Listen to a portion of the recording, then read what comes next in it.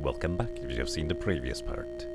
Welcome back to Sky Dragon Story, where we are currently, well, ostensibly in the sky, on top of some mountain, on top of a tree, so I guess this might count as a floating island. I haven't actually properly explored the place, I more or less just climbed to the top because I figured dropping down is always easier. And, well, welcome back to this. So, before we start actually, what we're gonna do is we're going to show you the manual. Because last time I just started playing this game because I felt like it just kind of made sense. Hold up, let me try to keep the music going. How do I do that?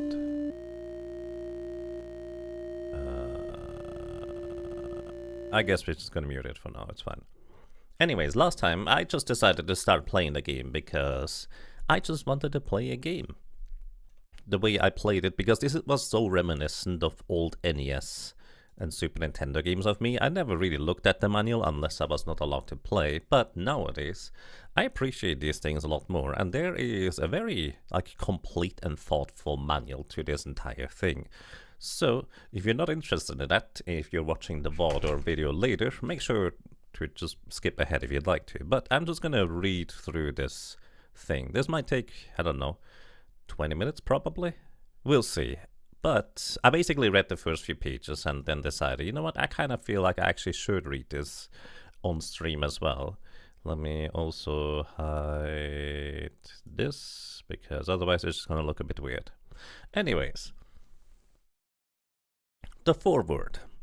Sky Dragon Story has been part of my life for a full 9 years, with perhaps half my weekends in a given month going to some aspect of development, coding, art, musical composition and transcription, script writing and data formatting, testing, documenting, the list goes on. Some weekends it would be a comfortable 4 to 6 hours, Saturday afternoon. Others I'd get an idea in my head and go from 2 PM until midnight, breaking only for food, and still need to tie up loose ends Sunday or Monday. I thought I felt accomplished when I took the first playable demo of Chapter 1 with me on a $300 potato of a laptop to get feedback in the casual rooms of AGDQ 2014. It is now 2022, and quote-unquote done barely feels like a believable concept, but here I am. Except for some final test/bug fix revisions and perhaps a standalone bundled package, the game is what it is, and the sheer volume of content I've produced solo is mildly terrifying to look back on. And yet, I always knew the very format of this game would be incompatible with serious monetization. It's web. The game is the source, and I used no compilation/obfuscation tooling.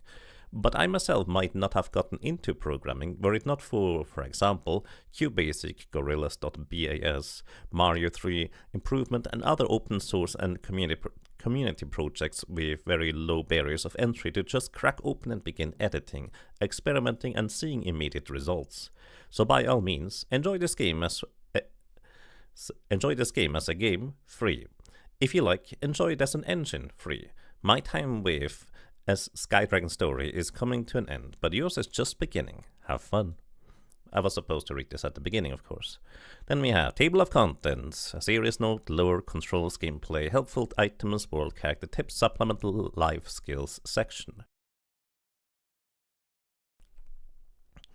The Sky Dragon Story was programmed, written and composed, and artistic material was developed by Sean Kelly from 2013 to 2022, except where explicitly indicated. Original 2022 web release and all associated materials, include the source JavaScript code as retrieved by the web browser, are free to copy and distribute with or without modification, with credit, non-commercially in accordance with Creative Commons 4.0. This does not preclude future, more opacally distributed or restrictively licensed versions by the original creators. Alrighty. And on a serious note, so this is where I basically read half of this page and then decided, you know what? It's probably kind of important for people to actually kind of know. While light-hearted in initial presentation, Sky Dragon Story is ultimately not a light game. Themes of depression and suicide arise by chapters 4 and 5. I wish I could let that be a surprise, allow you, the player, to find out on your own that things are not as they first appear. But mental health is not a joke, and it would be a very unkind surprise for someone who does not need more examples of negative thinking and negative responses in their own head. It is okay not to be okay. If you need help, get help. Ask for help. You are not a burden, especially to a trained and qualified professional, which your immediate social circle may not be, hence the need to reach out. I am not a trained professional, just an independent game developer with only the experience of my own head. I was as surprised as anyone at how hard the story turned partway through. Nothing in the game is intended to be representative or prescriptive of any individual specific situation. Please do not use it in lieu of professional help or as an authoritative illustration of the experience of others who might need help. And hey, Richter Shade, welcome. You are mental health therapist. Or are you? I think you were something like that, right? Anyways, long ago, a void containing nothing but the space, a goddess alone, comprising of nothing but the potential to create. And so, the goddess created. The goddess created the world, sea, land, and sky. The goddess created light and warmth. The goddess created every living being, including intelligent peoples suited to the sea, land, and sky. And proud of her work, the goddess created her own form to mirror her most favorite children. Seeing her shimmering serpent's tail, flowing silver hair, and luminescent wings, the people dubbed their goddess the Sky Dragon, placing all their faith and hopes upon her. And yet, with their faith and hopes came fears and concerns. Where the light she made was not enough, her people experienced darkness. Where the warmth was not enough, they experienced cold. Where their own life force was not enough, they experienced death. The goddess was pained, and out of her pain she created a servant, Malphos. To Malphos would be entrusted the dark and the cold, the endings, the destruction, and the decay of the world, and its souls into the primal energies with which the goddess could replenish it. And so, balance was maintained. So actually, Malphos is not intrinsically like a bad guy. It's more like Hades, I guess, if you will, in the Greek mythos, at least at an outset. Less long ago, a great creaking crash of rent and wrenched metal as the gargoyle tore its nigh indestructible stone claws through the hull of the Nautilus, the last hope of the three peoples. Malphos, long discontent with his role, had finally rebelled and fashioned a living creature by carving out a piece of the goddess's very world body and imbuing it with the most anguished and resentful souls in his collection. While the Nautilus artillery had shattered the creature's wings, it directed its falls onto the mighty vessel, carrying it onto the floor of the atoll in which it moored. Yet, in this same atoll, hailing from the very village it sheltered her, a red-tailed hero, wielding a trident so potent with absorbed magic that scale by scale, fleck by fleck, she successfully chipped away at the enraged beast. On the surface, however, worried survivors gathered. Magically ensouled as it was, even the destruction of the gargoyle's body might not quote-unquote kill it. There was no alternative. The greatest sources of the sky prepared a spell to blanket the bay, a spell derived from Malphos' own power, a spell to sever the soul of anything and anyone in its radius, gargoyle and hero alike. Quite recently, a girl stirs in a plush, clamshell bed. She awakens, but her mind is still numb. A scramble of half-finished thoughts and recollections that her deadened consciousness can scarcely find purchase in. She has been told several times now that she was drawn from a rubble of a landslide out in the nearby bay, and that her memory ought to return with rest, or perhaps active simulation. And yet, she reflects, her injuries are suspiciously light, with no evidence of head trauma, and everything she has learned since first awakening in the village is as fresh and clear as it ought to be. No name, no past, no clues or possessions. All the girl knows for certain is that she is scarcely deserving of the kindness the villagers have shown so far. As soon as she is well, she must find some purpose, some deed by which to repay them, and she must seek the goddess. Surely the goddess will have something she needs. And now we get to the actual controls. Skydragon Story is built around the model of a classic 2-button digital gamepad. No universally reliable gamepad API existed for most of its development, however, so instead of controls mapped to keyboard inputs typical to the genre. And if the various third-party tools may be used to assign these keys to a gamepad if desired. Alrighty. Oh, I could have also used the dot and comma keys. That's actually more convenient for me, because I prefer to directional buttons with my left hand. Okay. Confirm, grab, hold items, etc. Let's see what else we find. The diary. It's not just the games that's a story. Your save file is one as well. Yes, that box beneath the main game screen is really the authoritative record of your progress. Save in-game at a diary pedestal to see your latest progress. If you wish to continue, paste that same text back into the diary box before hitting a button on the title screen. For best results, save your progress in a very simple text editor like Notepad on Windows or TextEdit on Mac. If the editor replaces, for example, straight quotes with curly quotes or periods with ellipses, it will break the save data. Alright, and you can press F in order to full screen. So basically, this is what this box here is. There's like literally an entire diary as to what happened so far, where I've taken rest and respite and the various save places. And it tells us the story, or actually more insight into our character's thoughts, etc. Gameplay. Alrighty, from now on it's continuous. Play, examine your surroundings, interactive characters, investigate objects, or simply explore. Alrighty. Basically, it's just kind of I think this is mostly just indicating what we can do. It is strongly recommended that you read any text at least once, as the game contains very few other indicators of your objective, purpose, or ability, as in no quest markers. If the text box concludes with one or more words/phrases in brackets, this is a decision point. Use the arrow buttons to select which word or phrase you find most appropriate and press the X or Z to confirm. Not every choice influences how the game progresses, but any choice might. Your treatment of certain characters will determine how the game ends. Choices may be arranged horizontally or vertically.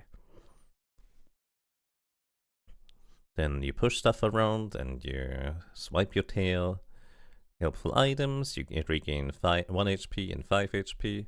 Max HP increase. What are these anyways? So, you know, if you pick up a full heart or a piece of heart in a Zelda game, that is just that. It doesn't technically diegetically exist within the universe, but these things, they do. Max Chi increase, said to be the tier of the goddess. Said to be, Is it actually? Who knows? Treasures. The bracelets of the dragon's claw, the colors of dragon's breath, the belt of the dragon's heart. And what we have not yet gotten is circle of the dragon's wing. So anointed by this fine headpiece, one can leap in midair as if on solid ground. Does not protect from hitting one's head on ceilings. In fact, it probably increases the chance of that. Oh, and we have a literal entire world map of, you know, the world. That's pretty neat. I think this is kind of... No, I was about to say this is kind of missing the ancient reservoir, but no, it is over here. So this is what the world looks like. So what does it mean? Viewed from directly above, the game nominally takes place on and around a small crescent-shaped island. Go far enough in one direction and you'll end up back on the other, although certain routes may meander a bit in and out of the strict ring. Regardless, expect to traverse water, beaches, a forest, a mountain, various caves, and several ruins during your journey. Characters. We have the hero. She lacks in memory and identity. She makes it up for with double dose of wants to help others. Rinda, elderly keeper of the village shrine, knows a great deal of history and also how to handle unruly altars and other statuary. Cheris and Layla, scholarly sisters. Cheris is a retired adventurer turned artist and willingly gives tips on exploration. Layla prefers to study books, which can prove just as insightful. Be sure to check in with both as your adventure progresses. Melody and Grace. Melody's responsibility include a sunken shrine in which ghosts have taken up residence, and a daughter who wants to play with them. Well, that's very reasonable, isn't it? We have the monkeys, the innkeepers, the troublemaker, the cats. And I don't want to accidentally get too many spoilers, so I'm not gonna read everything. Tips. Death is a place we go when you die. Things happen in places. That is fascinating. Character dialogue changes over time. Specific characters exist primarily to give advice. If you're stuck, be sure to ask around. No, really. The way you treat people matters. The way you treat yourself matters. Numbers don't matter. In the end, it's all or nothing. To put it another way, for narrative reasons, ending the game with 4 max HP, with 12 max HP, but not any 12, and or having collected 10 droplets might be more satisfying to some players. Okay. Speedrun, without quotes, is a valid starting diary text. Speedrun Extreme is a valid starting diary text. Both of these change how the game plays in a few significant ways, not recommended for casual players. On that note, the only true RNG in the game is the enemy drop chance and the droplet puzzle. The rest is timing and input driven. Is the enemy drop chance and the droplet puzzle? Droplet puzzle? A future version may hardcode RNG values. Supplemental life skills section. Train timetables. Trains are not difficult. They go where they go. You just need to be on the right one to go where you want to go. It is, however, a common misconception that anyone you encounter in a rail platform will know every station in the rail system and be able to direct you to yours. Most riders, in fact, only know the stations on their own line between their usual arrival and departure points. But with this one weird trick, you can gain the superpower of knowing where you can go without needing to ask anyone, not even your phone. First, know where you're going. Trains only go where the rails are laid, so if there's not a run, I have no idea what this is about, but I'm interested. So if there's not a run of rails going your way, you're out of luck. If where you're going is along a rail run, then rail is typically called a line. In order to get your station, you need to know your line. As a bonus, while most passengers will not know all stations, they will tend to know the line they ride, and maybe a few others. Also, find the station you're at and what line it is on. If the station you're at is not on the same line as your destination, you will need to search a system map for a station in the intersection of your current destination lines and be ready to transfer off one train onto another. I mean, all of that is accurate. I'm a bit confused as to why this is here. From here to there. Once you know the line you need to take from your current station to the same line destination, look for a posted chart at the station. There really ought to be one. Be sure it is titled with the line you want to be on. Some stations service multiple lines. On one edge of the chart will be stations. Find where you are and where you want to be, and be ready to look at the entire rows. The perpendicular edge will be runs, IDs of actual physics train that run along the rails between stations. It sounds like a puzzle? Yeah.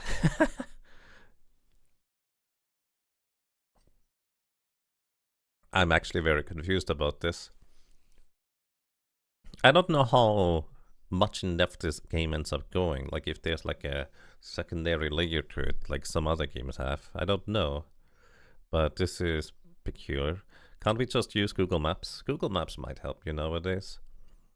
But if you don't have Google Maps, or let's say phone service because you're in a foreign country, this is still solid advice, I suppose. Not all runs stop at all stations. Find the first time in line with your current station that is still in the future. Then you follow the run. Time. Run. Run. Run. Station. Line.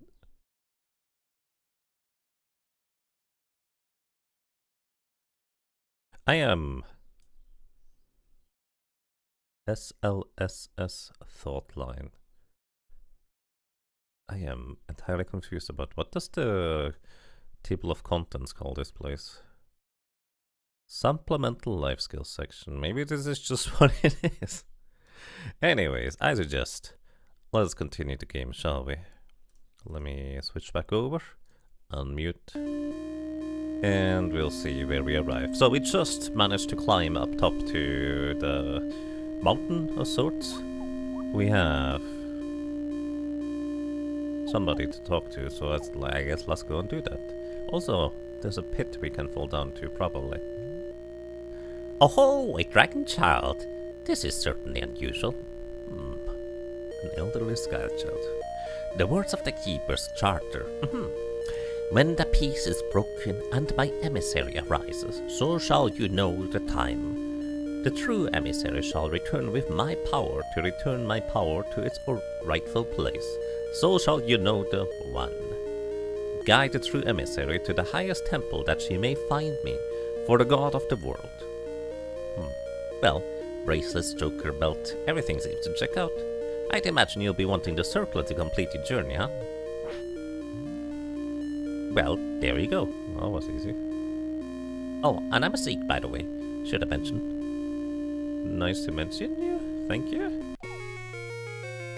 Received the circlet of the dragon's wings. I feel like I have to read it this slowly. That's just how it is. Use the goddess's power to throw yourself through the air by pressing up plus tail. There's no limit, but each additional jump consumes significant chi. So we can now... Okay, if I press up... But I recover more chi than I consume? Yeah, I recover more chi than I consume. I can go as high as I want with good timing. It's like palm jumping. When the peace is broken and my emissary arises, so shall you know the time. The true emissary shall return with my power, to return my power to its rightful place. So shall you know the one. Guide the true emissary to the highest temple that she may find me, for the god of the world. Been reciting that one my whole life, you know. Never thought it would be on my watch that I'd come to pass, or it would come to pass. Now Gideon put her face over to the great shrine, just west of here. I'm sure the High Priestess will have something to say. Okay, what's this? Oh, that's the shrine we can pray at. More maximum chi. Okay, sure, why not? I wonder what our character has to think about this, so let's record a diary entry.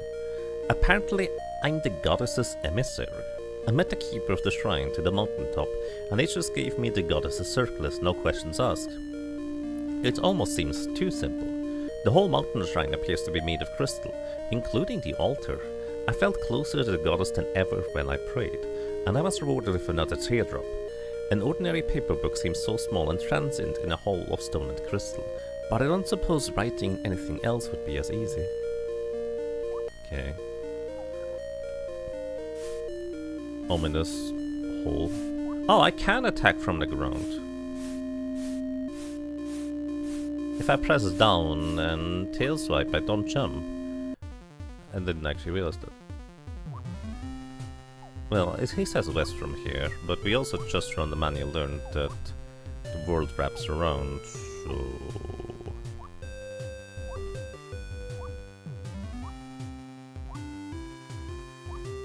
I can't help but flap my wings. Z? What do you mean, Z?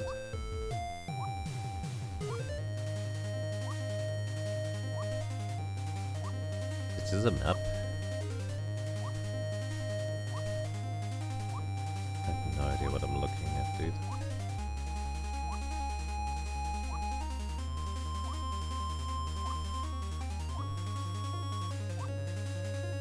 Oh, we arrived somewhere.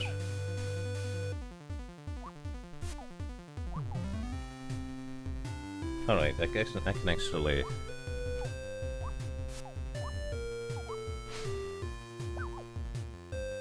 flop. I can do this. I can play with my other keys. I mean... this is very interesting.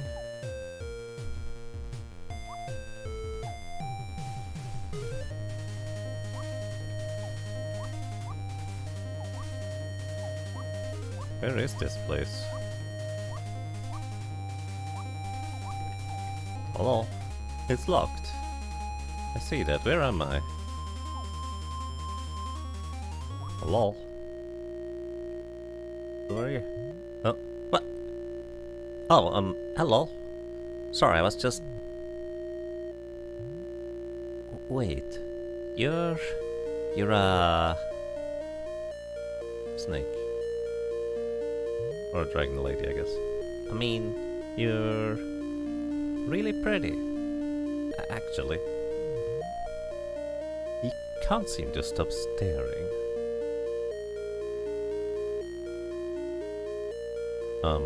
Thanks? A shrine keeper directed me here. Does the title Goddess's Emissary mean anything to you? A shrine keeper? Pops? Goddess? Then that's why... oh my goddess.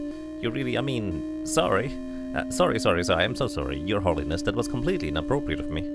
I was truly not my intent to demean your divinity with such crude attention to your physical embodiment. But please, pardon me, my momentary confusion, and allow me to fetch the High Priestess. Come this way, Your Holiness. Okay. So we did actually arrive here, and we did in fact go to the east instead of the west. Painted aura detected in the sanctuary. Ah, Mr. Samus, what's going on? I can't... Mr. Samus, I'm so sorry, but you will need to proceed downwards to seek another air. Wait. I can't go back up. What the heck is going on? There's a beam over here. That is very confusing. I guess we're just doing a trial thing. Okay. Wonder if I missed something by going east instead of west. But well, we just learned from the manual that we can go the other way too, so it's probably fine. Sure. Save. Life and chi restored. Write in the diary. The circle let me reach the island floating over the bay, where I met an awkward kid who got really flustered as soon as I mentioned the emissary. I guess she really must be a big deal up here. Anyway, I found the sky shrine, but as soon as I entered, I was caught between two columns of solid light and dropped straight into the heart of the island. It sounded like maybe some kind of defensive ward against Malfoes, but in that case, how would I have set it off? Great goddess, why hollow out an entire island just to fill with traps? Why would you have set it off, indeed?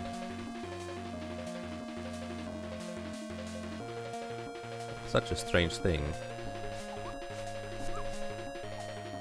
So... this is very peculiar, I will say. What's this saying? An inscription in a beautiful but incomprehensible language. Skyscript? Yeah, we need to learn how to skyscript, I suppose.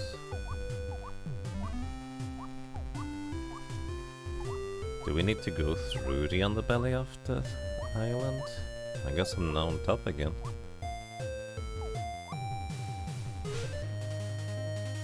Anyways, we did technically arrive where I'm supposed to. I just didn't go the correct way around. Mr. Emissary, you're safe. Goddess be praised. I was afraid you might have taken the upward corridor to the rear of the sanctuary. It is said that the truly faithful may survive it, but if I may be so bold, it seems you're have to be designed more as a line of defense than as a test of devotion. Anyway, if you could just, you know, this way. I mean, I'm sure it couldn't happen again. No, Mistress Emissary, no! You know, I suppose this was very predictable, wasn't it? I still had to check whether this was just gonna happen again. Anyways, goodbye.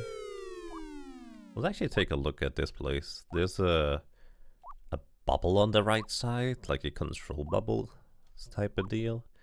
Then on the left side we have an entire maze of spikes and everything. This is fascinating. Also, I only just now realized that touching the thing here is what sets off the arrows to begin with. Fair. Alright.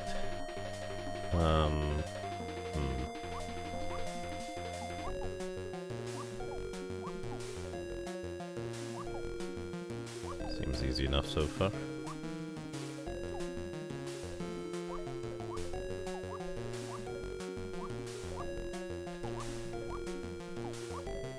Oh, these platforms move me. Yeah. Wonder if you fall straight down. You do. Okay, so we could have taken a little bit of a shortcut over here if I realized where I needed to go. Oops. Wait, can I just drop straight through these spikes? Are these is that like a thing? Probably is, isn't it? There's like 1 HP over the spike, I don't know. I don't really have a reason to grab it. Oh no, I do. Fair enough.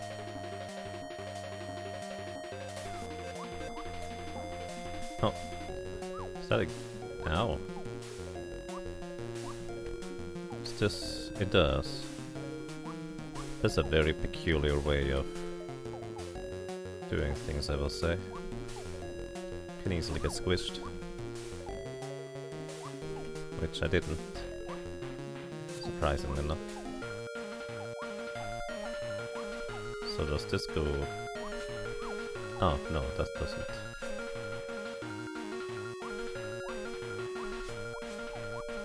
But I can float a little bit, so we're probably fine.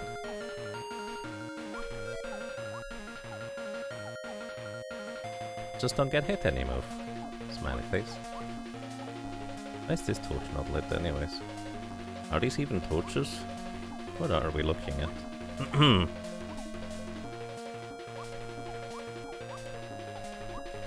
Oh.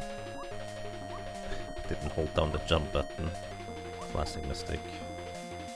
I think... Oh. Silly me. That was really silly.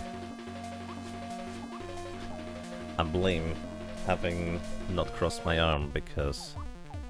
Oh shoot. No! I didn't mean to go through there. I forgot this was this way around. Let's actually see what's down below. We are... Oh, back in the bay.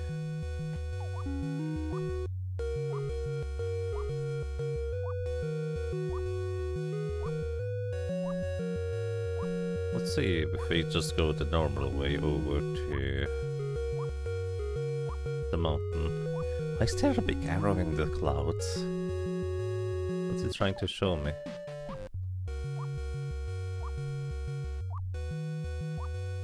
Z and to the right. What does the Z button do? Z button is the jump button.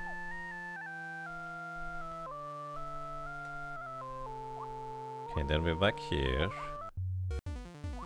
And then now we can just jump up.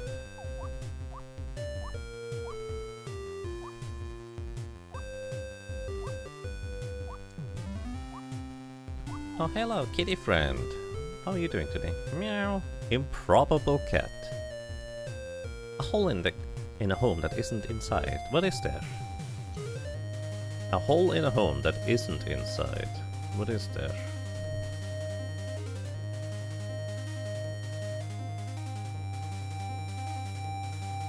A hole in a home that isn't inside. What is there?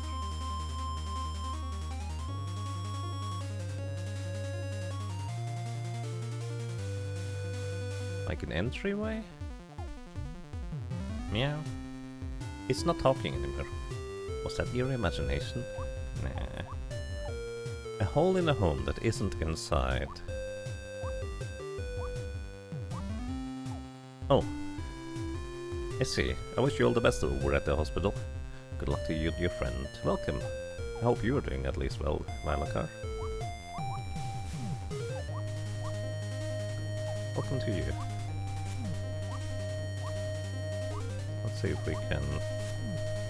We can. Oh no. It's falling down now. Let's see if it's inside here. Oh, this is where that door goes. Wait, so we are on the same mountaintop kind of thing? What's down here? This is where I came from? Is this the tree?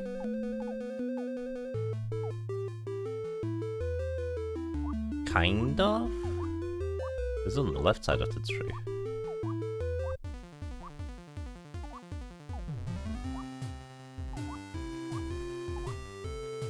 I'm pretty sure this is the place where I skipped a bunch of things, because I could. Ooh, a note. What's that? To whomever this finds this, the piglet in the room above was intended for Brill down at the Frog. Said she was looking for new menu items. But well, he had to go and fall down that big hole while foraging one day. I couldn't figure out a way to get him out, so I've just been tossing food down every so often. If you can get him to market, whole or otherwise, I'm sure there will be some reward in for it. Right? Well, I can fly. Oh, the poor guy is just stuck in a hole. Does that deal damage to you, dude? Are you angry?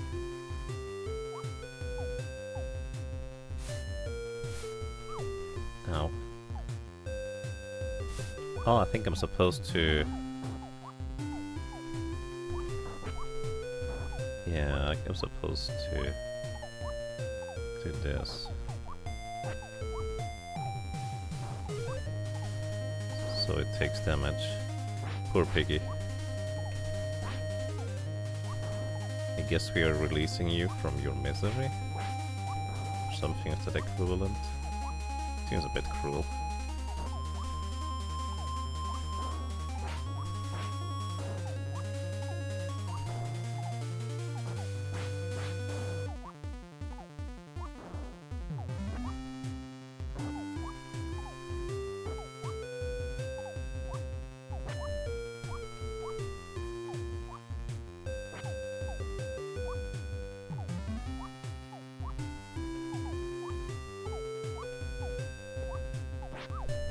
Oopsie.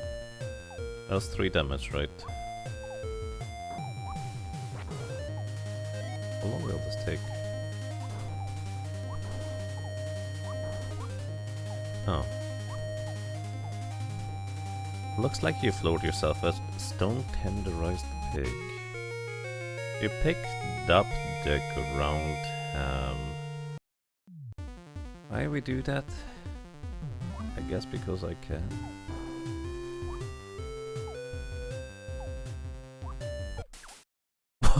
What?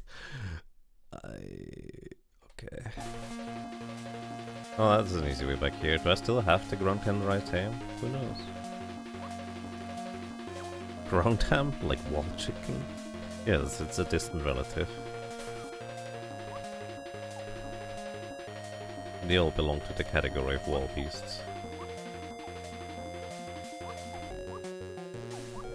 Need a spiny helmet in order to tackle them normally, unless they are cornered already.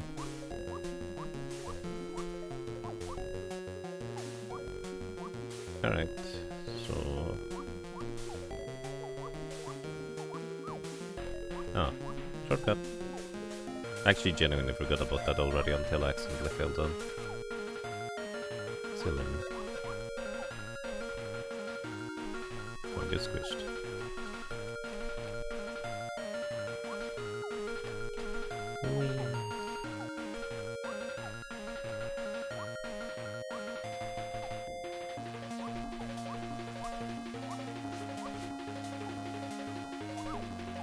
Oh wow. I guess they got me. Impressive.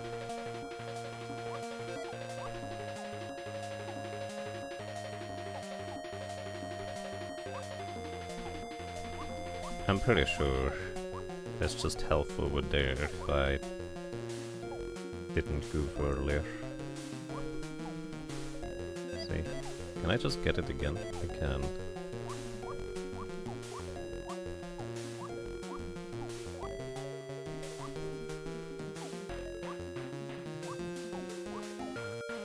So we can go up. Let's check out what's here first. Oh, that's this place. An operating slab shutter. A case of books. They look like journals. Read? Sure. I have finally obtained a specimen consistent with his direction and can begin with his direction, his being capitalized, and can begin to document the process of golem manufacturing. I was fortunate to find one foreign to the area who is unlikely to be either missed or recognized. When dealing with organic components, it is important to keep any physiological damage to a minimum. Medicinal compounds are reliant upon the tissue remaining alive, and preservation agents are not effective when the tissues they must penetrate exceed a few centimeters. I therefore recommend utilizing the spell of severing while the donor is either at rest or suspended in, for example, a magical field or fluid. For the present specimen, I invoked the incomplete form of severing, intentionally omitting the final exclusion of the soul and termination of the vital activity. It was a risky move, as the donor could have reassociated. However, for one of my skill, it is possible to entrap the ejected soul, leaving the body not only intact but animate. As an animate specimen is uncharted territory even for him, I was uncertain what storage methodology to employ. Given the nature of the donor, I have decided to try and aerate bath combined with a stasis ward. I will note any further revisions as they become necessary. So the golems you're creating are like flesh golems? It's more like a necromancy because you're severing the souls first? But the body stays animated after the soul is severed. That's kind of strange. I figured once the soul is severed, the creature would be dead. Plus, this is done, of course, not particularly friendly if you think about it, in the sense that they speak of a donor, but they also speak of whatever they have acquired, or whoever they have acquired will not be missed, huh? Well, let's read ahead. The specimen has been stable for over a week. However, I have taken the precaution of adding nutrient agents to the bath to boost vital response, and flushing with preservatives periodically to inhibit scumming. Was the thing still in there on the left side in that vat or something? Meanwhile, I have turned my attention to the metaphysical components. He has provided me with selections from his reserve. However, I fear they are archaic enough to arouse suspicion. As human interaction will likely be critical, I am making the decision to exclude them from the final product, even though sourcing replacement will likely incur some delay. His specimens have at least been invaluable for practicing the arts of subdivision and reconstitution. As soon as I can obtain more contemporary material, I ought to have no remaining obstacles. Okay. Still, no progress. I have misgivings about directly harvesting additional intelligent souls, but I can find no reliable means of intercepting those naturally released. The boatman, as expected, will not cooperate willingly. He is also not easily distracted. I risked the pristine donor soul in attempt, and was lucky to recover it. The boatman, huh? Maybe the guy we met when we die? I am well aware of the risks of losing my inhumanity in consultation with him, but I must concede we would be proceeding faster if I had less concern for the cost. The primary physical component is already looking a bit pickled, and may not last forever. I wonder if there is some way... The sentence is crossed out and does not conclude. Oh ho ho ho ho. You know, somebody writing oh ho ho ho ho in their handwriting is kind of always a bit strange to me. Like laughing in a journal or a diary. Oh ho ho ho, like you just write this out. It's kind of weird. Anyways, this week has been tremendously liberating. I have managed to remove my own greatest weakness, and with it all impediments to completion. You know, I just realized we can actually read this thing. The game has made an effort to let us know that written stuff from the land humans, or the land children, as the king calls it, as well as the sky children, are stuff we cannot read. So this must actually be in a writing of sorts that we can actually access in some capacity, which means this must be either originating from a sea child, or it's written in a sea child's tongue for some reason. I also just noticed something to the right of this room I didn't see before. It's very sneaky. Kind of makes me want to go through the entire room again. Anyways, let's continue reading. This week has been tremendously liberating. I have managed to remove my own greatest weakness, and with it, all impediments to completion. I have performed the subdivision and the appropriate reconstitution of the primary metaphysical component. It should result in a golem human enough to operate independently, but without sufficient knowledge or motive to question my authority. The leftover fragments of the donor's original soul manage to avoid recontainment, but their escape is of no consequence, as without a body, and consisting primarily of memories and emotions, they can do nothing. I was moreover able to augment the final product with my own material, making up for any loss while introducing an ingenious side effect. The golem's inheritance of my own weakness should guarantee I will remain superior in even the worst contingency. Okay. You removed your own weakness. Mortality?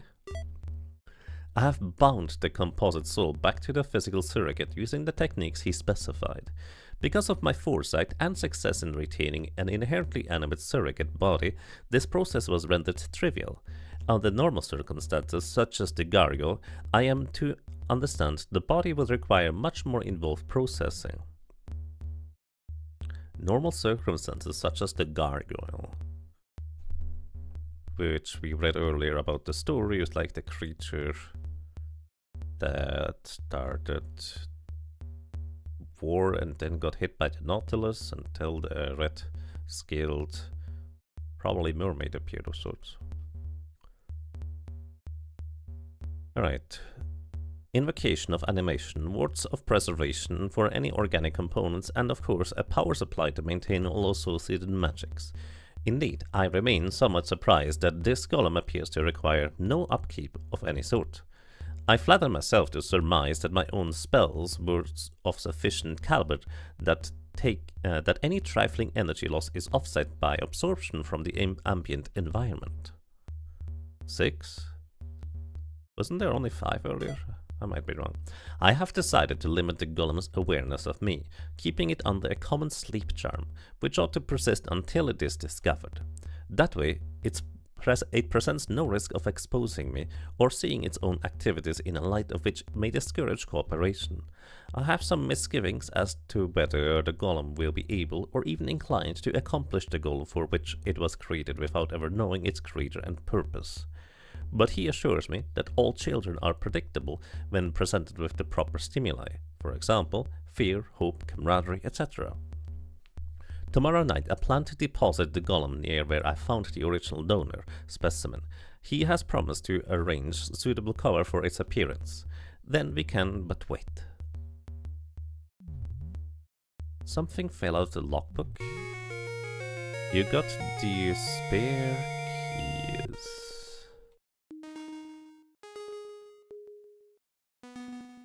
You know, we've heard about the goddess having created all of the children. The Sky Goddess.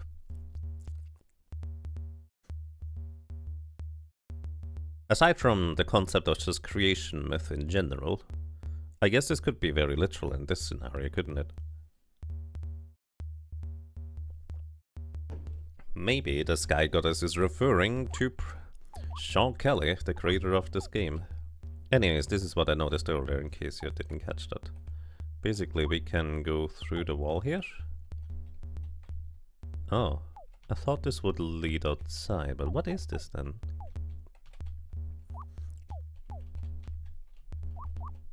That's a peculiar location. There's nothing here.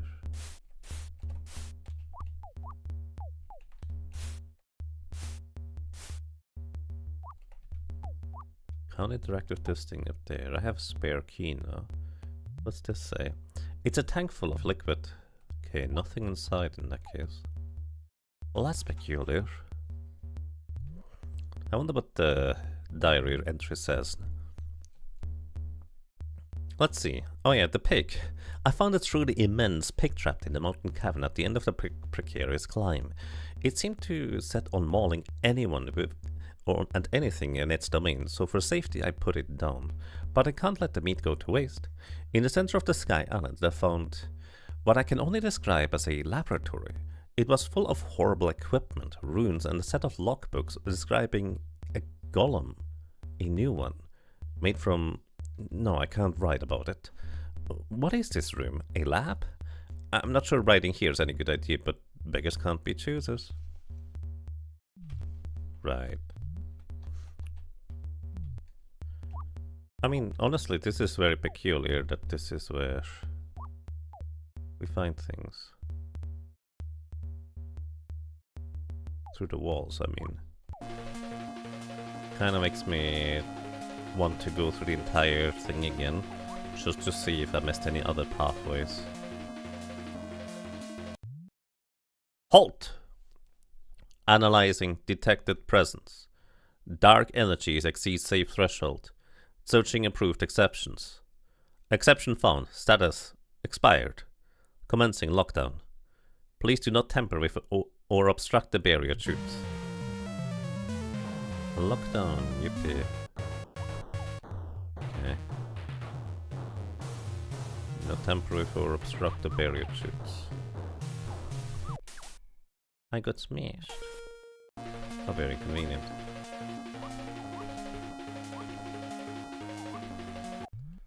So, of course, that's exactly what I need to do.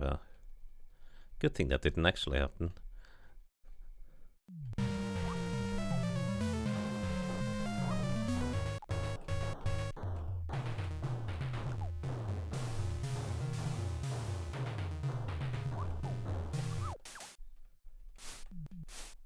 I keep getting smashed, don't I?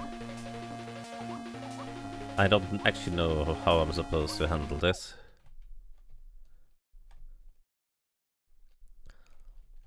I mean, of course, the barrier shoots are for you to get a hint as to what you're supposed to do with this place.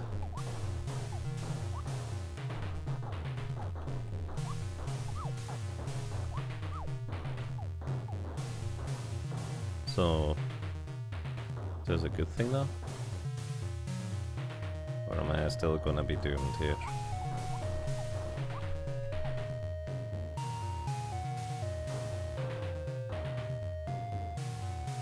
I might need to have made a way outside.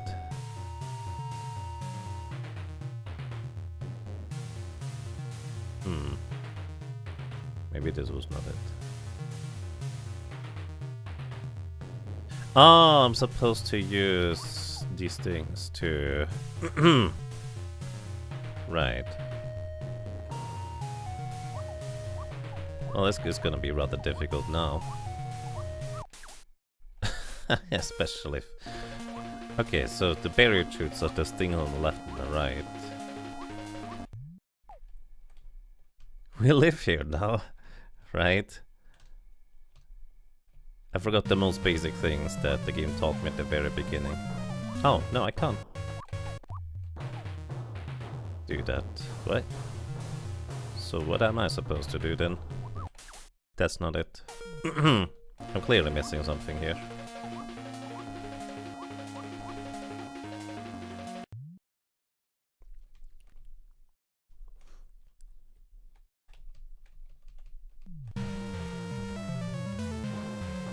So what do you want me to do then?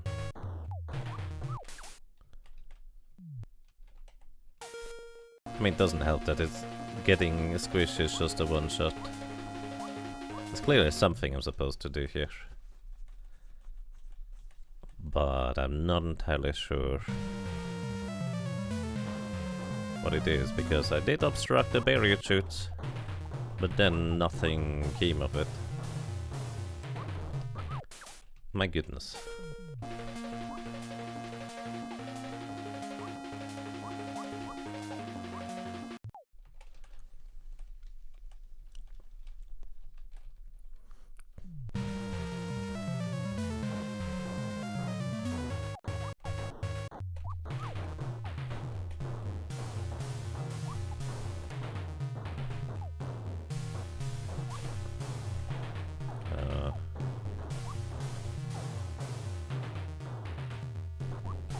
Yeah, I'm just really not sure what I'm supposed to do here.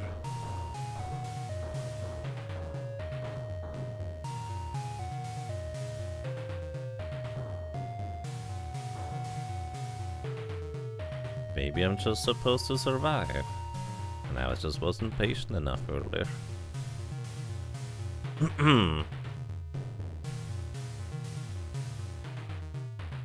technically possible, although I think it is reasonably unlikely at this point.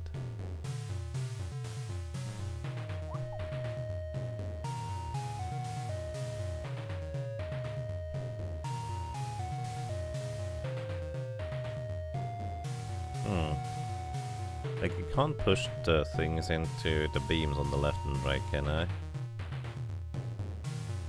Maybe if I had an item to put over there to begin with.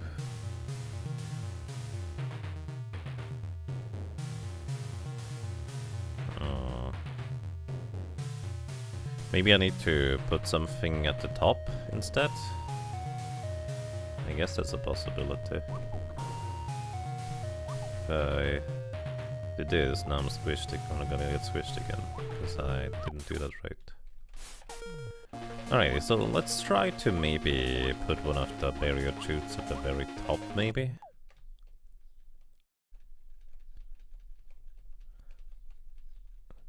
So let's build up to the top of sorts. No, I didn't get smashed, I disagree, come on.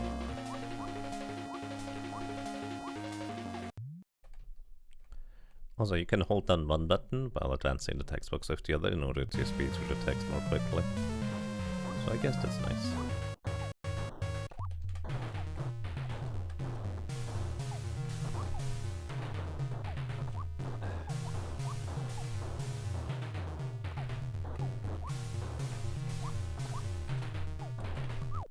No, almost got the thing I tried to do. I wonder if it's as simple as just I need to obstruct the chute and go into the barrier thing myself. And I'm just overcomplicating things. Like, what? Picking up an item and turning around is so weird.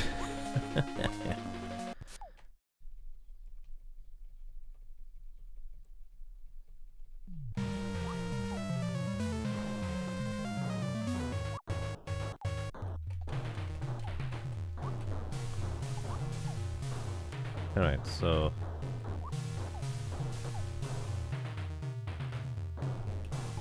Could you? No, let me through. That is so rude.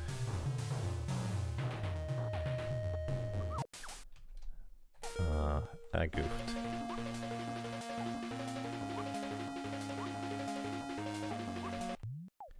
Eventually I'm gonna figure out what the heck I'm supposed to do here. Because I'm really not sure.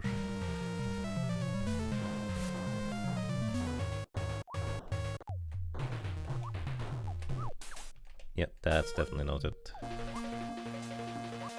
You do move faster when you're jumping, for what it's worth. You're supposed to live. Yeah, well, that's fair. I'm not sure how we... Well, I mean, we could just live in containment after... Well, we get hit, I suppose. It's technically an option.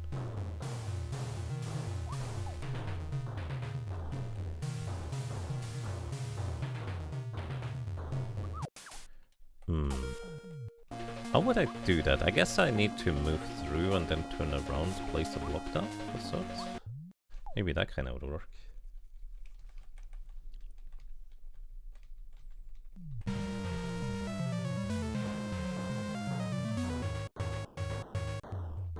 Oh no, it's a full line this time. Thought there was only like one thing of RNG. Maybe this is the only thing that is RNG. Or maybe it isn't. It's just a significant sequence that is always the same starting out when you arrive here initially.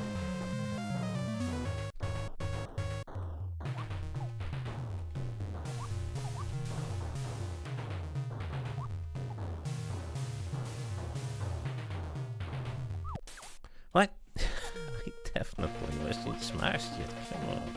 I think the way the game determines whether you're smashed or not, by the way, is by virtue of after you take damage from the block, if the block still overlaps your character in any capacity, and that counts as smashed.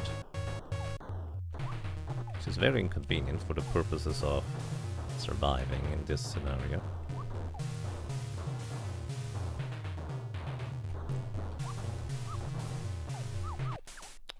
Kind of like this.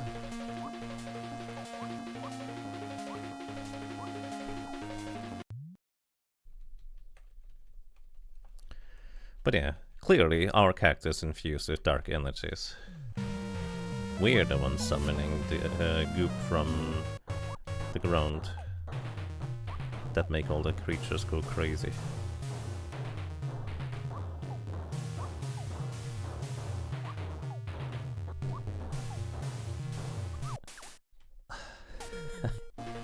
I couldn't react in time. I needed to jump in order to move slightly faster.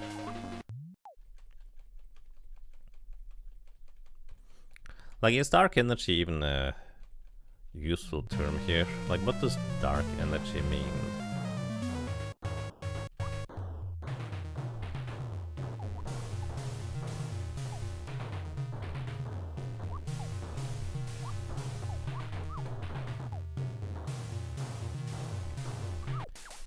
Yeah, alright.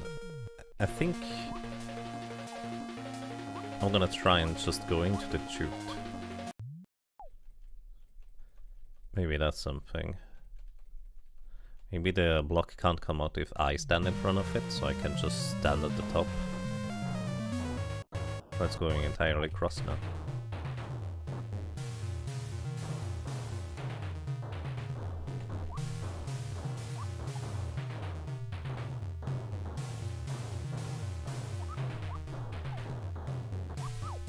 Kinda like this. Can I go in now? Broke the obstruction sensor. The chute is jammed.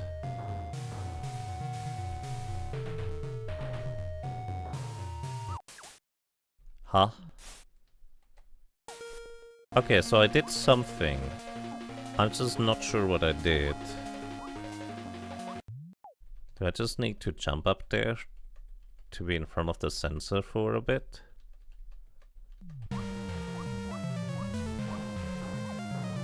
Or something? Like, I clearly did something now, so I suppose I'm progressing.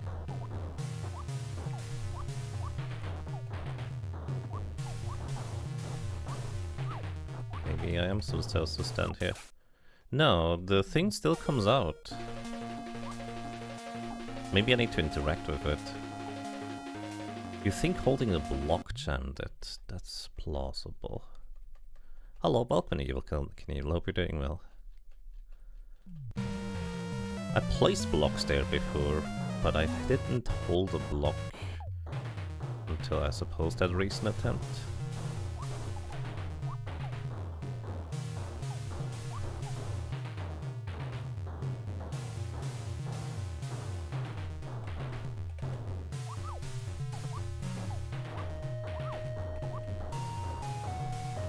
Now I'm holding a block.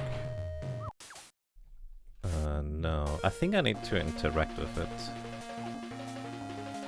I need to press the interact button and see if that works.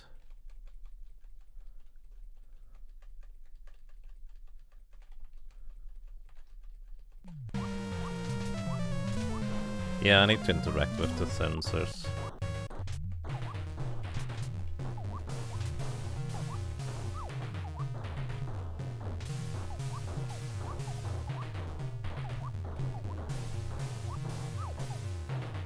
Then what? So we interact with the sensors, presumably disrupting what they're doing. So maybe the chutes are gonna get broken now? Because the sensors say that, hey, there's still space for a block.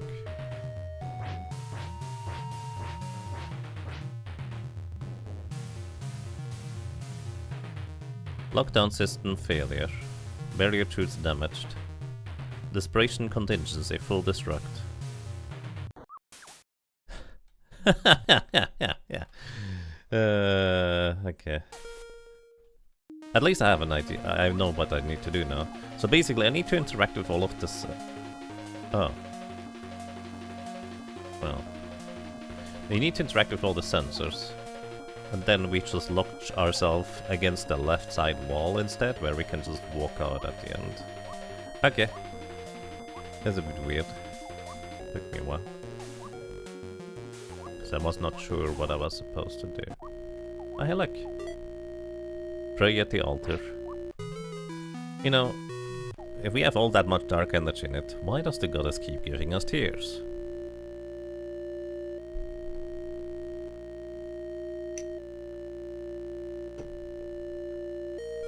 Or maybe the tears are more of a defense mechanism to make us think that this is all we are gonna get from here. Also, it's really warm in here. Give me a second, I need to real quick open up the window.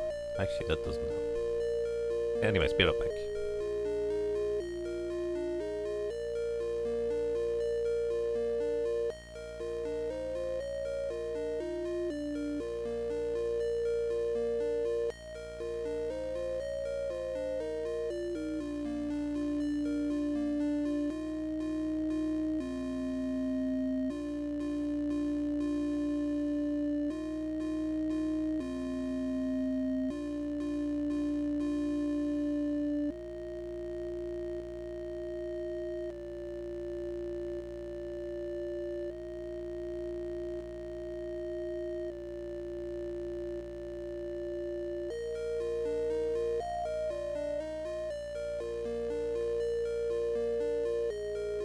Alrighty, I'm back.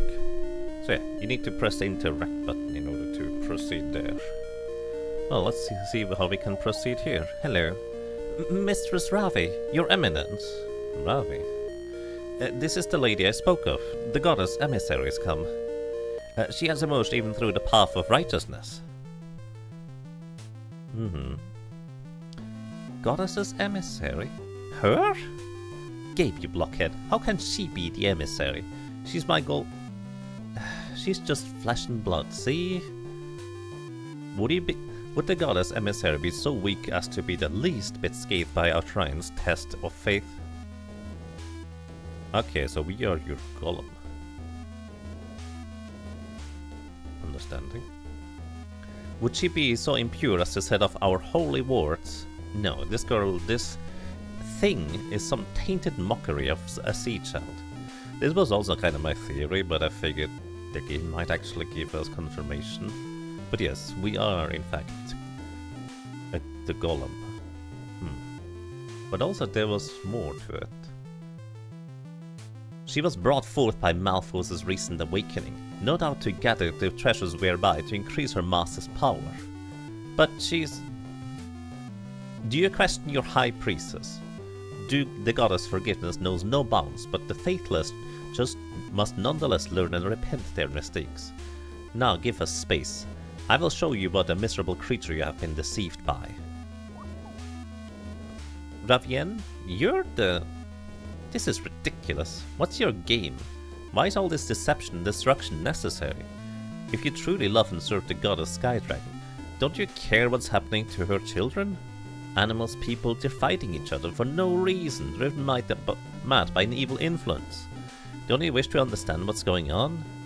I only know what I've been told. I don't even care if I'm the goddess's emissary. But I'm trying, see? I was set up to do something, and I'm doing it, and I'm paying attention. I'm seeing people hurt, seeing people die, and I just wanted to stop. ...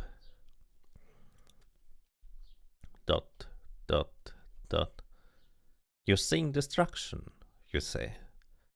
You want it to stop, you say. And you dare to assert that I, High Priestess of the Great Shrine, supreme among the goddess's followers, would wish otherwise. I have given you too little credit.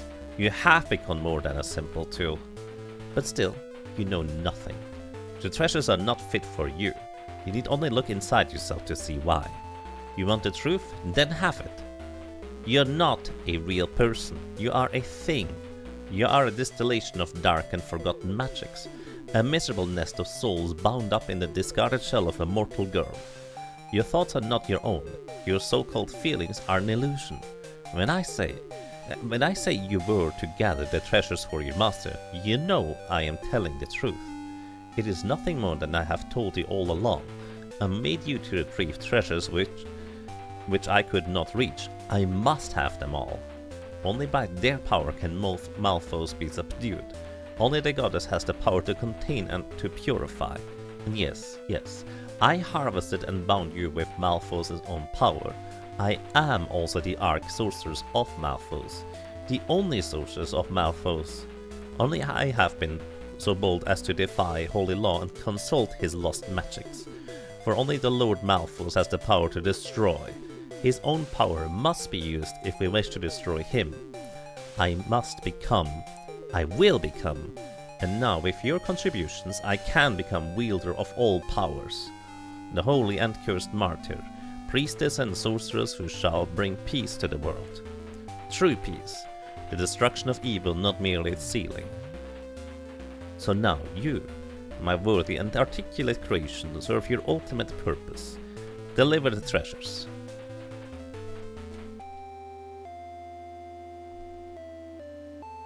Deliver the treasures?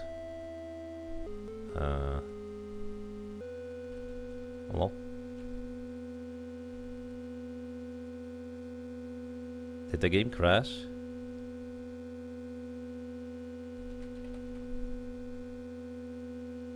I think the game might have crashed.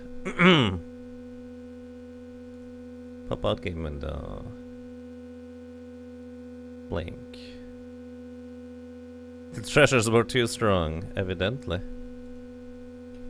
Oh.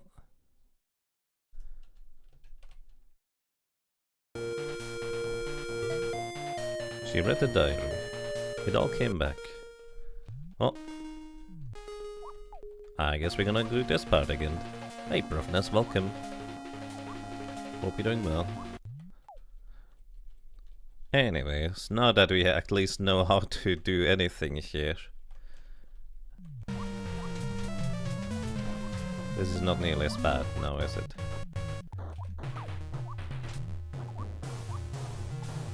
This took me a long time to figure out. Ah. Well, this is not gonna work in my favor. But technically it solves the conundrum.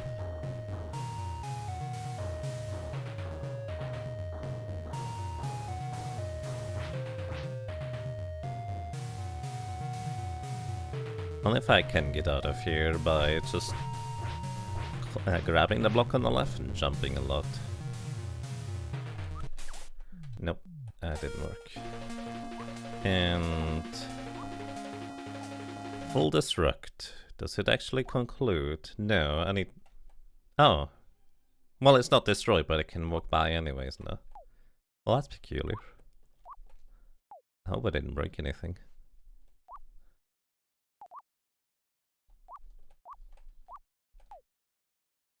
If it happens again, don't reload. Click right-click anywhere on the page, click inspect, click the debugging tab or console and add a copy or show me the last few entries. Okay. Sounds good. Alrighty, so I guess we just speed through the dialogue here.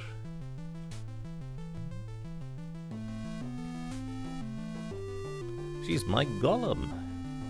We are the gargoyle.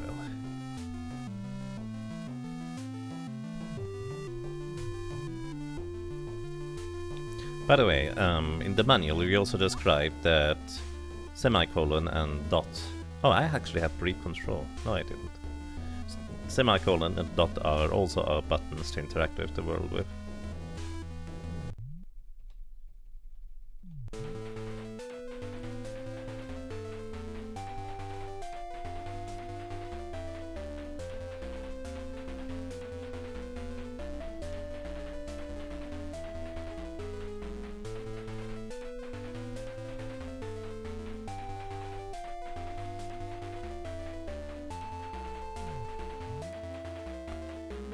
So now, you, my worthy and articulate creation, serve your ultimate purpose, deliver the treasures.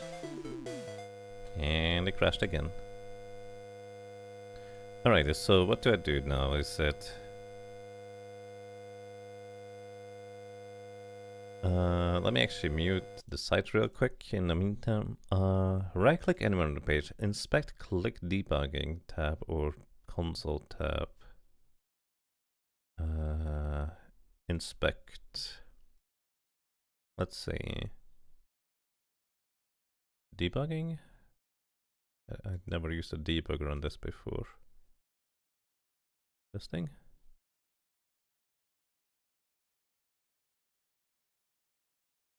I think this might be it. The audio context was not allowed to start. It must be resumed or created after a user gesture on the page. Will hold shield update object manager. So I think this is it. This is what you're looking for. Let me move this over so you can actually see it. Go hold shield dot update object manager update 1. For reference, I'm using comma and dot in order to go through the dialogue, so maybe that is messing up something, since I'm not using Y and Z right now.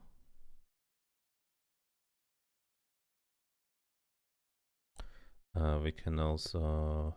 I don't want to actually resize the window. Let me just do this then instead. That way you can see the entire thing. It's not going to be a great size, so let's just make it larger so you can see the entire thing. So, I think you should be able to read it now.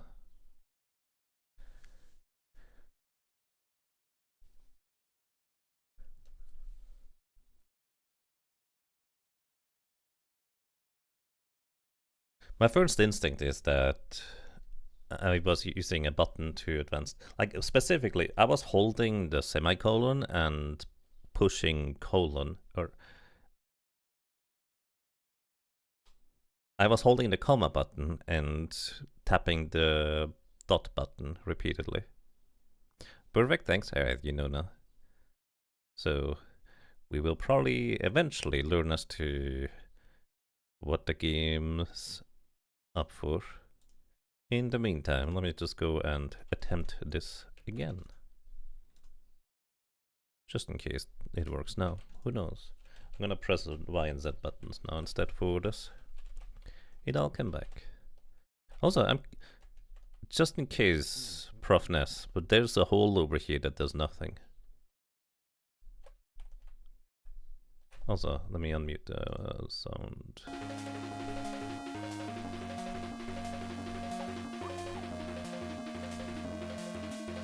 This isn't about what the inputs you are seeing, don't think. This is a global constant that is somehow not globally.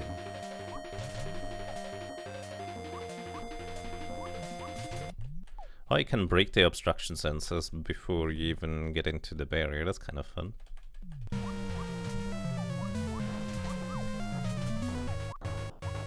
There's one more I need.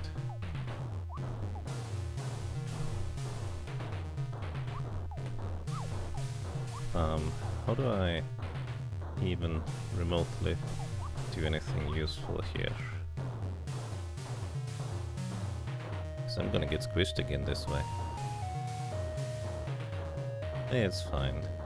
It seems like it kind of worked anyways in the end, which was rather peculiar. But yeah, this part here was very unclear to me as to what I was supposed to do. Lockdown system failure. Smashed. Then we just go back again and the game considers this to be solved. Somehow. Previously it actually kept the Smash graphics for the thing.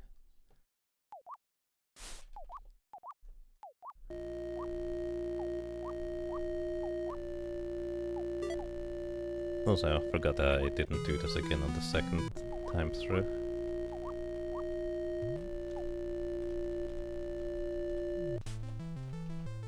Alright.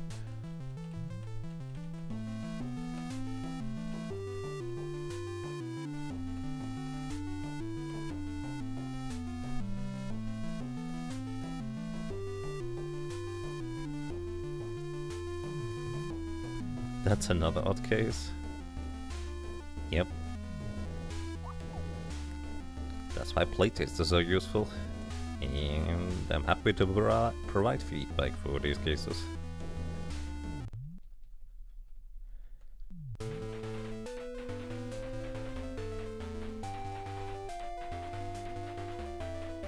You're not a real person.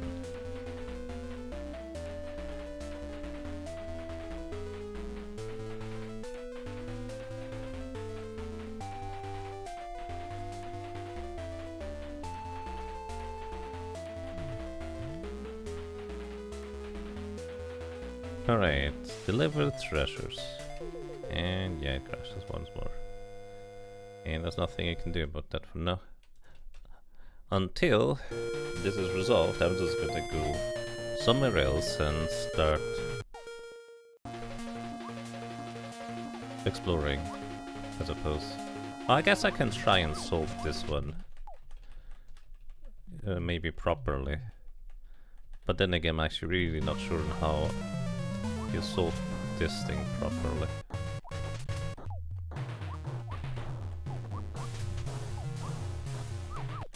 Oh.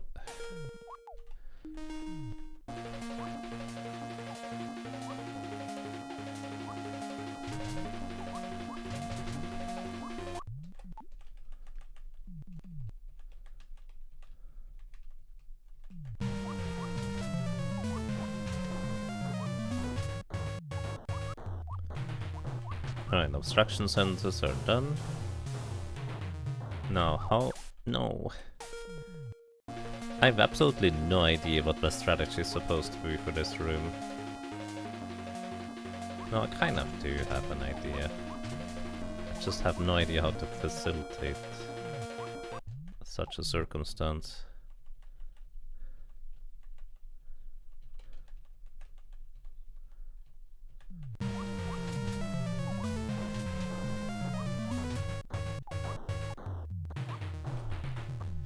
No. My toe, or well, I guess my little fin, was still inside of the block after the invulnerability frames were off. And I assume anytime you're overlapping with a block, you're considered smashed by the block. You can smash yourself by turning around in a narrow corridor holding a block as well, which is what I've managed to do after the boar battle. Alright. No. No! I should have anticipated that and just walked around it. My goodness, Jäger, please.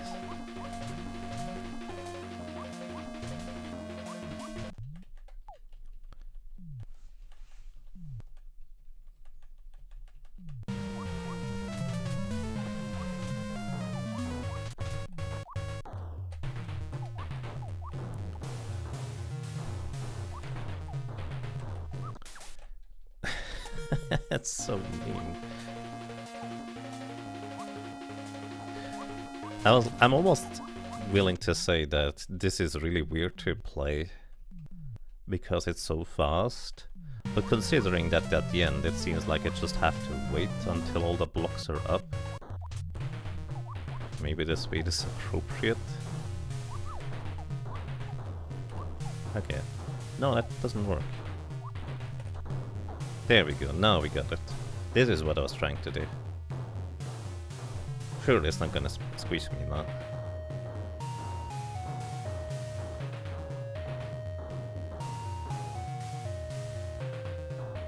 You need to create an overhang with more than one block. Well, I mean, I kinda did that before to an extent. It was just a case of I wanted to actually try and survive instead of just cheesing it afterwards.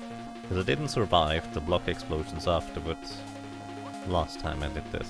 So let's go back and save this time and see what things read. With the front door warded, I had to work my way up through the purification mechanisms deep under the shrine to get into the sanctuary from below. Just when I thought I was in the clear, I got caught in a second ward. This one claimed I was full of dark energy, but that I used to be allowed through the exceptional case. Then I tried to build a wall on top of me. This is supposed to be the domain of the goddess, so why do I feel much less safe here than anywhere else? What is this room? A lab? I'm not sure raiding here is a good idea, but beggars can't be choosers. Alright, so we now technically safe to progress. guess you could hide in the top row. Well, these little things at the top, these actually hurt you when you touch them. Maybe you could obstruct their movement, technically, but when I tried that I couldn't figure out a way to do that, to be honest. Alright, so now... Oh, that still hurts me, alright. I'm gonna try and see whether we find any other hidden passages. Kinda like in that one room where I just saw one. Couldn't do anything with it.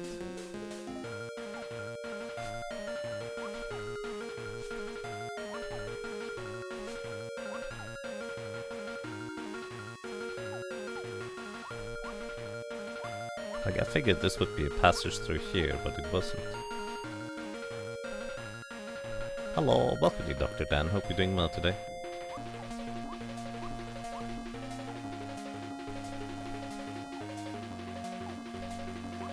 Get squished.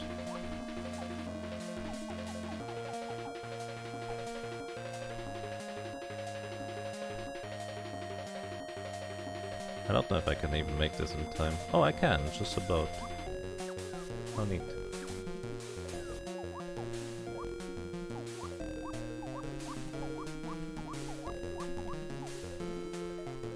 You know, that's plus 5 health. Suppose I didn't technically need that.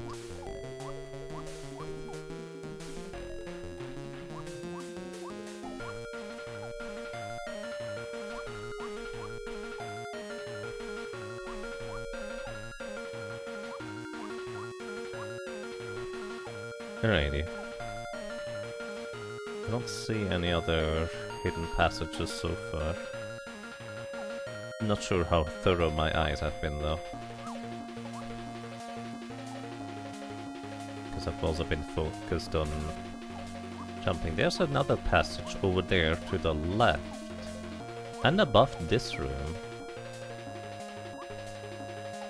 Does it go through the wall? Maybe.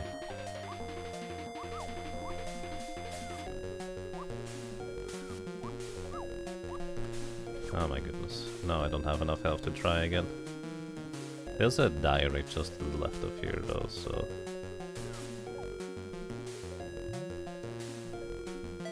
Right in the diary? No.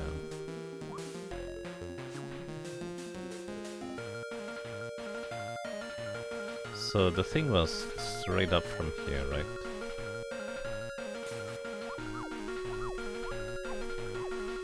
Okay, so we can go through here. Oh, but I didn't have enough HP to actually make it through. It's peculiar. Huh.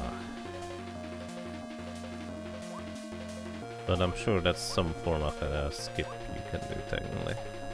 Hidden passage stuff.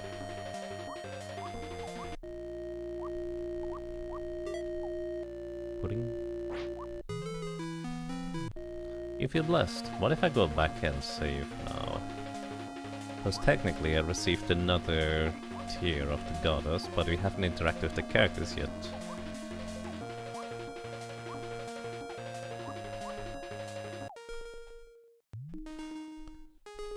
Right in the diary? Yes indeed. After getting safe through the catacombs of the Sky Shrine, I felt appropriate to offer a quick prayer to the goddess. Even though this shrine may be hostile, it seems the goddess herself is still supportive enough to grant me another teardrop. Okay.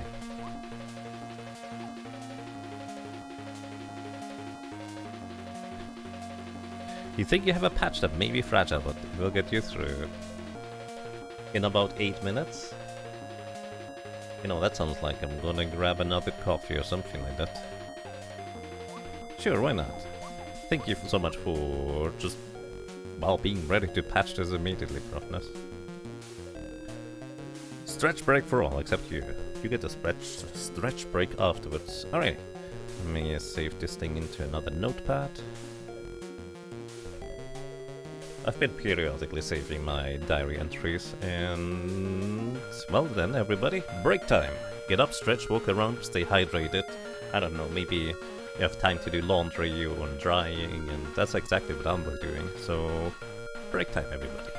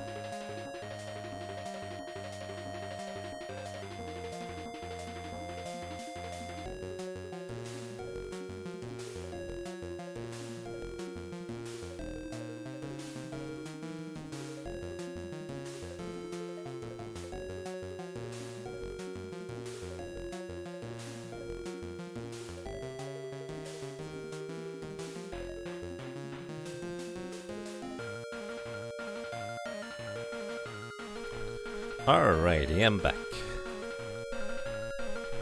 Hello, good morning, good evening, and good afternoon. So, apparently the patch is pushed to the live-hosted site version. Thank you for the swift patching. And builds need to wait until at least this afternoon. I assume that's for, like, proper testing for things. Anyways, I'm gonna refresh. And paste my diary again. And then let's see, and hope that this is working now. Testing now, so maybe this is not live yet. We'll see in a second. Whee! Wait, can I go up?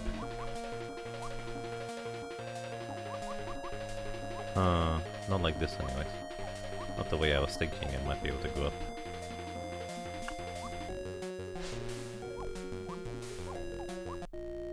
Flopping, flopping.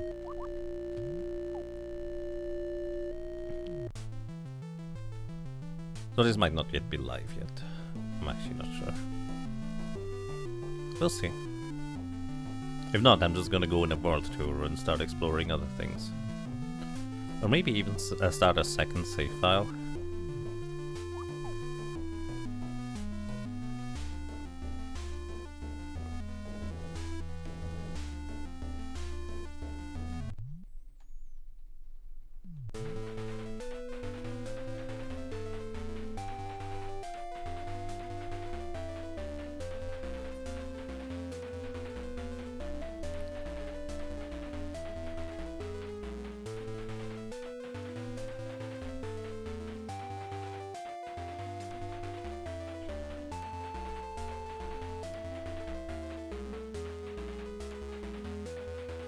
The holy and cursed martyr, priestess and sorcerers who shall bring peace to the world. True peace, the destruction of evil, not merely its sealing.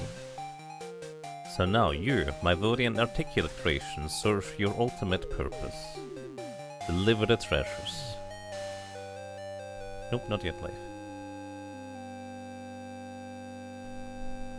Alright. That was too early with reloading the page. Do you think there could be a cached version still? Possibly hard reload if it's Firefox and cache is sticky beyond developer control. Yes, that's kind of what I was thinking just now. I mean, this one is Chrome, because you set a message up early that I might want to use Chrome. Chrome history. There it is. Put the thing back in there. So I just restarted Chrome. Or can it still be cached? Control-Shift-R. Control-Shift-R.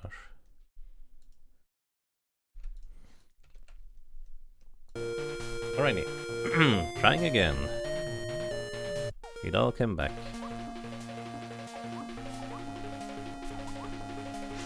Whee. Very dubious whether... Yeah, the dash is definitely worth it.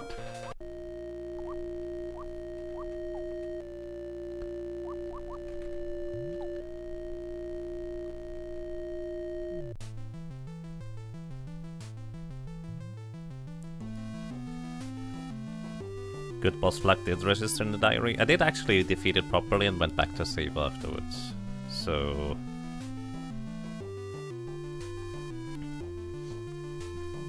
this actually is technically a different timeline, if you will, compared to what you saw before. Because I didn't go back to save previously. I actually reloaded from the save before the boss fight and had to redo it.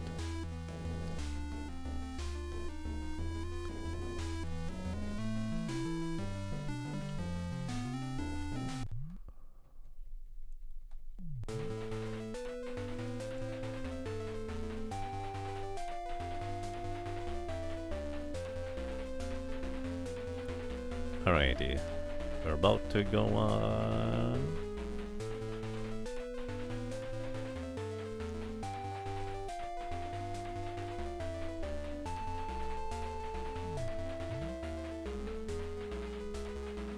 Deliver the treasures. Ravien took the treasures.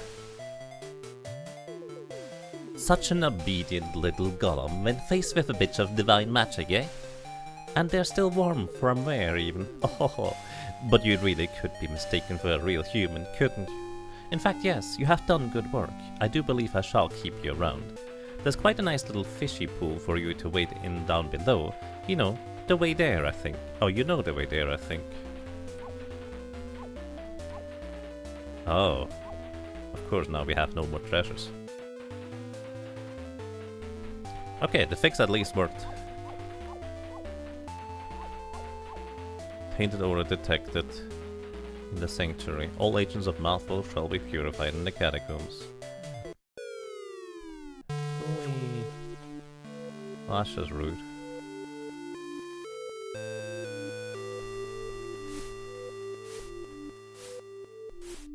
Well, I can't even dash anymore? Oh, now we're stuck with not being able to go. It's not good. Without a choker, I can't even reach the ledge to climb up. Basically, for reasons later, this shield object checked all control inputs, and they used to be enumerated differently until they needed to bind multiple overlapping key sets. I see. Ah, this floor is rougher than I remember.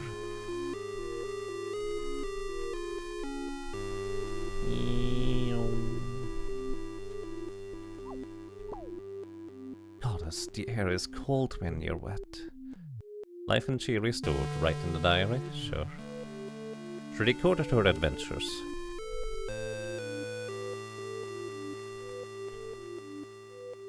When I finally made it to the sanctuary of the Sky Shrine to speak with the High Priest, oh, I forgot the tear. Oh well, it's fine. Ravian simply laughed at me and took all the goddess's treasure. Without their aid, I could do nothing, barely even crawl. The only way out led through an accursed security ward, relegated once again to the murky pool of the bottom of the flying island. I am alone with my thoughts. What has this all been for? Honestly, I'm not sure I can go on from here. There is nowhere left to go. I can see now that it was only some perverse fate, someone's dark machinations that brought me this far. An illusion of purpose that made it all bearable. All the death, all the suffering, but now I want it to end. Great goddess, why hollow out the entire island just to fill it with traps? I want it all to end. How unpleasant. Wasn't just strength then. The treasures changed my whole physiology. Now the ground is scraping. My hands feel bruised. My arms ready to collapse.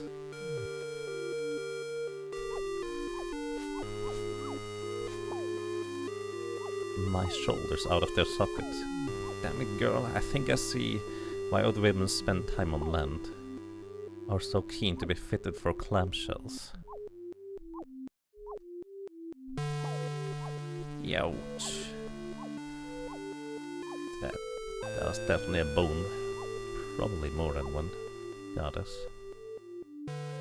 Goddess, how am I even still able to move? Goddess, that's a long way down. I won't even make much difference if I hit the water or the ground at this height. Not without the treasures. Without the treasures.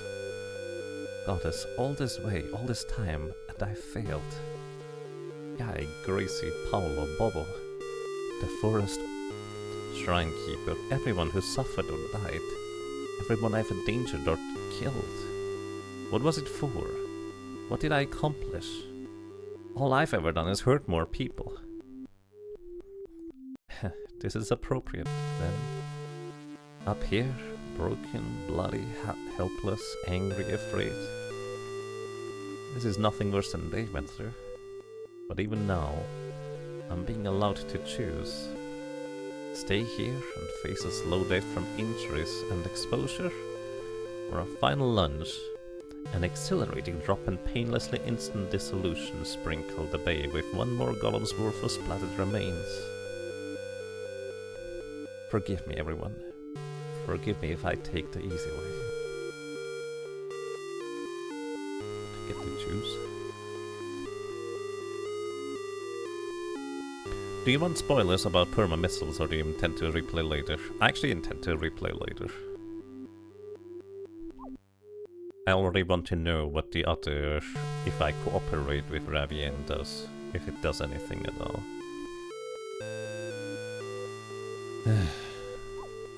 Well, we could just wait here. Bloody, bruised, hopeless.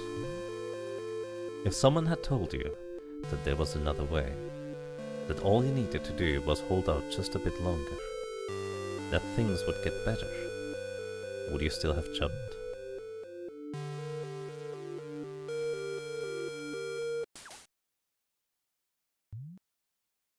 Nothing lasts forever. Nothing is indestructible. All stories must come to an end. Do not grieve for the protagonist, for has she not performed her role admirably? An uncommon village haunted the deeps, an uneasy forest, harsh mountains, and the very halls of the sky itself. She completed her journey. What more was ever demanded? 4 items of power, the last best hope against the rise of darkness, are now in the hands of the one who has prepared her whole life for this moment. Is that not better than leaving the fate of the world to a confused novice? But I sense you are not convinced. She was powerless. Do you truly believe the powerless can succeed where the powerful fail? She was naive and untrained. Do you truly believe there is nobody in the world with better qualifications to aid it? She was only one person. How much in the grand scheme of things does one life even matter? One life, weak and alone. One life already forfeit to darkness. One life, more puppet than agent. If she deemed her story complete, is that not enough? If she deemed her story complete, what interest can anyone else have in it? Compassion. You would speak of compassion. Mere compassion strong enough to raise the dead. Mere compassion strong enough to save the world. You would care so much for the lowest pawn as to assert her worth when she herself has given up. You would continue to fight for her, and fight vicariously through her, even now that she lacks any useful ability, even now that she herself is too weak to aid those in need. I see. You must understand it will not be easy. You must understand the story only moves in one direction. What has been lost has truly been lost. Treasure, motivation, innocence, identity. No cast remains to be introduced. The stage has exhausted what it has set for. Dea ex machina has already been invoked to terrible effect. Where, then, may she even go for help? What, then, has she left to discover that could possibly change the narrative? Has anything in it short been overlooked? The page turns. A new chapter begins. Sky Dragon Story Chapter 5. Worlds of Darkness. Oh, it actually continues? I figured I needed to do stuff beforehand. Or could. Everything hurts. What is everything? I am where? Nobody. Nobody. I am the pain. All dark, all pain. I am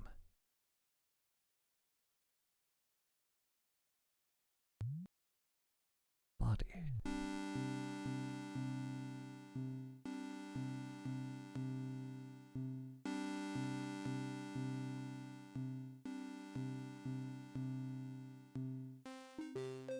We're back at the beginning, where it all started.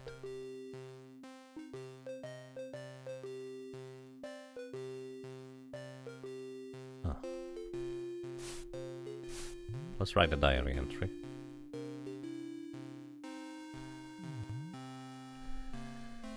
And the diary entry reads: simply waiting to die is interminable. Rallying what strength I had, I made a go of escape. The path leading to the catacombs Nadir Gate was uniformly downwards, and in theory manageable. Once down on the first ledge, backtracking was impossible. Successive subsequent falls quickly broke what spirit I thought I had mustered. Without the goddess's protection, every hop, slip and scramble hurt more than the last. I did reach the gate and the small landing outside, but as helpless as ever and more hopelessly injured, or perhaps the more correct term is damaged after all. Sorry, I scrolled too far down. The more correct term is damaged after all. Faced with the challenging my immortality through prolonged exposure and blood loss, simply obliterating myself on the ground far below seemed a far more compelling prospect. How am I alive? I can't be alive, but I'm awake, and the world hasn't changed. Sometimes at the end of a long day, the best place to sleep is in your own bed. Oh, that's pretty dark.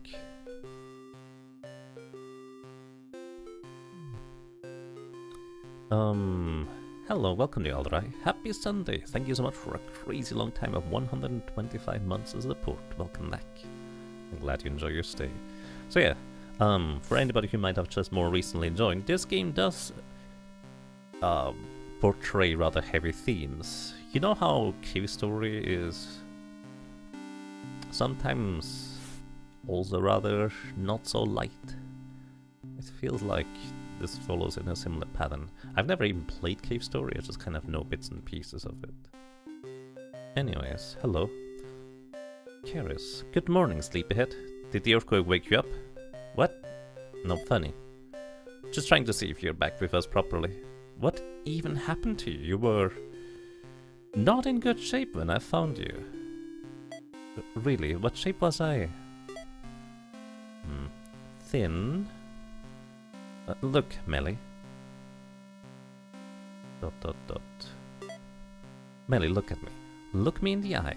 What do you see? Your scar. Exactly. Everyone sees it. Nobody wants to ask. It's part of who I am, even when it hurts. And you know, I'm not sure I want them to ask. I'm not sure I want to go back there, but sometimes what hurt is important. When I was, about your age, I was engaged to an explorer. That's a recipe for heartbreak, yes? One day, he'd inevitably never come home, and I'd be all lost and distraught. But that didn't matter to me. I knew I was every bit as good as he was, and if he ever didn't come back, well, then I'd just go and find him again. On his last adventure before our wedding, he didn't come back. Until then, I didn't fully realize how much of my own identity I'd let get caught up in him, and having him and being there with him and for him. And so, I played out the story I'd played out in my head. My identity. My purpose I had awakened to. I was also an explorer. I'd just find him, and in doing so I would find myself again. His trail wasn't hard to follow, but it took me ever deeper into danger, ever further into unexplored coves, caves and ruins until I found his body, drawn into strange, dark waters with strange stars overhead. We'd reached the river Styx, I believe, literally, and death was doing us part. Death in physical manifestation, drawing my ball's body up onto the raft as I swam desperately for the surface, cannoning out onto the rough timber just seconds later. But what could I do? It's not like you can just kick death in the jewels and get away. At least, I assumed that wouldn't work. The best I could manage out of the water and acting on adrenaline-fueled desperate reflex was a sweep at his chins. By some miracle, or fate, the boatman was caught off guard and fell over towards me, scythe in hand. The blade cut deep across my left eye, and the whole side of my face went dead. Literally. Since that day, it's always cold. It doesn't heal on its own, in fact it decays. I've had to learn and constantly apply an arsenal of binding and restoration spells just to live a relatively normal life. But while I can no longer see more than shadows of the living world through this eye, I can see the spirit world.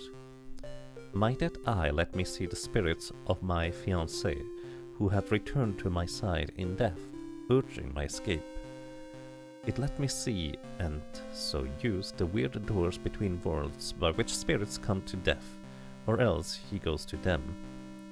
The part of me that died that day allowed the rest of me to live on. I don't like death. I don't like seeing death, but sometimes my understanding of death is what people need. To be brief, Melly, just like the gargoyle, your spirit appears to be bound to your body, even when your body is not bound to itself. And so when I could see you out there, it took everything I know, everything I've learned, and more energy than I thought I was capable of, but once I brought you back together, it looks like whatever is keeping you lifelike took hold again. I'm so glad you're awake. Please, don't put me through that again. So, Keres here literally put our pieces together again. That's pretty nuts.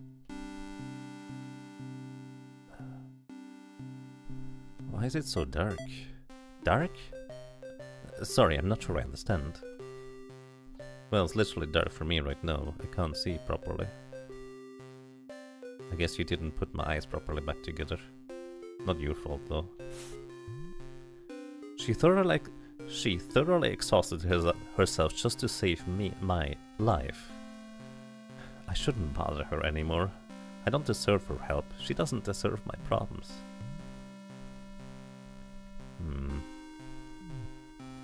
Yes. See where that's going. Also, I'm still... Should I pick him up? I did not pick up this guy. Well, what remained of him.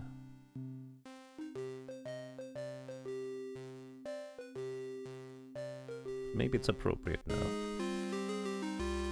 You feel suddenly stronger, but strangely different. +1 maximum HP.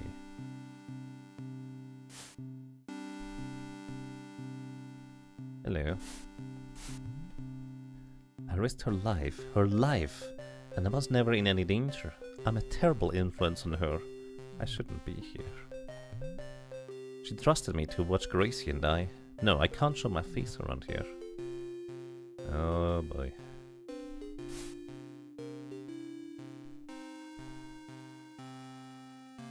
The depths get pretty dark, don't they?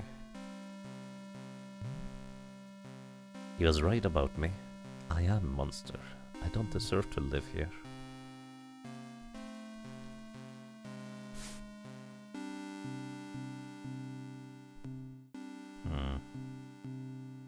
Let's see if the goddess's shrine has anything for us, I suppose.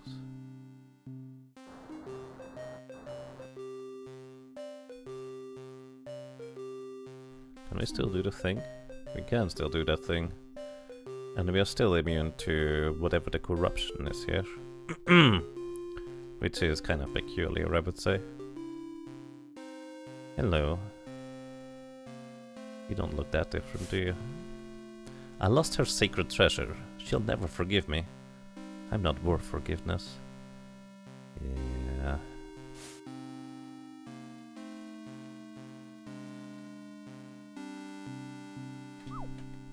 All that remains is a sense of despair.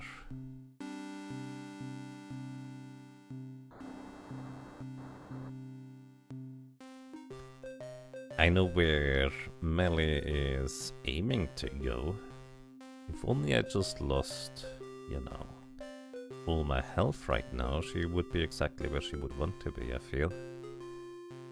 Well, let's see if we can find something else, maybe. I would like to find something else instead. That would be quite desirable, even if Melly doesn't necessarily know that. I accomplish less than he does, and that's saying something. I should just leave.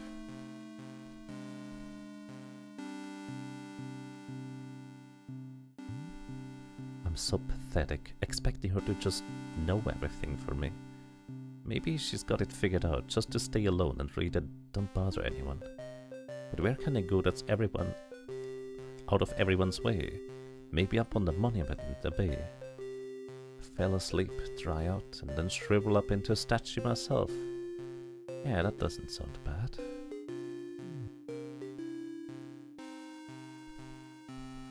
She's the one that would give you hints as to what your next objective would be. If you were to be and so inclined. Shrivel up on the bay.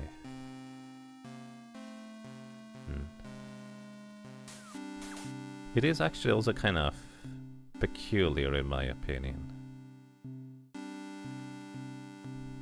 Because... do we still have the key? We do. It's kind of peculiar in my opinion. Because we know we can go to the left into the city where presumably the body that Melly here is made out of.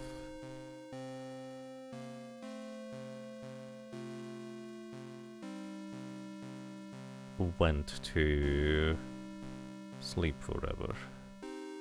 Because here's the thing, I was actually kind of thinking about that. So over in the city we found a little portrait of clearly Melly here herself, and some kind of dark memory that she did not want to remember and doesn't really elaborate, but it seemed to be rather very unpleasant to say the least. But we also know that there used to be a sea child, so to speak, that used to live with the person up there in the human city, or well, land children city.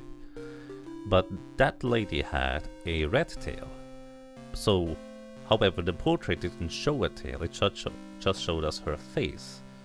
So, her being a golem, presumably pieced together from different parts, kinda makes sense, doesn't it? We also had 4 health at the beginning. Every time we disposed of somebody, killed them if you will, we got the heart from them. So, well, suppose we have 2 hearts accounted for of the 4, if she was with her lover in the end one way or another. Who were the other 2 though?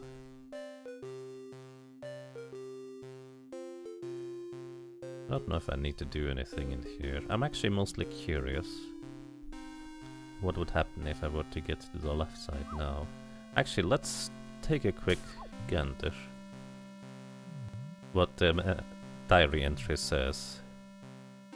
It sounds like I did nearly destroy myself, but it didn't work. Karis brought me back somehow. Why? It was strange, when I passed the spot to where Guy died, I suddenly felt stronger. But it also felt just briefly like I was in his head, living his life.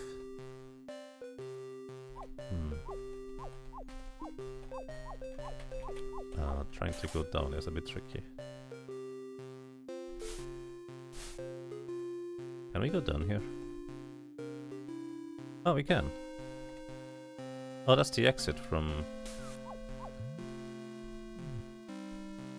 Yeah, I forgot about this part. I am curious. We do have to meet for the boar for the city folk to the left.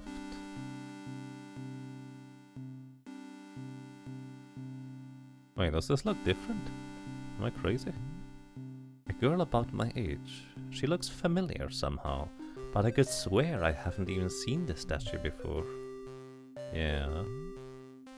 The goddess? Is this statue new, or have I just been unforgivably oblivious?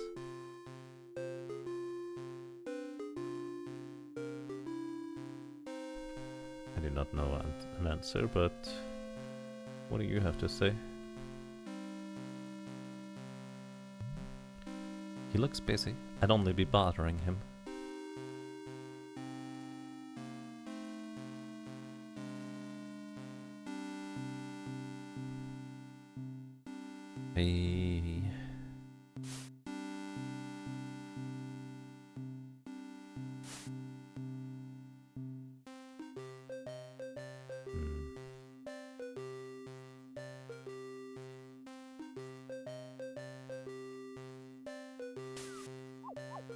Wait, I can't go to the left, can I? No, I can.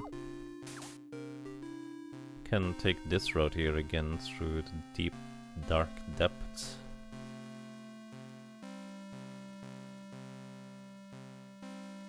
And eventually emerge on the left side.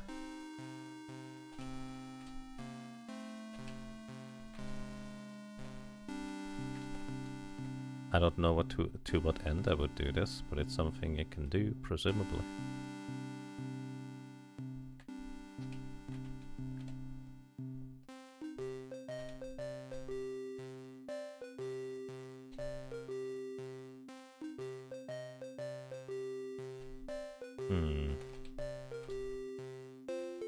Just trying to find my way through.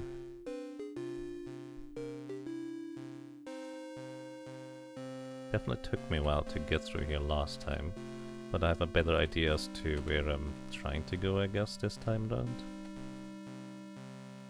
I don't know why I'm even going over here to begin with, to be completely honest. Hello. I have boar meat. Sky's sake, how long have you been carrying around that better part of the stone tenderized wild mountain boar? Very much longer, and it's like to spoil. Come on now, I know the perfect recipe. Ground ham was taken. There we are, the frog's signature giant ham loaf. It's been some time since we've been able to put it on the menu. You brought home the bacon. It's only fair I send you off with a slice of the house. Received the ham loaf. Your eyes are beginning to water just holding it. What ingredients did Beryl use, and who's crazy enough to stomach them? Okay. Go on then, have a taste. Garlic maple glaze with sauteed onion, ginger, pepper, and 17 different chilies, plus the frog's secret spice blend. All Zeke says there's nothing like it in the land or sea or sky. You're doing this in this part? I mean, I was just curious what would be over here, miss. Your eye says something wrong, and you're thinking something drastic. I know I may not be able to help, but damned if I'm not gonna listen. Oh. We hope past you covered this trigger order. I'm just exploring as to what I can do at this point. But hey, Garfield here has the correct idea. I eat dead friends? I failed everything, feels like the appropriate thing to say here. You did a damn sight more than most of us, it sounds like. Life isn't always a storybook. Sometimes evil gets to win, you know? But you took some small victories along the way. If this is the end, at least a few more folks are around here to face it. Tell you what, I'm free enough until evening. I'll need a lift to get back to the water. I'm alright. At the girl. Gotta lift your own 2 feet, eh? Well, metaphorically speaking, I suppose. Anyway, if you change your mind, just hold her. I'll be around. That's nice of you.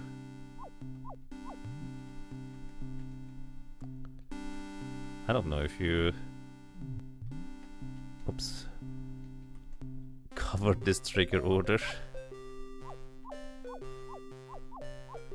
Can also go down here now. We saw the stone here earlier. It was rather cracked.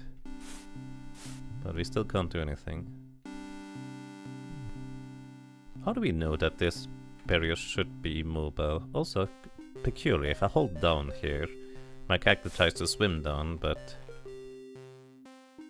Maybe I'm trying to push? I don't know what she's trying to do. It's kind of curious. Only happens on specific pixels where she's trying to push down if I hold down.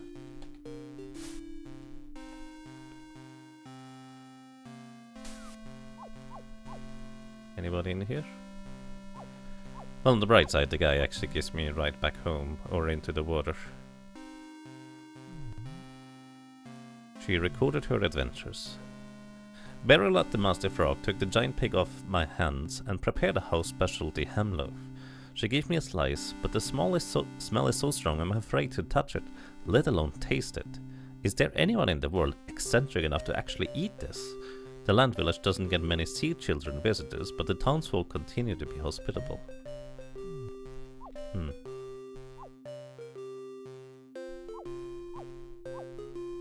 You absolutely knew you could get into Land Village in this segment? Yeah, I mean, it's the first way I got into this village here to begin with. That's how I discovered the Land Village the first time, by slowly making my way through. Not sure about specifically the next checkpoint. I don't know what the next checkpoint is. So I guess we're gonna see.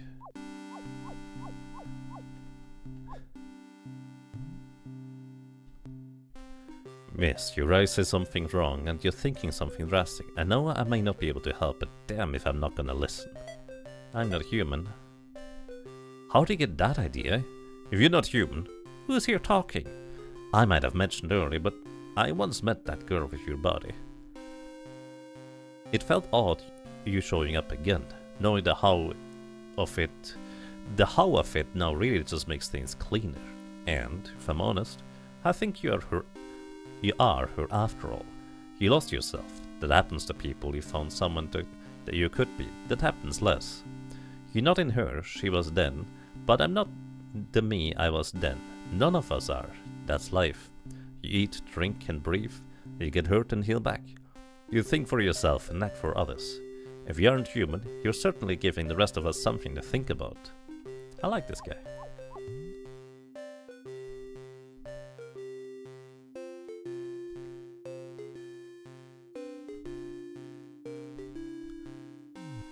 You mean it ought not to look, just might be weird conversation. Okay. Let me actually see if I can go out and back in order to refresh this dialogue. Because I wanna exhaust. I eat dead friends. Well, that's a bit of a doozy. But you know, I eat dead animals. Gotta raise a cow before we can have a burger, eh? You can't choose not to eat, but you can choose what to eat. So if your body is just all ensorcelled to suck in whoever's around, well, okay, it's not like you're going around to funerals and graveyards just inhaling, right? It's gotta be someone who just died or hasn't moved on, right? And you aren't going around killing people just for that, right?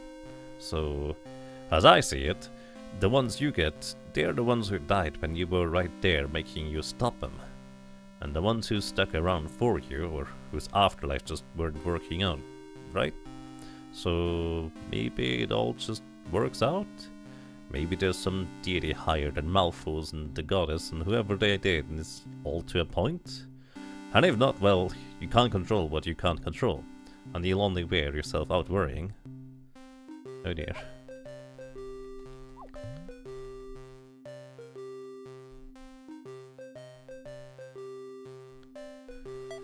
I need a drink. Well, you're in the right spot then. But really, whatever's on your mind, act on it or let it go. Worrying about what you can't help will only make it worse. Yeah. Advice for life. Tell you what, I'm free enough until evening. Need a lift back to the water? Please. Right then, alley-up. Thank you. That was a way more reasonable reaction to eating dead people than you were thinking. Yeah, that guy was just trying to be uplifting, and I appreciate that part. He was trying his best. Also, the fishy here. One of them was different. I think. Maybe I was just seeing things, but all of them look the same now. With our vision being tinted. Well, time to go flop on land for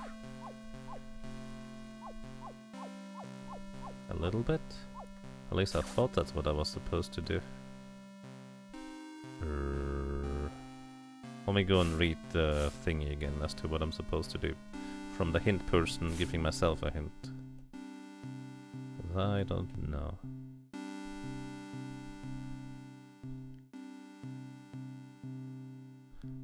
Maybe on the monument in the bay. Oh, on the monument in the bay.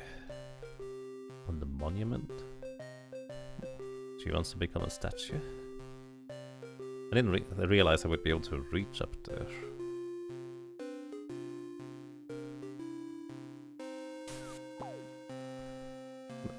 Mistress Emissary?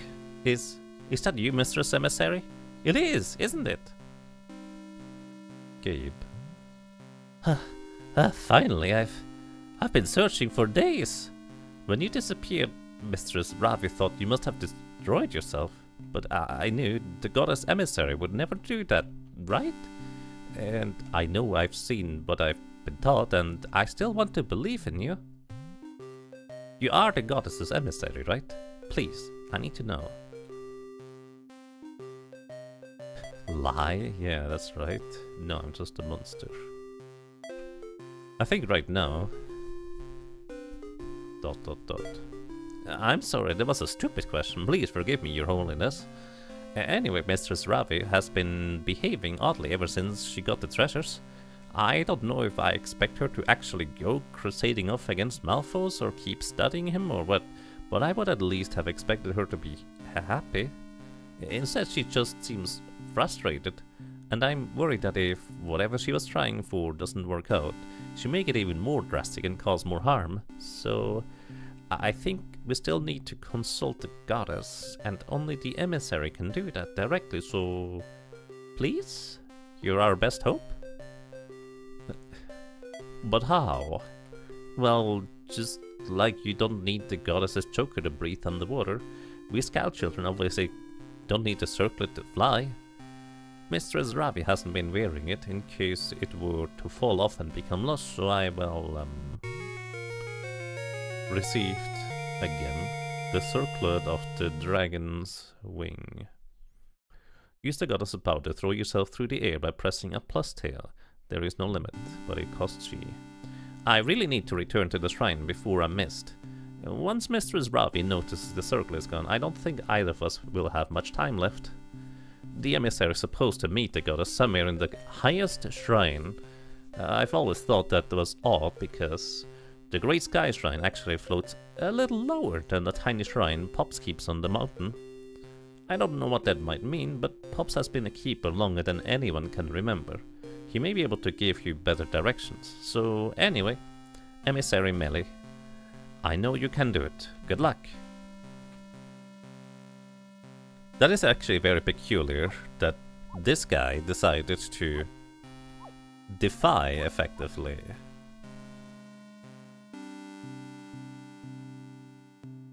Huh. He effectively decided to defy and go against Ravi's wishes. I think that is very peculiar. Where am I here? Oh, this is the top of the tree. Right. He's having impure thoughts. Sure. Not how I would have phrased it.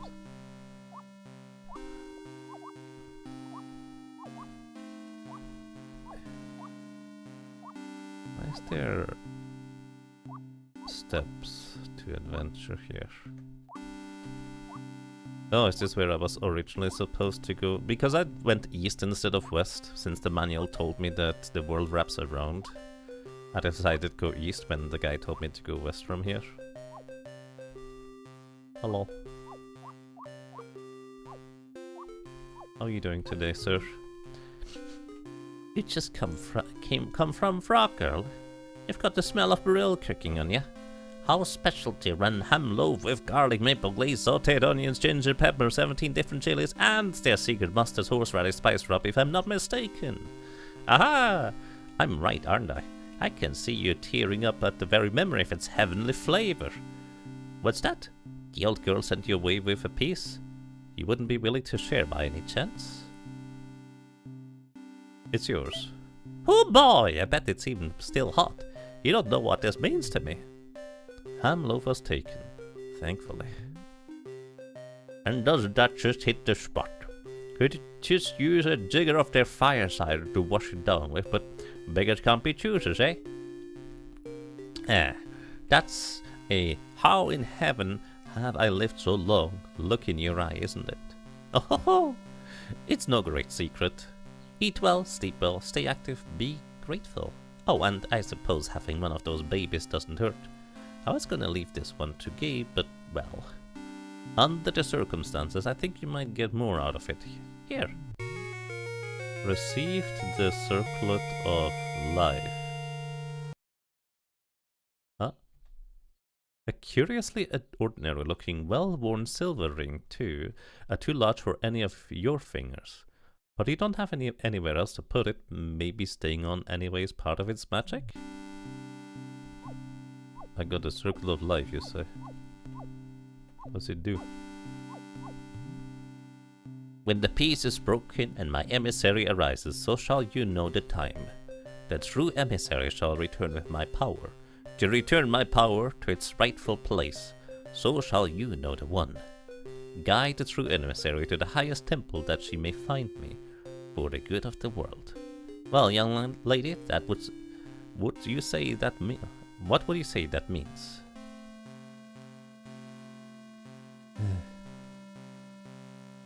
I'm not the emissary. Look, we both know I'm not your emissary. I don't have any power. You all made me think I did, but it was all horrible manipulative plan to get to the treasures. I'm done. I don't even want this anymore. Return to Circlet. No? I've given all I can. Go ahead and toss me out back when you get tired of me. I'm a golem. Apparently I can't be hurt. You think this was all a plan, eh? Well, maybe. Who am I to say? This really isn't going the way that I imagined it would, either, you know. But if it all was a plan, whose plan was it? That Scamparavis? Did she plan for you to be born, to grow that body for her to capture and put it right under her nose? Did she plan for you to make friends, lose them, and care that you lost them? Did she plan for a silly old lady, a silly young lady, a silly monkey, and a silly old man to all take a shining to you for their own separate reasons? I think there's someone you should meet before you start giving others too much credit. Now, let's see. How did this work again? Alright, just close your eyes and don't open them again until I say 1, 2. You haven't closed your eyes, have you? Well, your call. That's just peculiar. Oh, we gave the... Oh, the flying circle is what I give back. It's kind of curious that the dialogue just went from the pork to this. But, well...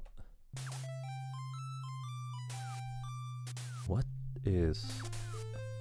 We're kind of in water, but not really. This is strange.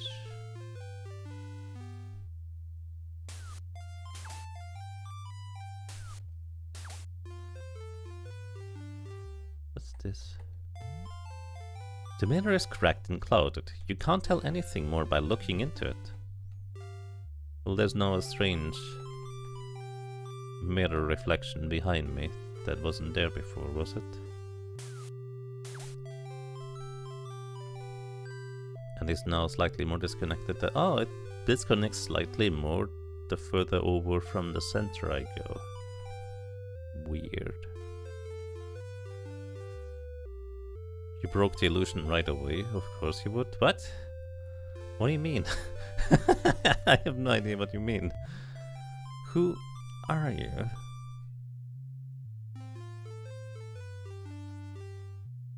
During the descent?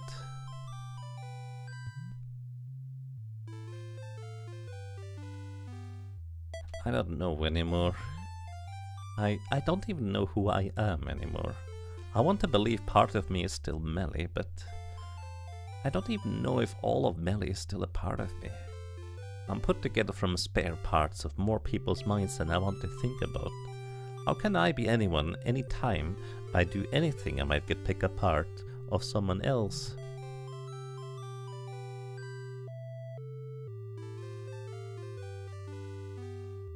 Oh, I see. You absolutely cheated there, reusing the water level logic but making the water surface invisible rather than custom orchestration. But that means yes, you can jump out of the slow fall. Oh, I see. It was water level. It's a clever way of doing it. It just very confused me.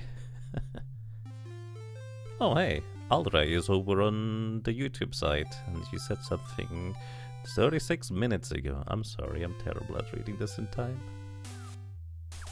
Anyways, hope you're doing well today. A girl stares back at you out in the mirror. Do you like what you see? No. This isn't me. I don't want to go through life like this. I may not be able to change much, but maybe if I start by telling myself different stories, I'll begin to believe them. Okay. Sorry, the note just might have come from me. Who are you?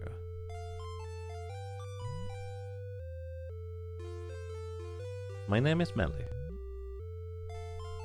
Or at least, this body's name is Melly, and it's all I have to hang on to. Good enough? Oh, different things open now. Huh.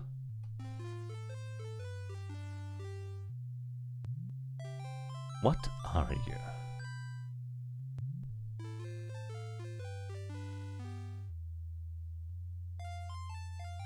I'm a golem. I look human. People put their faith in me. But at the end of the day, I'm just a tool. I can't live my own life. I can't even die my own death.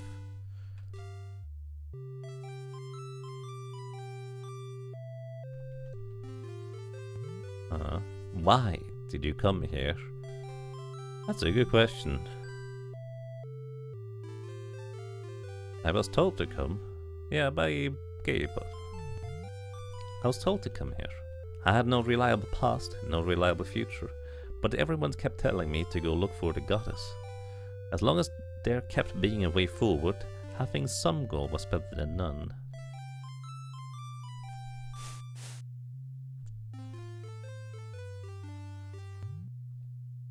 Why do you kill?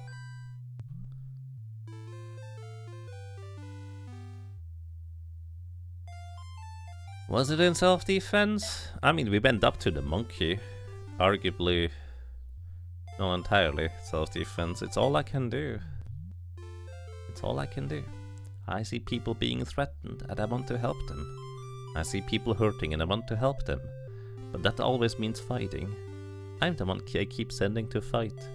I'm full of Malphos's energy and I never die properly. I literally can't not kill someone if I fight them. I wonder if these choices mean anything here. Or what they mean. Those people. Important. Why? They helped me. When I woke up with nothing, not even memories, people helped me. I was given treatment, a home, friendship. More than I can ever repay. And even after that, I hurt some of them. So if I can pay anything back by helping them, or those that ask me to help, I owe it.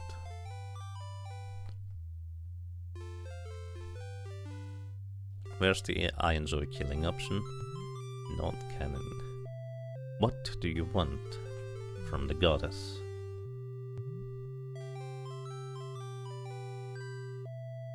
Power, answers, help. Answers. What is even going on? Why now? Why am I involved? Excuse me. I can't keep doing this without knowing where I'm going. What I'm even expected to accomplish. My goodness. Please, just give me that much. There's a hidden fourth option, maybe. Only, what do you really want?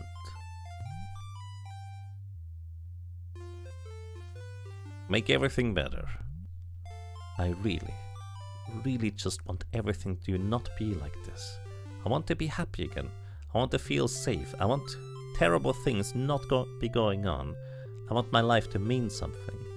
Asking for anything else, expecting it to happen in any particular way is just overthinking things. That was a much deeper answer than I would have given. I think I know you. But do you know me?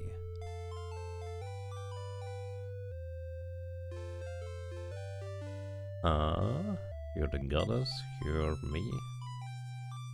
You're the reflection.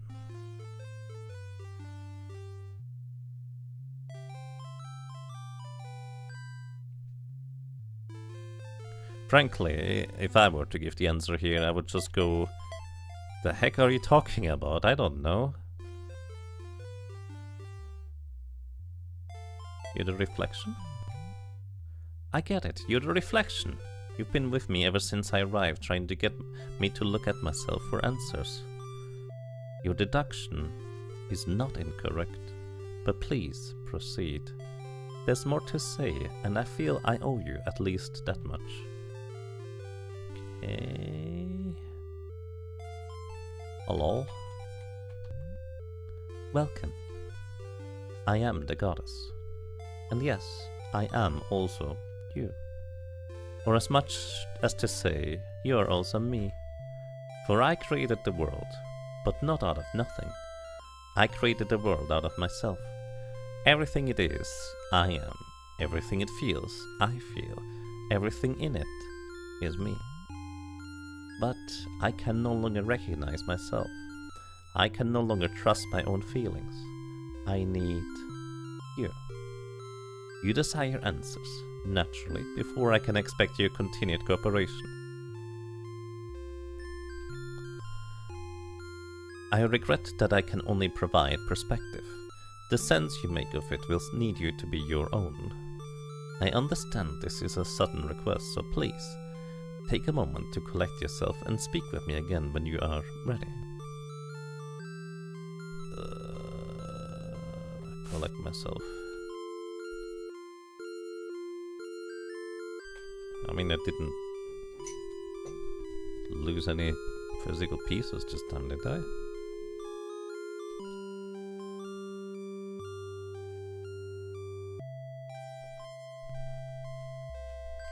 Oh well. What do you wish to learn?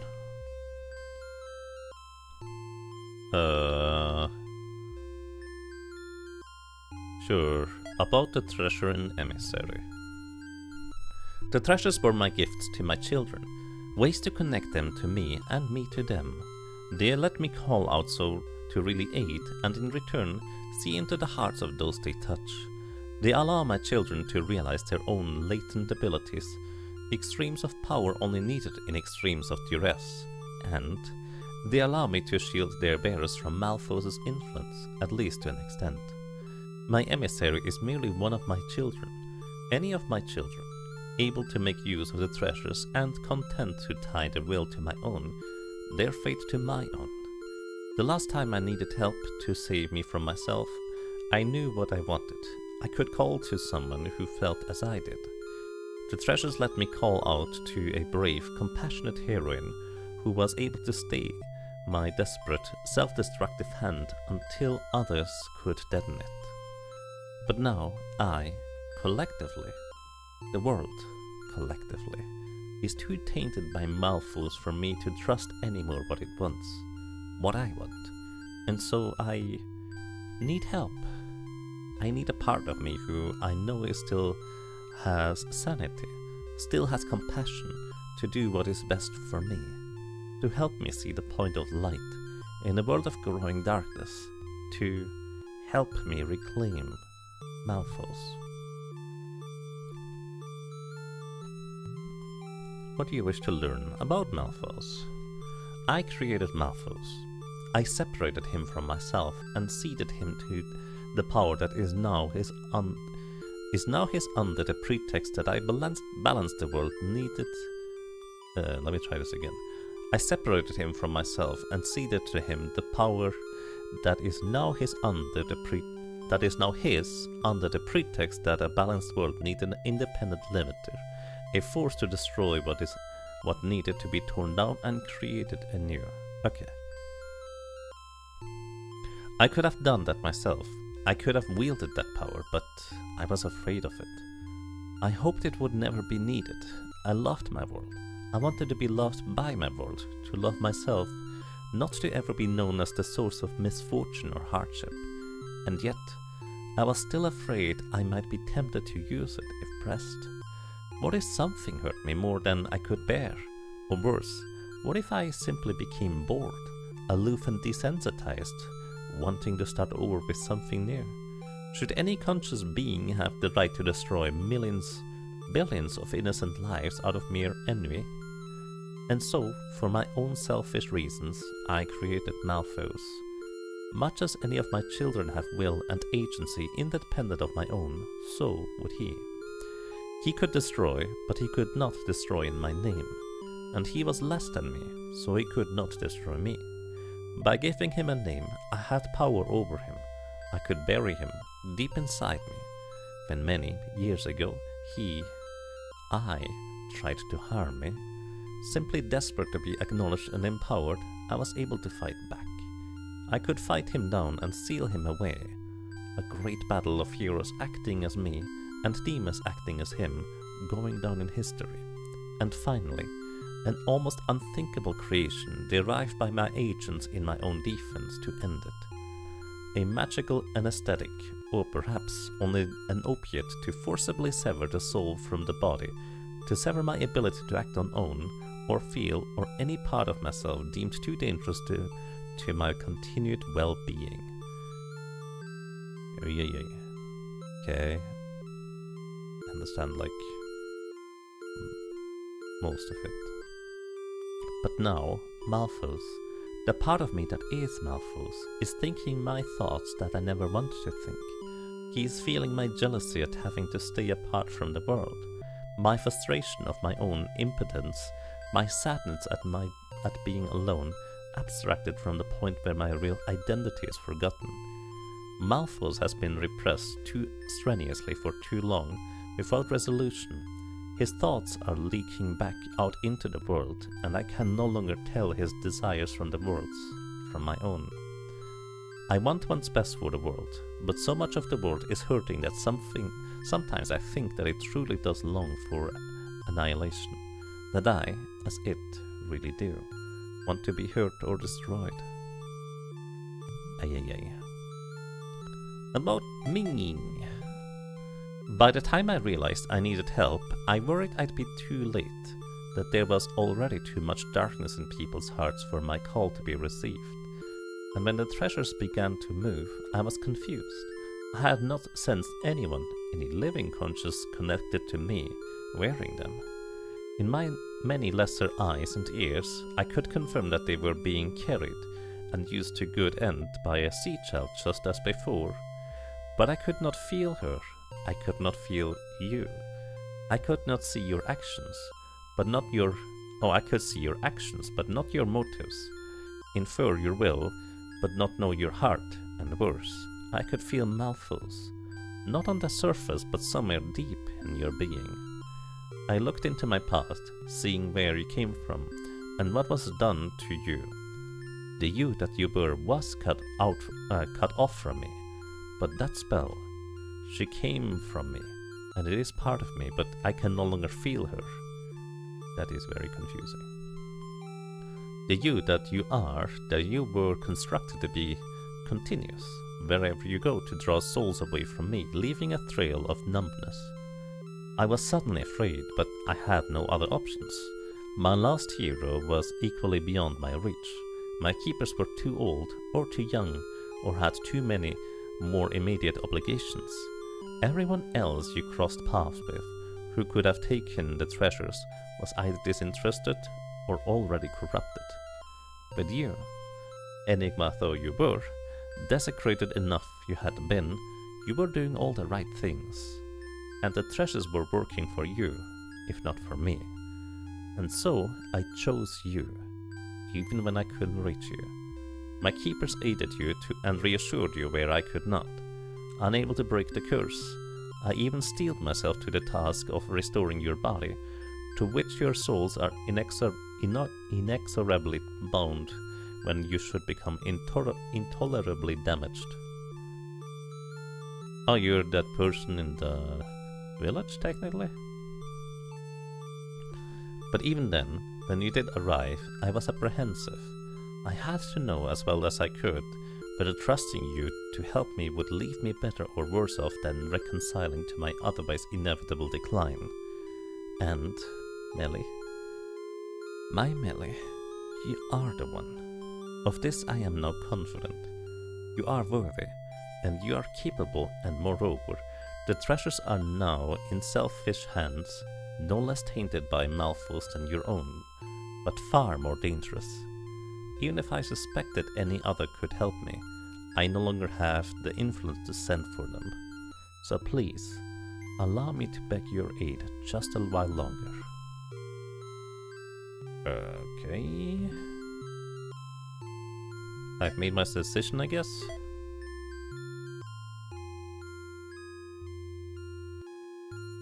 Nah, I'll help.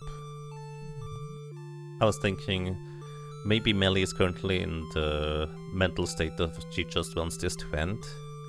But I as a player get to choose. Nah, I still want to help. It is not in the Arbiter's nature to choose sides or make plans, but it almost feels like even they were aware I needed more than an ordinary hero. My emissary is necessarily someone in tune with my own mind, but my present mind is in an exceptionally distressed condition. No ordinary soul with an ordinary life, no matter how strong, courageous or compassionate, would understand the way I've become. You suffer as I suffer, but still you persist. I am a danger to myself, liable presently to harm any ordinary emissary, much as I killed my prior emissary. But you are fated not to die, and while I myself desire yet to live, I may restore you from any harm. And I alone cannot fight. Any emissary with only my power cannot fight what I've become. The part of me that wishes to destroy myself will only accept its destruction through my own.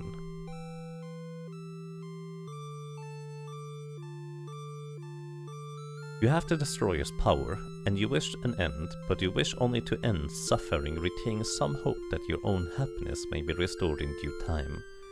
You are a part of me, apart from me, perhaps irretrievably, and I cannot know, but I trust you. And so, you have my blessing, and I shall release all your innate, latent powers. You will no longer require the treasures to realize all that you are capable of. Be wary, however, in releasing your full potential without comprehending your full being. I fear I release something darker than I alone have blessed you with. Received the goddess's blessing. I dodged a bullet. You were not sure. Let me try this again. Profness says, you dodged a bullet that I wasn't sure you were pathed to dodge. Once again, Profness, the creator of this game, says that, and I'm not sure what that means, but I'm keen to find out once, I guess, my first playthrough concludes, whatever that means. All treasure abilities are now available to you, but were any other powers awakened? Go now, my child, seek Malphos, sealed deep in my own heart, that I may reconcile his will in my own. I shall be with you as I am able. May you bring me peace before it is too late. Ah! Well, we can now jump. Oh, I can infinitely fly now, easily. Something... Oh, my bar went empty entirely. My bar is no longer restored. Oh. Whoosh. That's peculiar.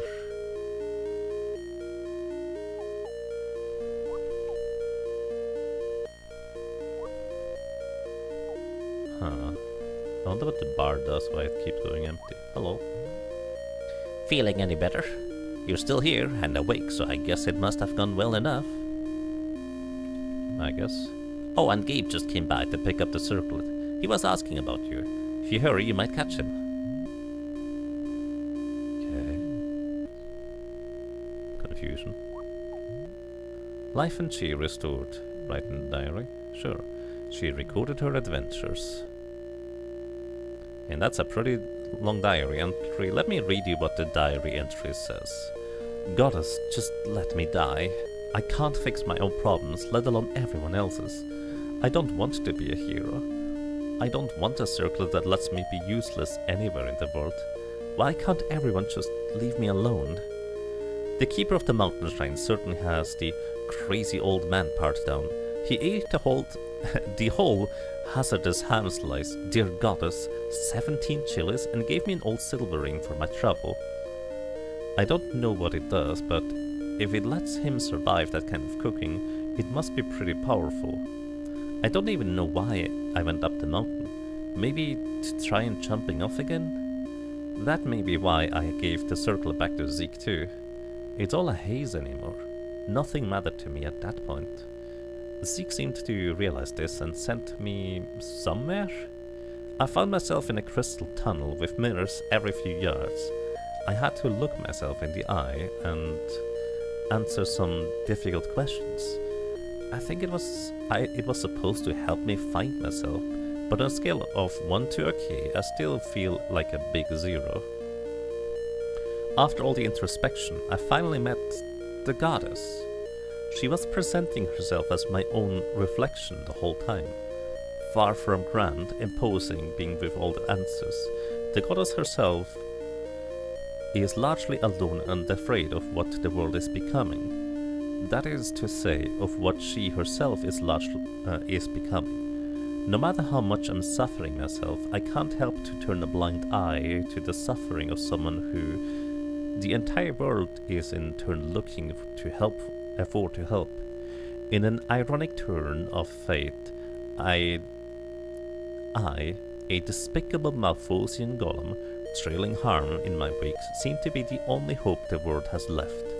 The goddess has blessed me with access to all treasure's powers to continue my journey to Malthus. But it feels like something else is also now trying to burn its way out of me. An ordinary paper book seems so small and transient in a hall of stone and crystal, but I don't suppose... Oh, that's just where she's writing it. Okay.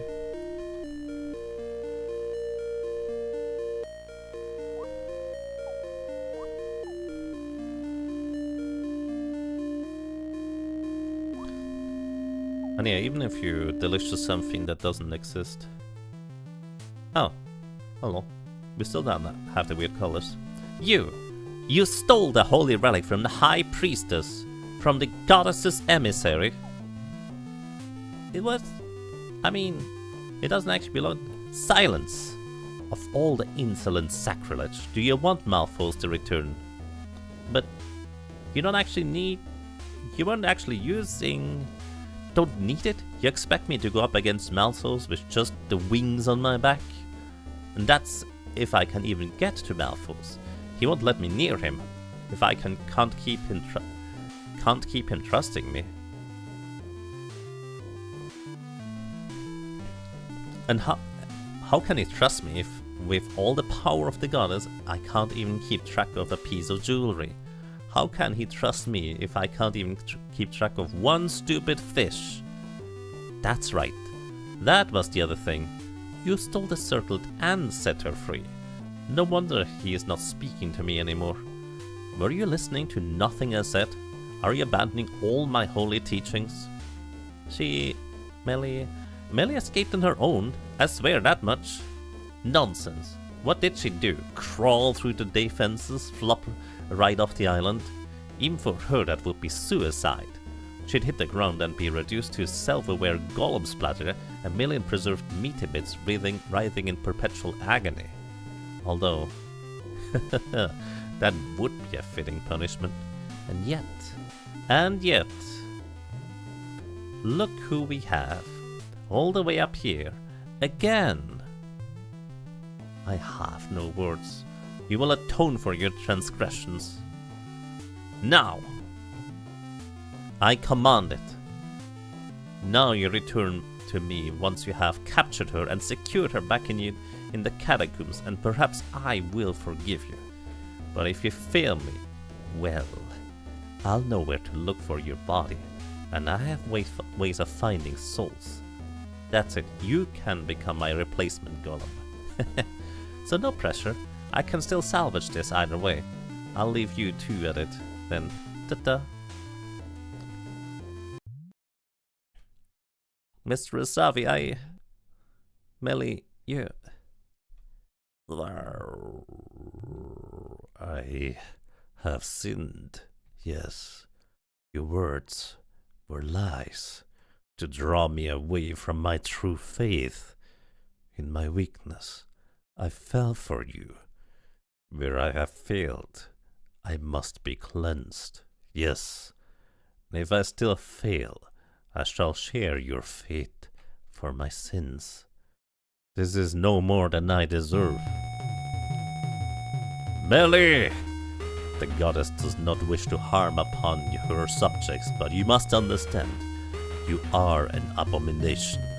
You exist only to harm others. By your very being, all your actions will turn to ruin. Your will matters not. This is not murder I perform. You are not alive.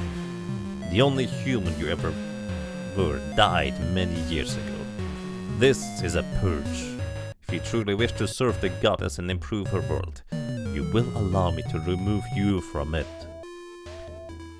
Now, what is all that racket? Do not interfere, father. You of all people should understand the necessity of what I do.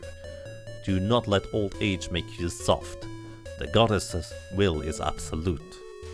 My son, you are grounded. Old age, soft, of all the high and mighty. Ugh. Dang, trick your wing mind.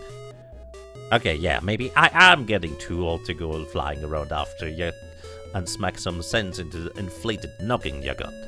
But, Melly, you know what's what. Show him whatever the goddess has taught you there, eh? Cause I ain't neither of ya leaving this here mountaintop until I see some changes in attitude.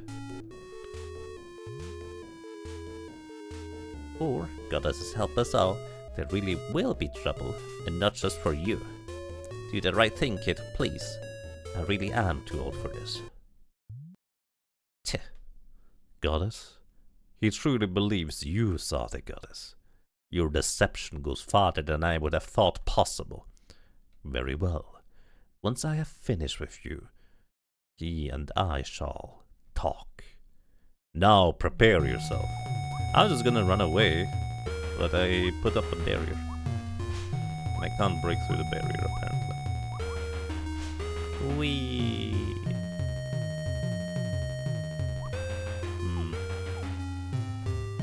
Well, that's inconvenient. Haha. What you gonna do about it?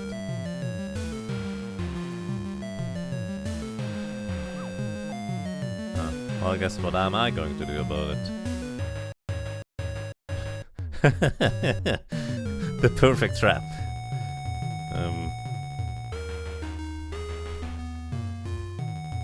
You know, this is very inconvenient if you're standing there and just keep doing that. There's not a whole lot I can do about that stuff.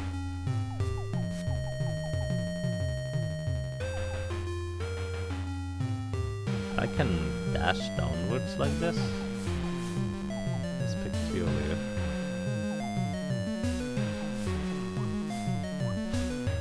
Yeah, I think I'm dashing downwards if I do this.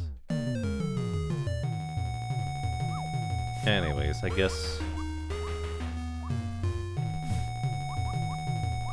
I need to beat the evil out of you or something of that equivalent.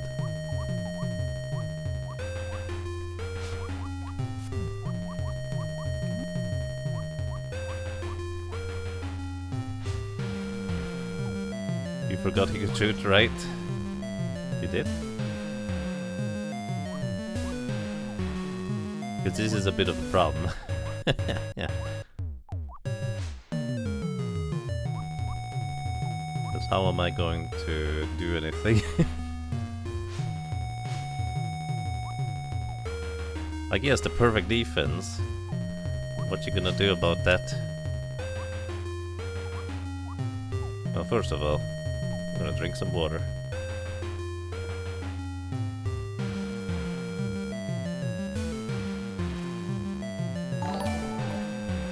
Oh ho! A raving loon! Thank you so much for the raid and welcome everybody. Welcome to Sky Dragon Story. If you don't know this game, that is very likely. But you can play this right now in the browser if you'd like to, and it's very fascinating, in my personal opinion. Very much worth your time, so if you'd like to play it, here's the link. It is literally free, and it's very fascinating. It's quite good. Maybe with some strangeness, I guess. Oh no. Well, that's very inconvenient. I guess we have to do that again. Oh! Okay. We don't have to actually watch the entire cutscene anymore.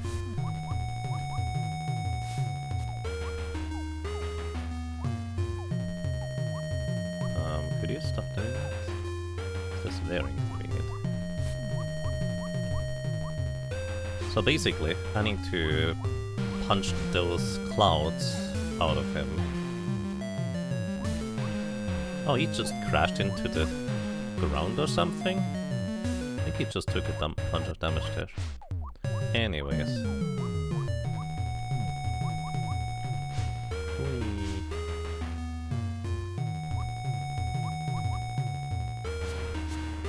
Oh, I can shoot stronger shots if I hold down and shoot. Wait, I didn't have these stronger shots before anymore, did I? Yark! Come back. You okay, buddy? Gasp. That attack. What are you? No, it's true. You're a demon. You exist only to destroy. In my weakness, part of me wished it were otherwise, and I was not prepared. But I have read Mistress Ravi's books. I know what you do, and I would rather my soul be destroyed than relinquished to Malphos. He's gone. Just gone. I never meant this to happen. Goddess, what kind of monster am I? What? Oh no. I thought we would be able to save this guy. But evidently not.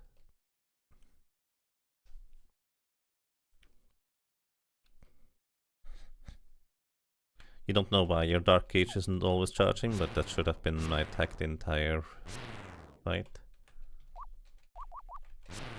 Well, it is now, after I guess I technically died.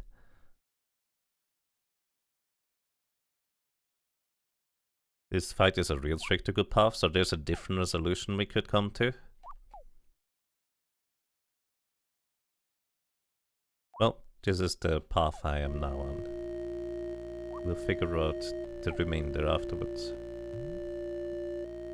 Feeling any better? You're still here and awake, so I guess it must have gone well enough. Well, I suppose. The story moves in only one direction.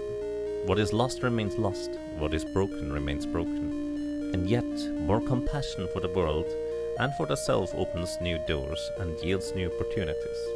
Sometimes you never know who is relying on you, or what your power alone can accomplish, until you overrule your own misgivings. And sometimes, when you overrule your misgivings and take the risks anyways, people die. What is it all for?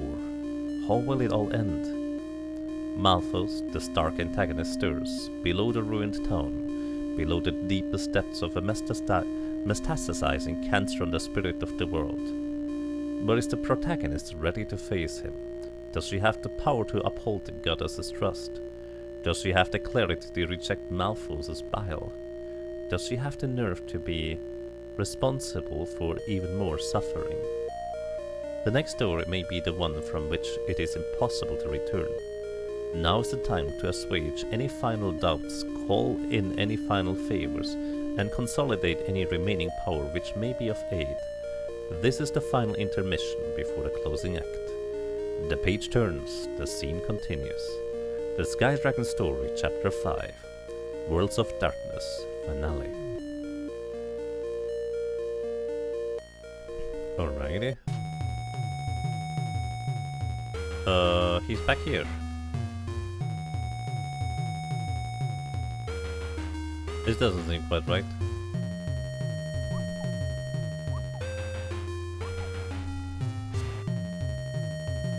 Yark. Maybe the Sandwich Pro kit? Probably. The berries though? No, they are berries.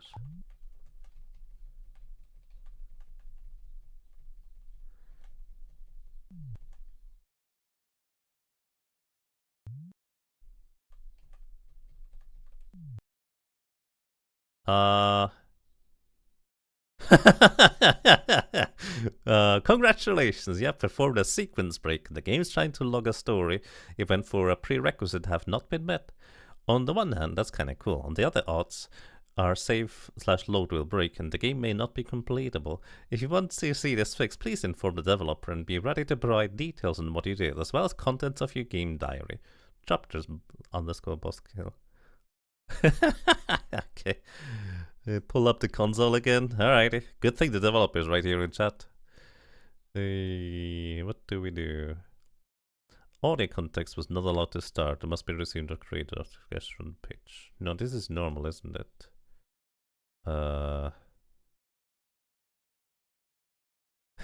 Would be really fun if this was Groundham's Revenge. Putting the pig in there in the wrong sequence. So no actual script errors? Apparently not. Yeah, there's a bunch of... well, of these. I think it's always the same one, isn't it? Because they're collapsed into one thing. I think this is just the music stopping, isn't it? Because I'm not actually having the thing selected. So... I guess I'm not supposed to use that attack in order to defeat him. Hey, he's back! Look at this. Shoot me your diary in a DM. Sure, let's try to that. The message might actually be too long, so let's see. Proftness. Message. Oh, it just actually turns it into... oh, I need a friend request. Are you my friend, Proftness? Send a friend request.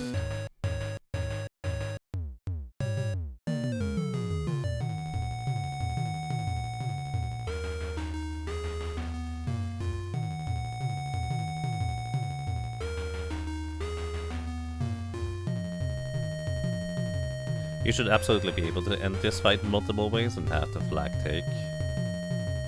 Yeah, you need to accept a friend request on Discord in order to send messages. Probably because of my settings somewhere.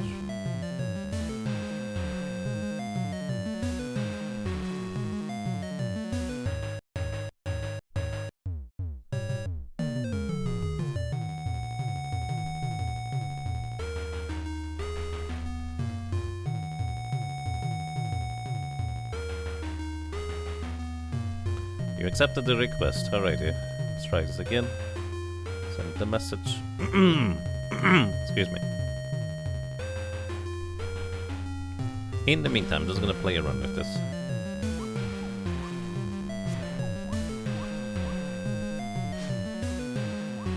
Because he bumped into the area, but as soon as I shot out a dark attack,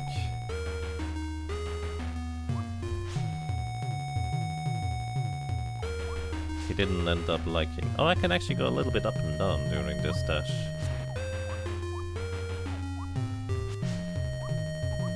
He also bumped into one of the rocks himself sometime and spit out the dark cloud earlier. I will guess right now he has, technically speaking, 0 HP. Oh, there it is. Oh, if he bumps into the barriers, maybe. Yeah, if he bumps into the barrier, he spits out one of the clouds. So maybe this is how I'm supposed to fight him, like the friendly way, if you will. So you need to bump all the way into the barrier down there. I absorb your clouds. Then you need to go down again. Bonk. That's 3. Oh, then this is not good. Now I have to go above you for you to come back down. Then I need you to dive. we do the same thing over here again. Okay, that's pretty easy actually. Dive again. Cloud for me.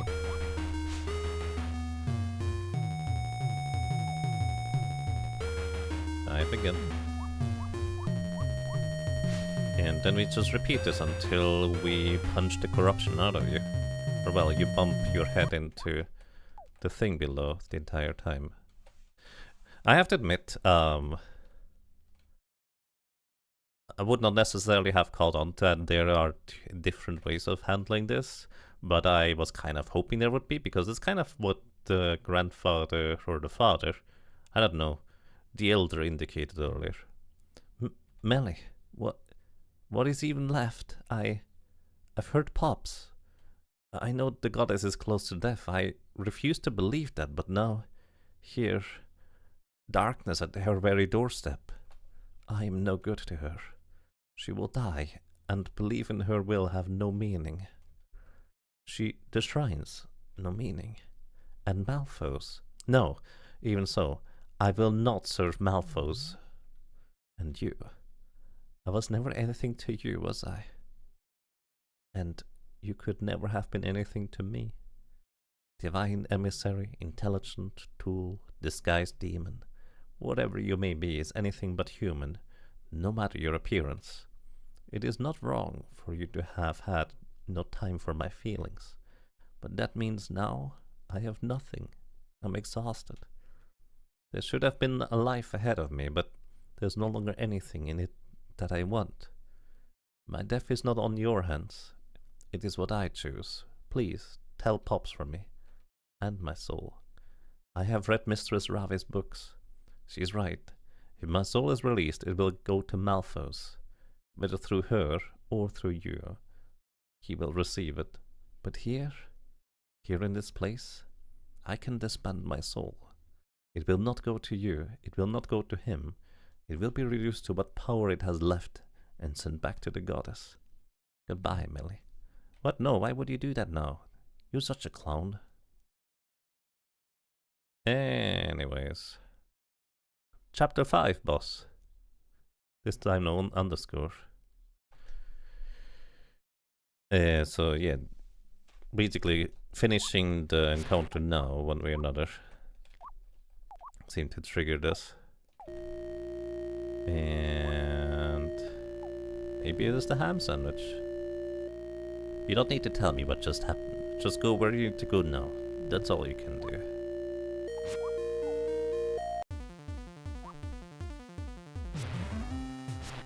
Okay, now we are free to go where we need to go.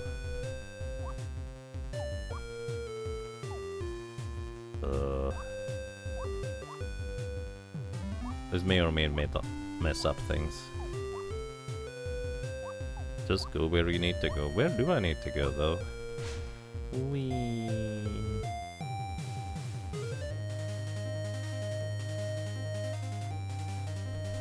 You're guessing that somehow you already have set one of the boss completion flags, but it's not being honored at the check to start the fight. Yeah, something like that. But now that I completed it the other way, it seems to have taken hold of it. So I will guess that maybe you haven't taken this path with the dark aura thing for later testing or so. So when you set another instance of it, it collides. Yeah. Whee. Kinda weird that you can press it down and dash straight down, and then you can keep dashing, and your character is just... she's now walking on her hands, sparkly. Oh no, I still can't go into the sanctuary.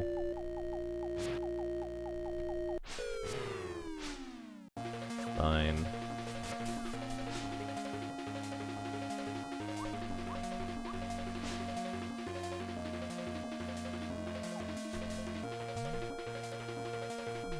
Write in the diary? Sure.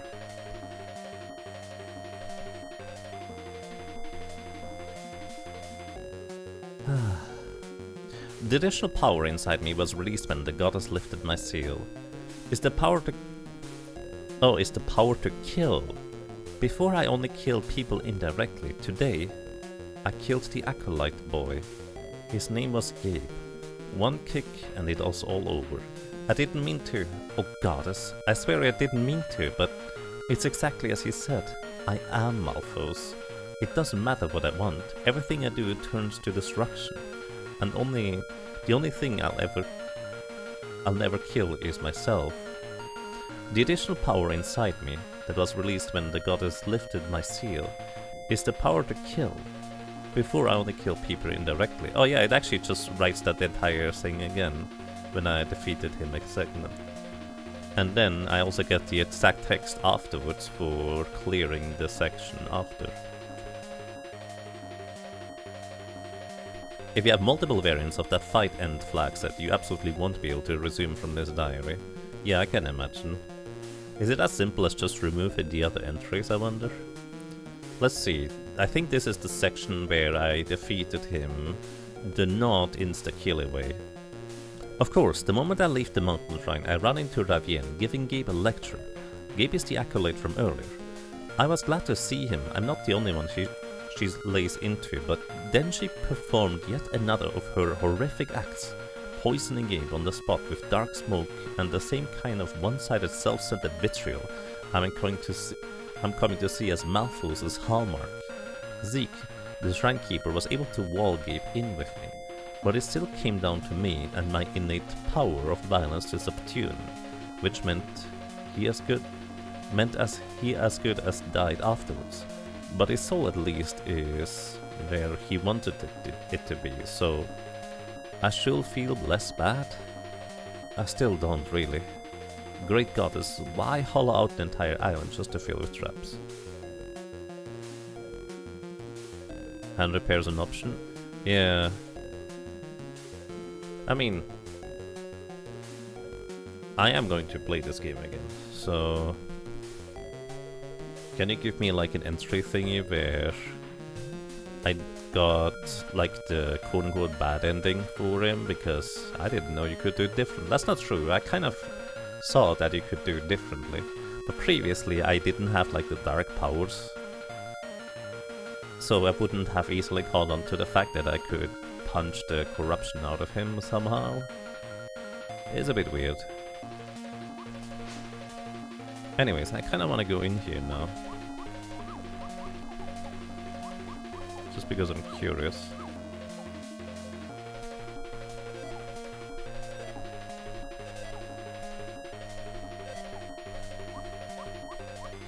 Is this faster than the other path? Probably, right? But also I'm not gonna be able to see all of the hidden pathways this time. Because last time, well, maybe it's still kind of visible. I still don't know what this part here does. I'm very curious whether we will be able to absorb some stuff in here.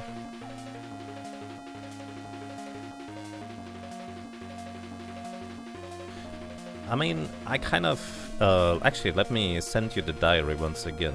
I assume it should be as simple as just removing 2 of the entries. Like the one duplicate entry and the one entry afterwards where I quote-unquote defeated him the normal way, or the friendly way, if you will. Oh. Well, I'm inside the place now here. So... nothing you can do with that. Yeah, that's what I figured would happen.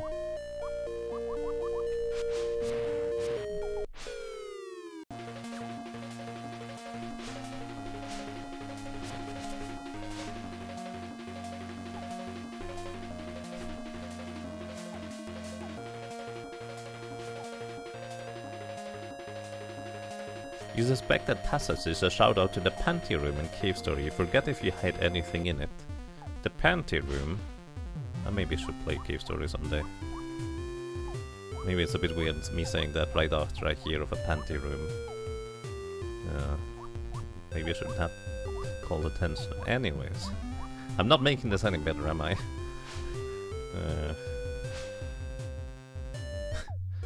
I mean, K-Story is on my games to play sometime. Why is there an arrow going to the right anyways? Like, some of these clouds are very fascinating.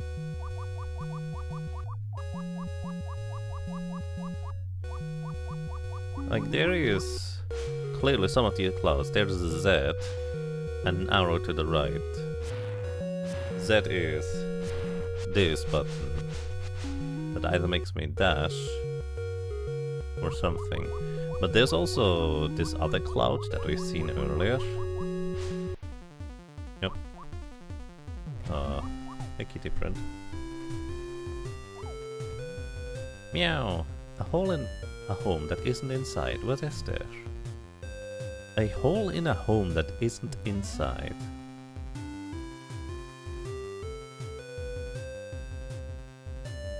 What is there? So a home that isn't inside. Or is the hole not inside? It's a window? I don't know what that's supposed to mean.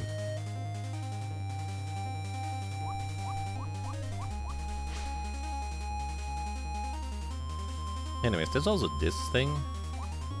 This looks suspiciously a lot like a map almost. Or maybe a weird little character. Actually, this looks a bit like Meat Boy with hair. I have no idea. Yesterday, maybe the window of that one house you couldn't reach the first time around. Oh, I've already been there actually. Or do you think that's where I need to go? I mean, I have been there. It was actually interesting bits and pieces of story. Yeah. Thank you for keeping my memory alive. Yeah. So, do we go now down here? Crack open. Oh, well that worked. Well, let's see what's on here.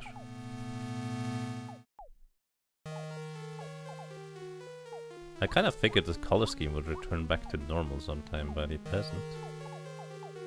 So... Key? The key melts away when exposed to her dark aura. Somewhere a seal is released. Okay. The classic something happens somewhere.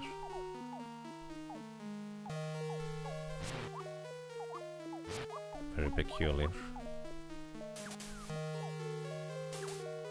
Kind of looks close to K-Story characters.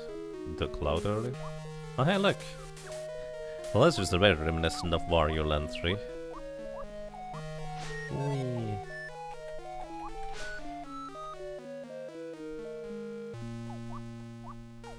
There's a lot of health over there. Well, that's cute, but... Oh. Well, those are also spikes over there. Spikes everywhere!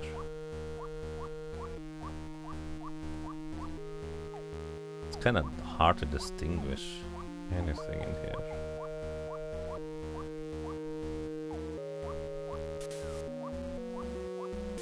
Friendly? Is it a thwomp? Do I want to get anywhere close to that guy? Questionable.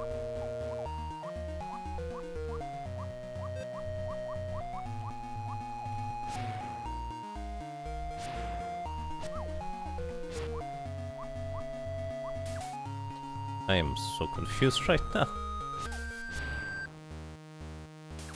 Ooh, health. Oh, I lost more health.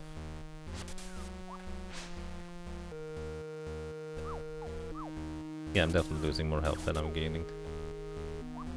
It's pretty rude. Ooh. But I can respawn the huts. We're fine. Some good news, the repair was easy. Bad news, the repaired state has the fight trigger issue. Good news is this might point you to the bad flag that you can't spot at a glance. Good luck!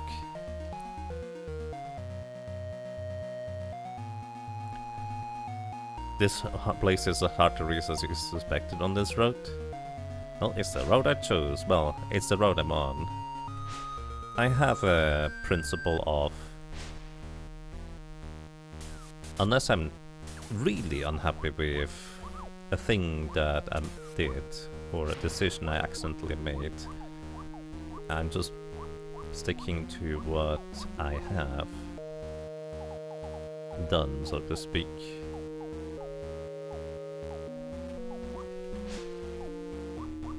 And that's just how it is. Another melty key. Key melts away when exposed to her dark aura. Somewhere a seal is released. Okay, something open somewhere. Oopsie. Whee.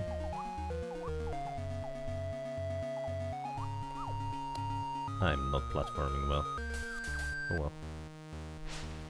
Whee. Ah, maybe down here? Oh, there is something there. Ah, how rude. I'd like to have full health.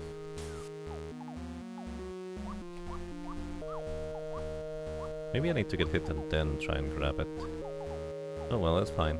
It's only 1 damage. What's the worst that could happen? You could get murdered, Jäger. You go down? There's red stuff in the background. There's you. Ah! You're gonna eat me. No. Can I attack you?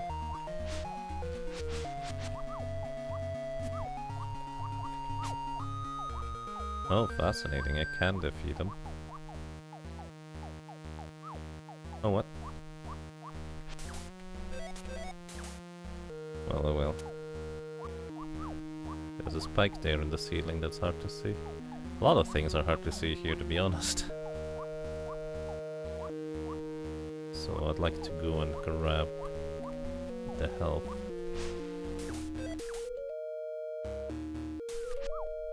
Oh. That didn't really help, did it? There are health anywhere else? What the heck? Are we? Oh. This is... Oh no.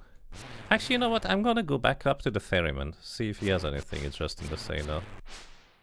Whee! Because I haven't been here in a while. Oh, there's heart. Where's there? Who is that? Huh? More than last time. You can collect. What are you? I'm a golem. Begone, you do not belong here. Monster! Can you leave no one in peace? You suddenly feel stronger, but strangely different. I cannot stop you from whatever sacrilege you are performing out in the world, but in my domain, souls are under my protection.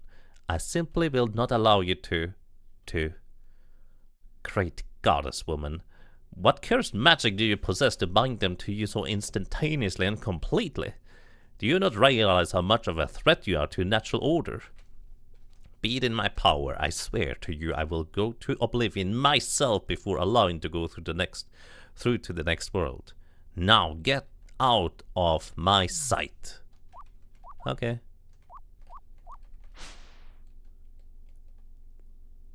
Goodbye. Oh, unfortunately your world is really small. I was thinking it's really good. Very fascinating. And apparently there's multiple paths too. So feel free to play it. And you will hopefully find other parts that I didn't choose. Maybe. Let's go into depths of the depths. And see if we can smell any roses down there. Oh. And just keeps going. Down, down, down we go. I will assume this is just going to repeat forever. Unless it's like La Mulana and you have to go all the way down to a very specific screen and then break open a wall on the right side in order to find another passageway. I highly doubt that's the case. Well, I have eaten another soul, I guess.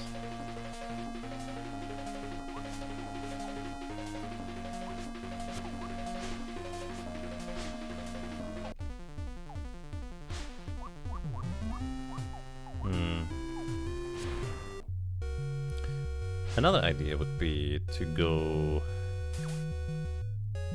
into the Nautilus, because there was another one of these entrance thingies that I noticed, so use the Nautilus key.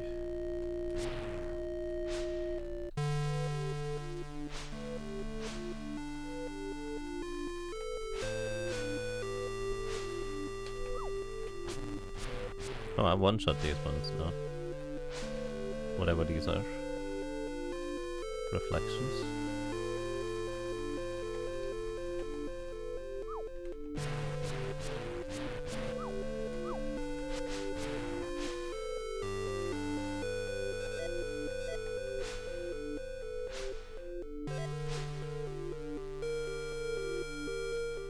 Wait, is there a path open that wasn't here before? No, this is still the same one.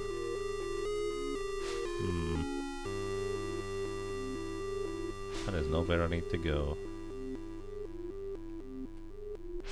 So I guess the only one way forward is this one? Wait, no, there is no way forward here. How do I get back down there? Was it through the metal? No. Do I need to do this one first?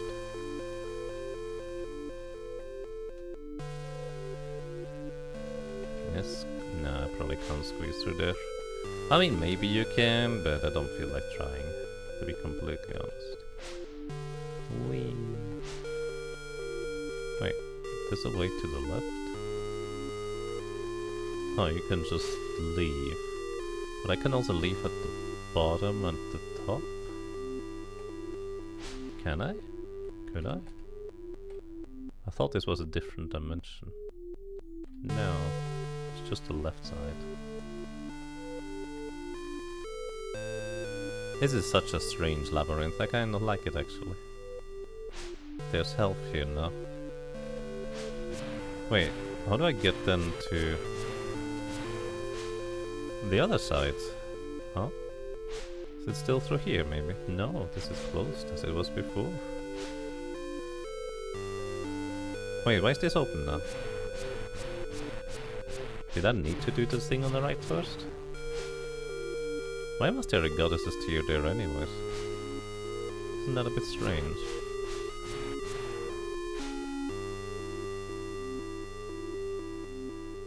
This whole shrine was a fun concept. But this is just gonna lead me back up to where I was earlier?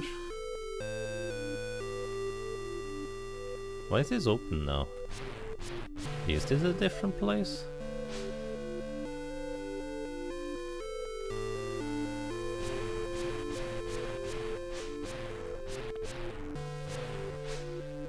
I can't go through here. I am so confused right now. Why can I not go through here anymore? Do I need to go through the exit?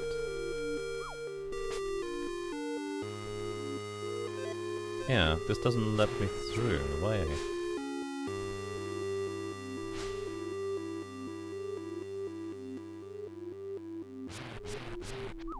Let's try the exit. I am so confused right now.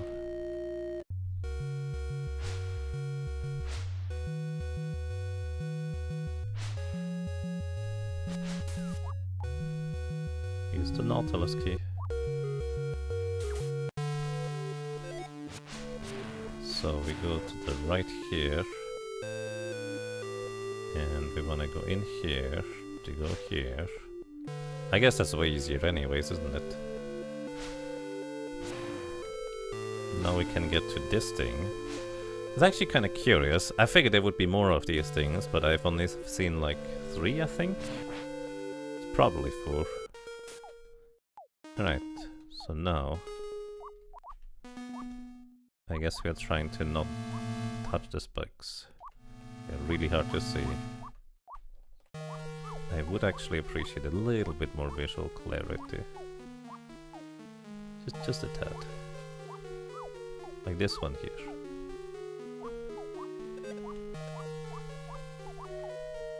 Whee! And just walk there. Well, what do we have in here? This looks like an arena. Oh. Hurrah! Why won't you open? Snicker? Nah, leave her alone. That's kinda mean.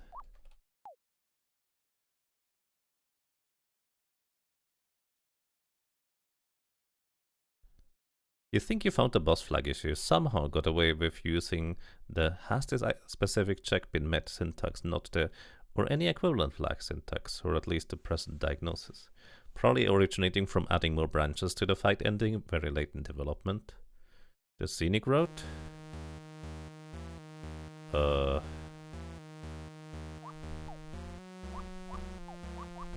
There's a bunch of these things here in the way. What do you mean, scenic road? I ate 2 keys up there. And there's 2 doors open. Now I'm kinda curious if I went through the back door by accident. Well, let's sneak here, I guess. Snicker. Huh. So much for the great sorceress. Can't even get through a single barrier. You. Even you. Even here. How much do I need to do to prove myself, huh? To you, to him, to anyone in this goddess-forsaken world. I worked my way up from acolyte to high priestess to archmage. But it can't be because I'm good. Oh no. It has to be because I'm my father's daughter. My father who spent all of his time trying to groom my incompetent brother to take his place, who actively withheld his greatest lore from me, even to his dying breath. But I found it on my own. Despite all of the burned records and the vows of silence, I learned spells that the goddess children have not practiced in nearly a century. Amazing, nobody says. Congratulations, I never hear. Instead, it's all, can she really be trusted? Is that magic safe for the girl at her age? And now, having given up ever being appreciated, having carved up my own soul consorting with Malphos, having become art sorceress, having gathered together all of the goddess's treasures, having braved spikes and shadows, and all manners of leftover horrors from Malphos' last resurgence, and standing at the final seal established by the greatest minds of my grandparents, generation to contain the greatest evil the world has ever known. Even here, I can't just get on with my suicide mission to destroy Malphos for a world who will neither know nor care about my role. Even here, it's, does she really have what it takes? Can she even get through a simple barrier? Enough. From now on, anyone who questions my power can go straight to hell. You may not be able to die, but being left alone in the dark, deep underground, too charred to move for the rest of eternity? If that isn't the definition of hell, then I guess I've been wrong about one thing in my life after all. Oh. Ooh.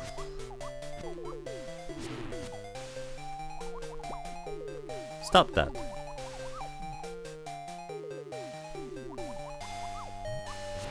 Damn spell backlash.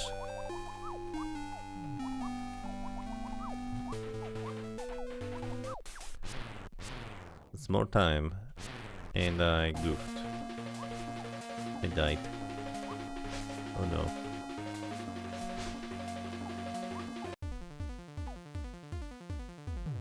Oh, that's peculiar. I guess we're gonna go to the other one. Wasn't there another one? Am I making that one up? Over in the tree?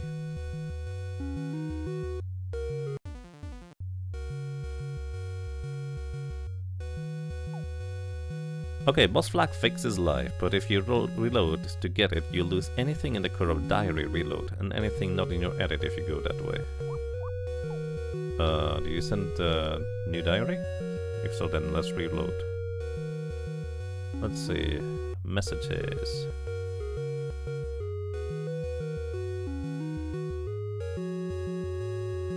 Fixed but won't have the Styx, Soul or Underdark keys.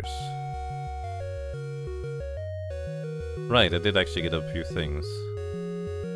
I mean, we can just get the Underdark keys again. And the stick so. Message. Open. Copy it over. Now let's reload. And basically we never defeated Gabe the friendly way. Control Shift R, was it? We never defeated Gabe the friendly way, if you will, but that's okay. Well, it's not really okay. It's not good at all.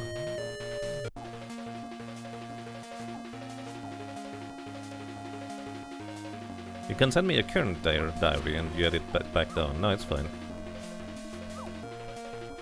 I'm just gonna briefly grab the things again. And I can go through the keys again. Ah, my dingus. I wonder when that stick soul became available. Like, it's probably faster for me to just redo that instead of worrying about editing. You pulled the 2 middle Gabe path results out and verified that they're on 3 trigger. Neat. Alrighty. So, now after offending Karen again, we're getting out of his sight.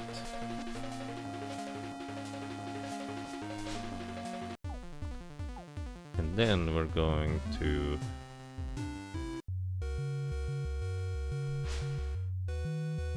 You still don't know how you perma-flashed your dark power. I'm using Chrome. I don't know what to tell you, to be completely honest. You can dash diagonally down, apparently. Kinda curious. I do not have answers. Right. Now we go through here and grab the keys again. Now that I also know what the door is for, or the keys are for, it's gonna be a bit easier to, well, hopefully not die along the way.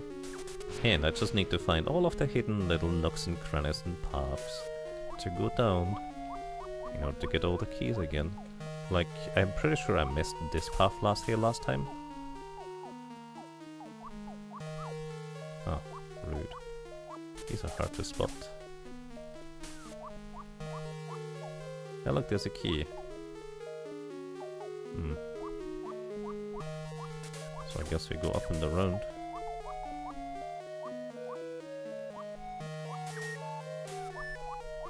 So this is very peculiar to me, because this feels like you could do this with less abilities. Which also means that you probably would do this with less abilities at some point. For a different path. Like, having literally infinite flight does make this rather trivial. But I don't know if I'm supposed to have infinite flight. I assume this is normal, but I don't really know.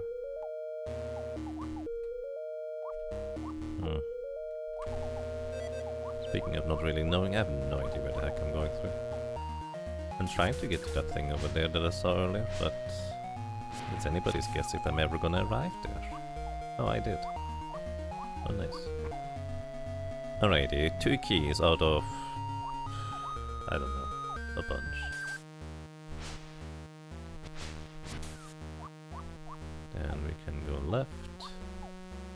And we can go through the middle path here, which is very hard to see. Well, can we go? Yeah, we can. Again, very hard to see. I feel like this is going to be, like, the end. Going through here. Did I want that? I don't know.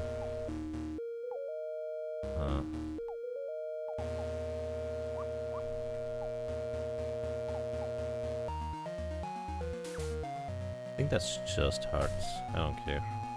Because I'm already full on health.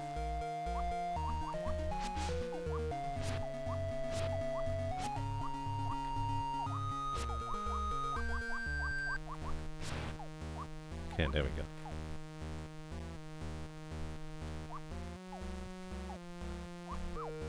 Now, there is a path through here. Where does it go? Who knows? There's another key above. Well, that's good to know. So maybe up here and then left somehow? Isn't this where I came down from earlier? This feels like a place yeah, this is where I came down from earlier. Which means it's probably from up here to the left. But I can't go up. Can I?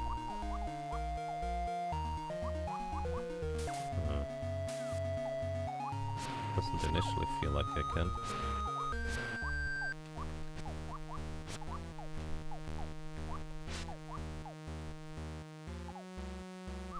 Ow.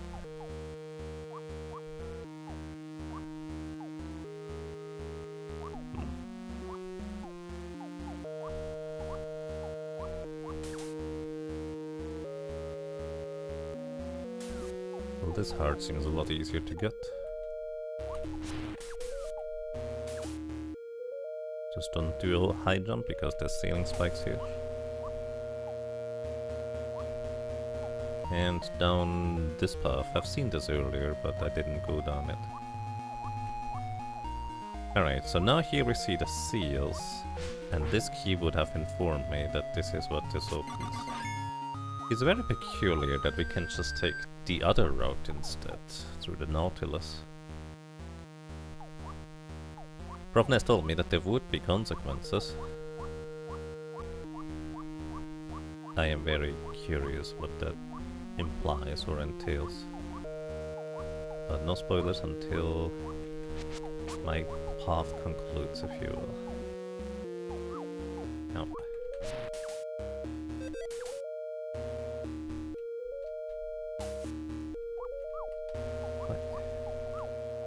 Well, that cost me more hearts than I regained. Maybe not. We can go through the right here. I don't know.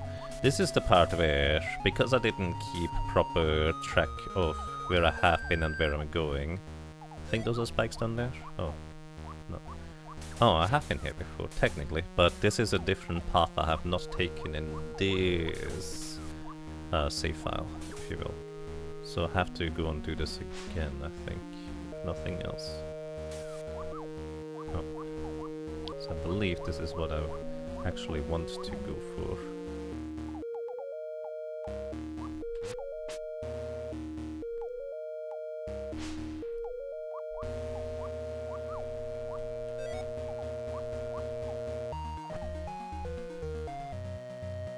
Alrighty, the key melts. Summer seal is released. 1 damage is fine. I figured I would probably land in the spikes if I were trying to avoid this guy too hard, so just take 1 damage, it's fine. Alrighty. Unfortunately, I'm also kind of forgetting how many more seals there are now. I think there were like 3 more? So maybe there's 2 more now? Maybe. There's also a path up here. Where is here? This feels familiar.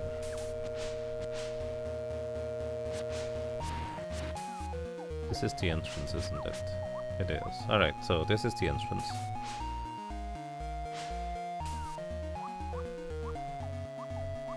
Let's try to go right hand side, which means we stick to the top path here.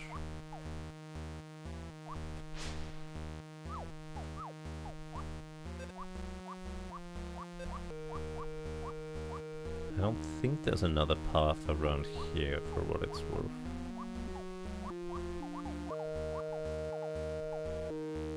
Aside from down, this is already where I have been before. I guess we're going back. Oh my goodness. Have I gone up here yet? Probably. Yes. Anyways, I'm gonna just stick to right hand side theory. This does also mean that I would be missing anything that is like in the middle, if you will. But once we have a full loop, we can worry about that afterwards. Oh, there's another one. Okay. How friendly. Come on. There we go. Then I go down.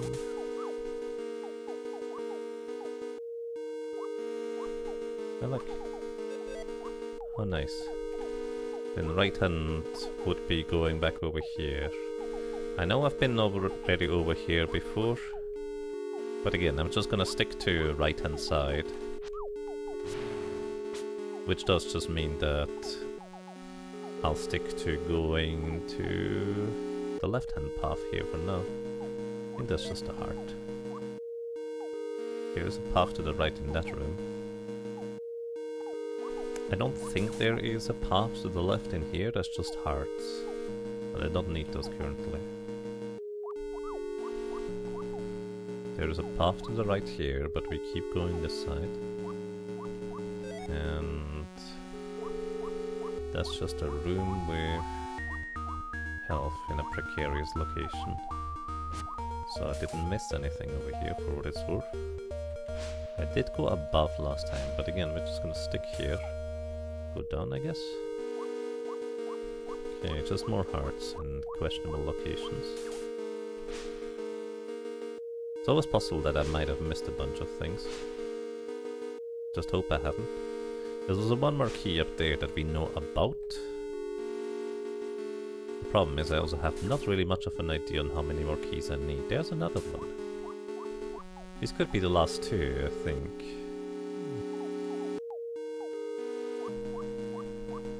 Don't need the hearts, I'm not going down there.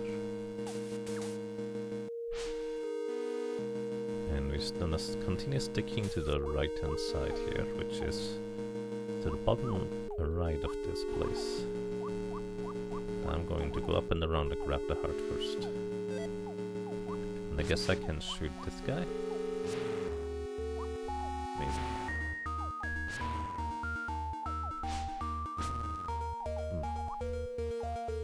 I do wonder whether the game keeps track of how many creatures I've killed.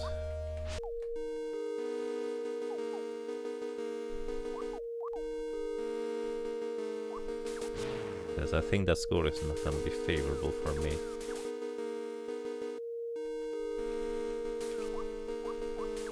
Although I guess it would also need to be indicated in the diary somehow. That was the case, because it would need to save that progress, right? So maybe I'm just thinking too much about things.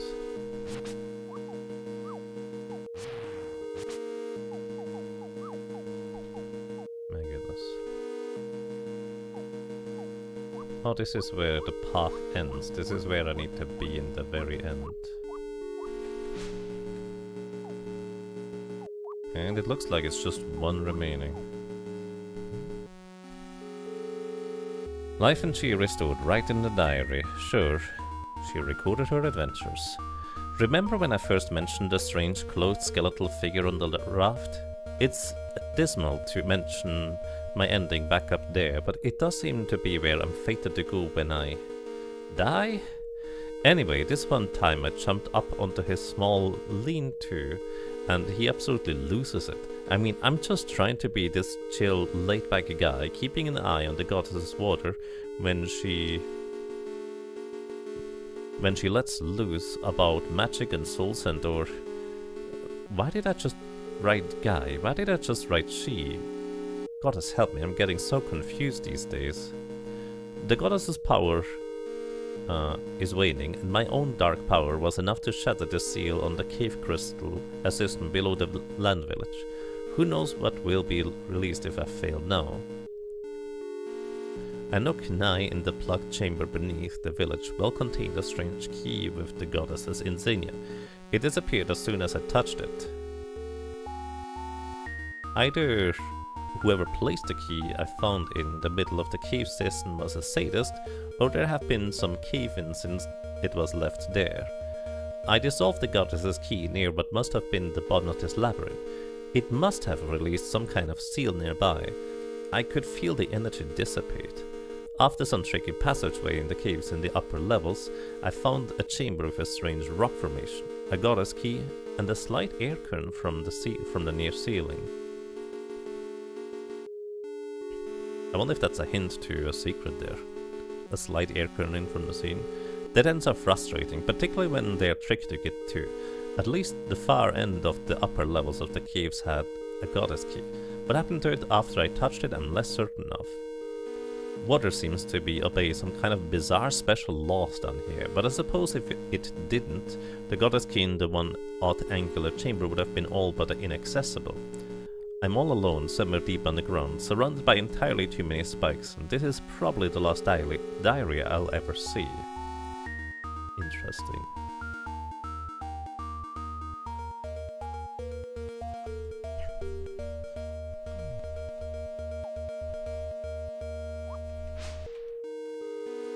What I will say is, there is a certain fascination for me to play these kinds of games that have clearly a lot of work, thought and sweat and tears put into them, if you will. And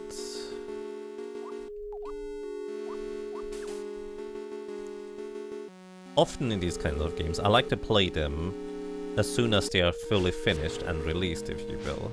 That way, to an extent, and that's just a personal thing for me, I can feel like I'm an explorer, exploring new waters that few people have seen, new places that might be wholly unfamiliar to a lot of people because, well, who has played these kinds of games as early as I usually pick them up. Normally, it's all about time, because when I played Lava Land 2, there was nobody that could spoil anything for me, because I was literally at the forefront of people exploring that game. Also, let me backtrack, because I need to remember where the key was. Right here. But yeah, I was at the forefront of people exploring that game at the time, so it is always kind of fascinating to me to play these games, and even if somebody wanted to try and spoil things, they probably would have no idea where to look, because there's probably not a guide out there. And this kind of gives me a similar feeling. Although I feel like more people should play this game, to be completely honest.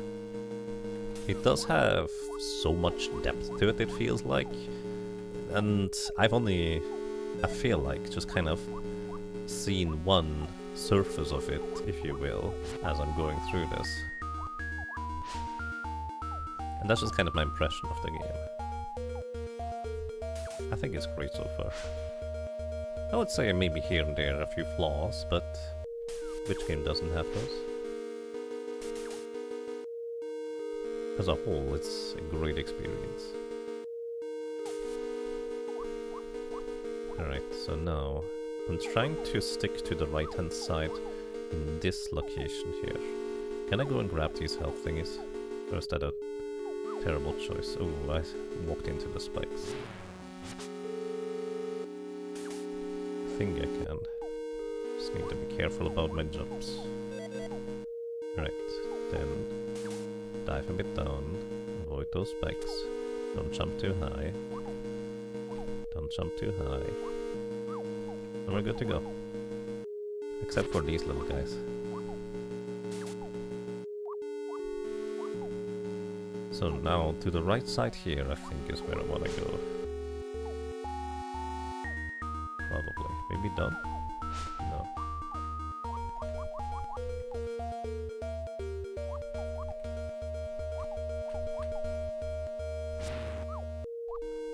Just directly. Down here feels like where I need to go.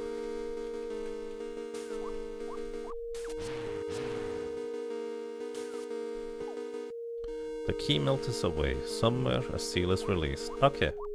I think that was all of them.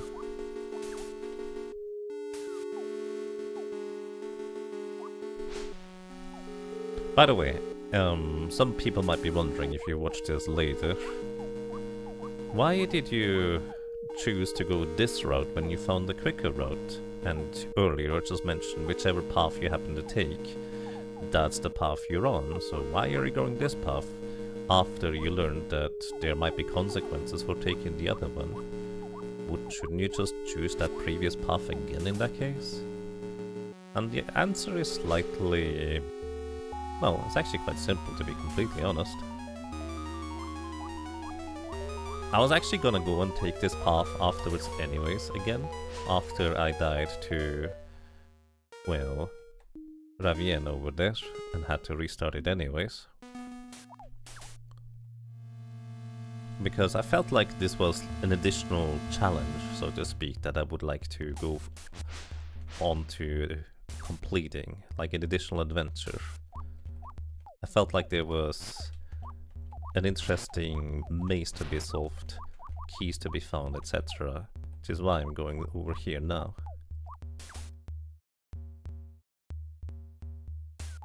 I just thought I kind of enjoy this weird type of challenge. So here I am, going for it. Alright, I think this is where I need to go. There's also a bunch of these. No, there aren't. Do they stay dead? Alrighty, I think... I mean, for all I know, the entire consequence of me doing this... these caves would be much easier to navigate if some passages weren't walled off with stone slabs, but I guess retrieving a key from a plugged well is easier than from a spike pit. I'm all alone. Okay, that's just other message again. So, I'm basically just thinking... maybe the consequence is that I don't get an easy save point to return from if I take the other path, which might be the only consequence. But I don't know. Anyways.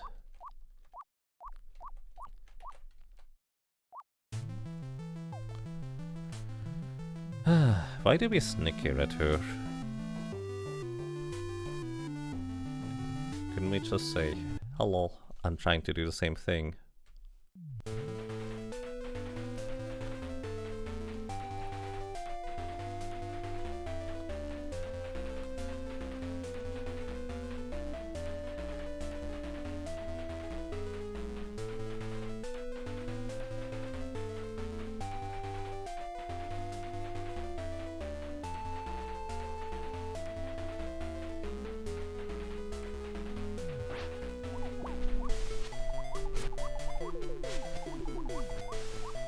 Stop that.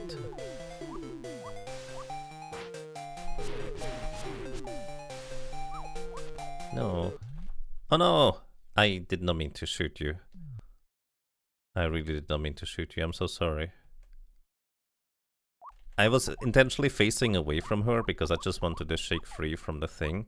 Because she seemed to get weaker every time I did things. ... Why? Just... goddess, why? Her soul is broken, but free.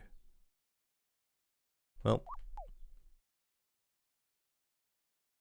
I'm not reloading a save yet.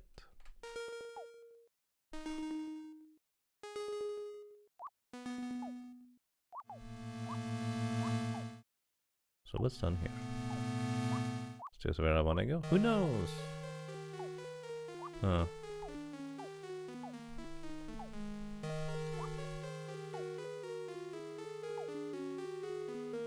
Let me see. This smells like a... I don't know about you, but this smells like a traditional... escape the exploding basement setup.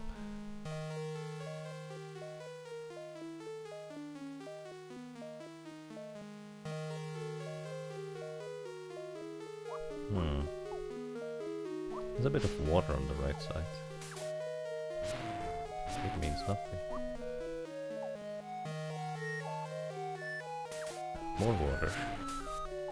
I guess the implication is that there used to be more water down here, but it all dissipated. You were thinking the same thing.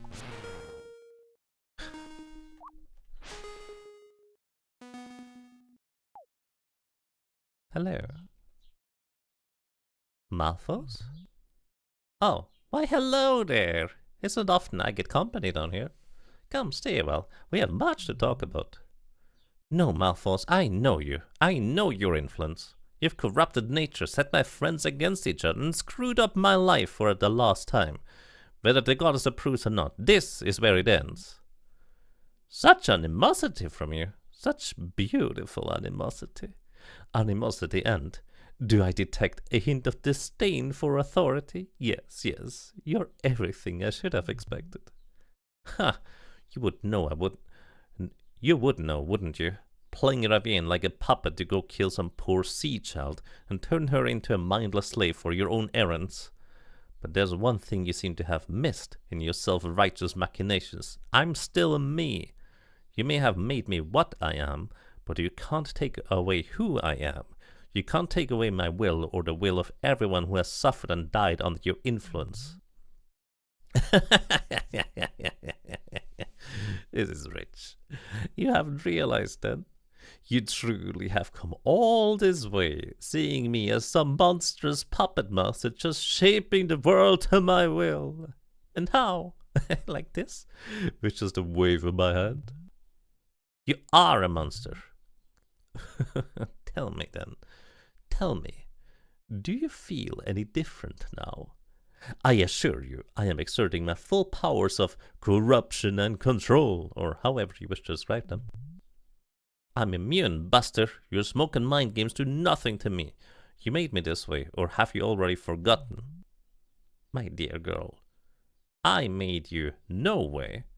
I'm sure you've already heard, even your people's crude children's story accurately mark me as utterly incapable of creation.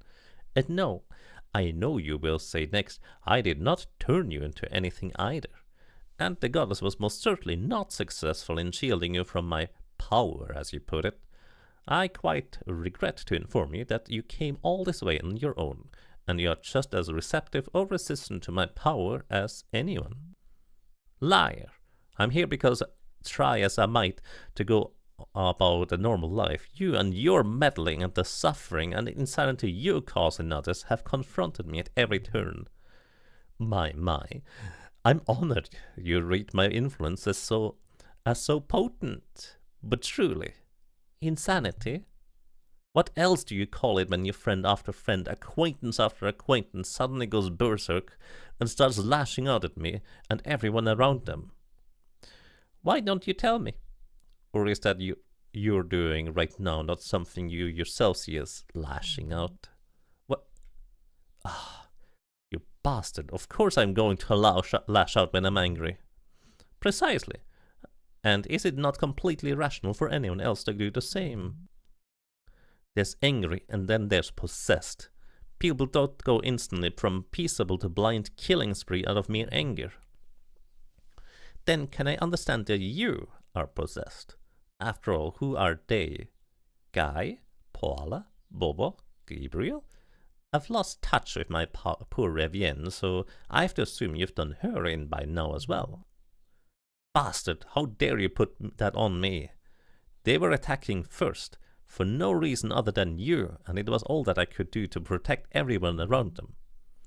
No reason other than me? Huh. No. That doesn't sound right at all. I can hardly remember every grievance of every one of the goddess's children, but some few stand out. Guy was deeply attracted to you. Well, and apart from being more generous with his time and accommodations than any amnesiac vagabond such as yourself had any right to expect, when a crisis erupted he began getting anxious. He chose you to go do one simple thing for him, and in his mind you bailed. You went to go to the shrine and stayed there for your own safety. He was angry and hurt, and then you killed him. Paula had spent many years haunting the Nautilus, lost and alone, until she met Grace and experienced the energetic friendship every child deserves. A big scary earthquake happens, and suddenly Grace stops visiting. She's alone again, and afraid. And then Grace shows up with you, her dear near inseparable friend, only interested in Paula for her possessions. She was angry and hurt. That at age 7. Then kicked out of her social circle and beat up by the popular older girl. Wasn't that a bit harsh of you? Bobo led a carefree and simple life until Ravien's regrettable intervention. Ravien arrived, wanted something of his, played him for a fool and wrecked his village in ways he was powerless to stop. And then, only hours later, you arrived.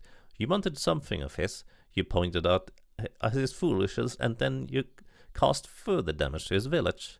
A leader who can't help himself, let alone his subjects. He was frustrated and ashamed, angry and hurt. And then, of course, you came back off him in front of his peers. Gabe spent his whole life studying the goddess, trying to be an ideal and trustworthy acolyte. He even took great personal risk to assist you in your time of need. But who does his dear goddess choose as a hero in crisis? Who does she empower with unprecedented trust? An outsider, sustained by the energy of the most abhorrent entity he knows, who has already used the goddess's power to commit 2 murders. Such unfairness. But truly, by then, why should you have stopped that too? He knew that he was getting what he was getting himself into. And Ravi, such a pathetic bundle of neurosis, that woman. I don't even know where to begin. If you ever find yourself in the Sky Shrine, you simply must read her diary. Of all the souls I have associated with, she needed the least encouragement to manifest her frustration. At least she did properly try to kill you while I wasn't even looking, before you returned the favor. So, do you not see? If I am guilty of anything, it is merely of offering those who are suffering the clarity to focus on their own injustices, the permission and strength to find retribution as they already see fit, enlightenment and empowerment. Are those truly criminal to offer? Great goddess, you make me sick. And you are no different. I merely offer you clarity, as I have all along, to understand and focus on your predicament. I merely grant you the power and opportunity to take such action as you already see fit. Your modus operandi is attacking what you perceive as evil. But if this is evil, then, given your present attitude, I see no course of action by which you don't voluntarily further that which you rally so hard against. Unless that is, you wish to turn back now, to take the self-righteously noble approach of not giving in to your anger, to merely turn coward and seek alternative solutions, as your people so love to phrase them, or perhaps to allow your murder of your friends to be avenged by your own destruction, in a martyrdom nobody will ever know about. The choice is yours. How will the fate of the world, as you see it, be decided? You can fight, kill me now, or there's another way. Well, let's just fight him. I don't care, you disgust me. Goddess help me, your reign of deceit ends now. Yes, come and experience the catharsis of righteous vitriol, before I grant you the peace of your own unmaking.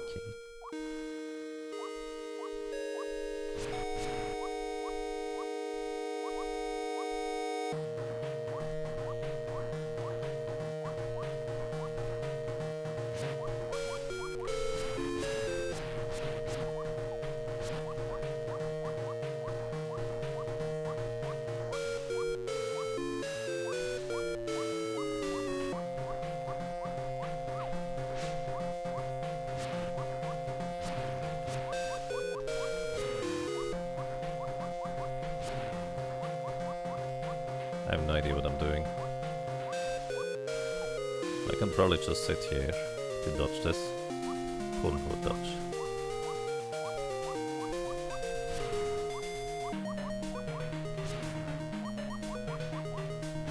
He does switch directions depending on from where I attack from. Oh, that's faster.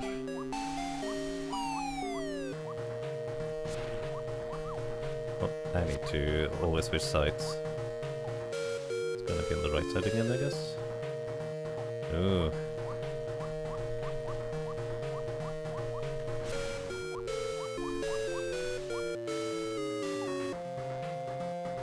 I came in here with, I think, 2 health missing, but maybe it'll be fine. Maybe it won't, who knows?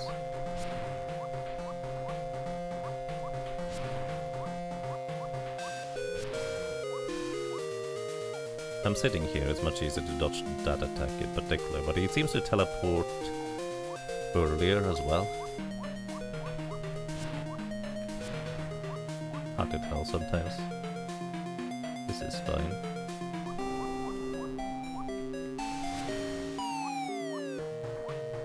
Back down.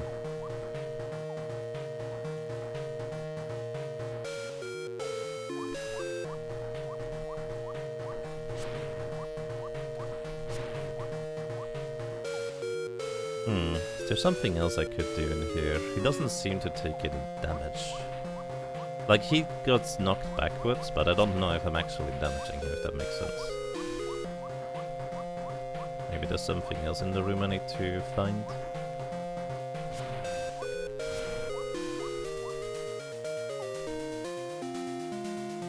Let's try to go to the right this time.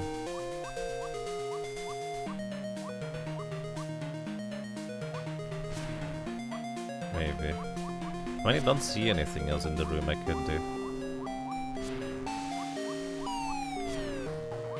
Gonna be on the other side again. There's no way I could. Well, I mean, if I dash to the left, maybe I could make it over there in time.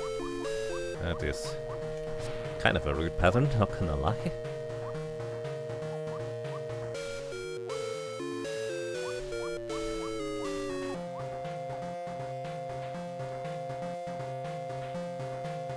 Pretty sure he speeds up right now.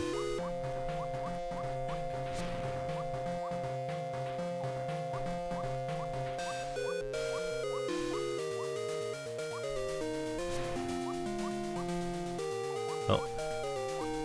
He's shooting out things in a circle and then spikes around him. Do I need to grab these things?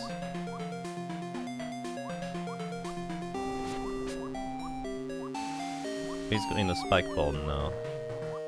How unpleasant.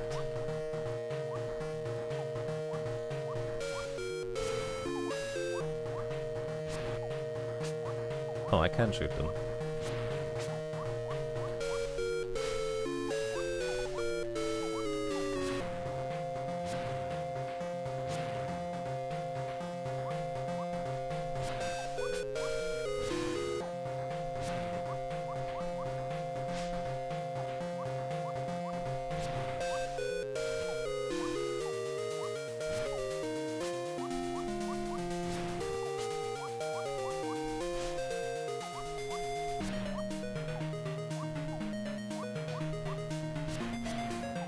Spikes flying in from the sides here. I don't know if I'm dealing damage. Oh, that was a tiny spike there. I didn't even see that one flying until it was past me. I almost fell for that one too. They're really hard to see.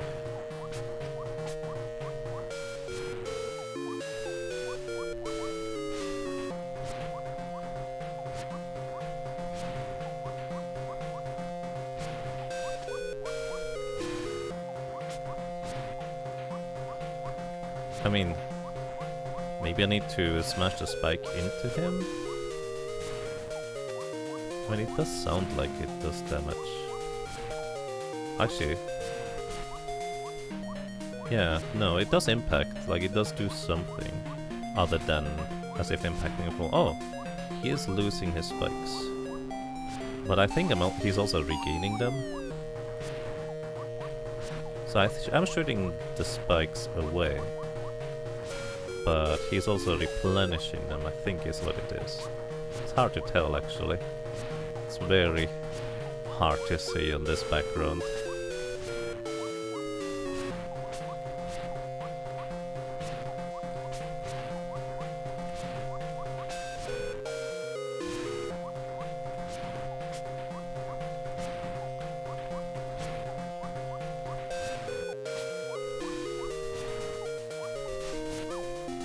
Oh, that was unnecessary. I think 2 damage, was it?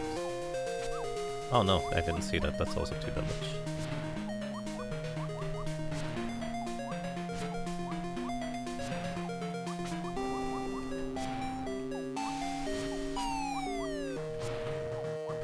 I need to shoot where he's going to be. It's basically on a circular trajectory, unless he bumps into something.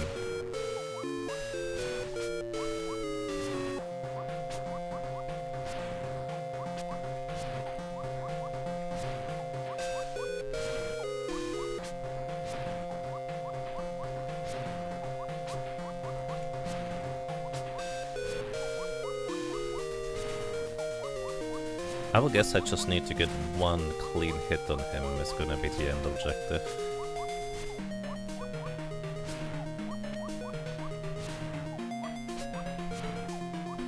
I'm actually not really looking at him anymore exactly, I'm just trying to spot any errant spikes flying through me that I need to dodge.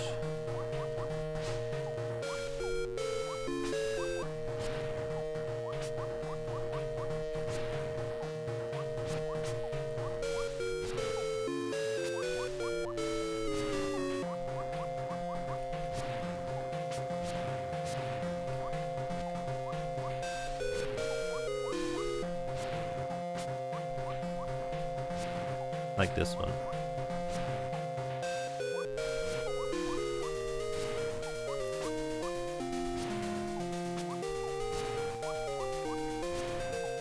Definitely removing his spikes.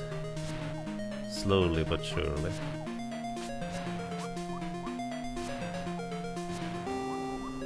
This doesn't make me feel like I'm kinda missing something where I could do this better in some capacity.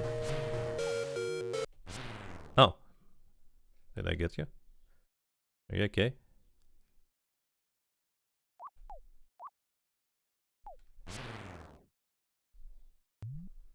How could you?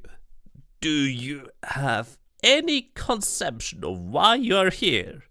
By whose power? On whose authority? Who is giving you the right to live, to resist, to fight?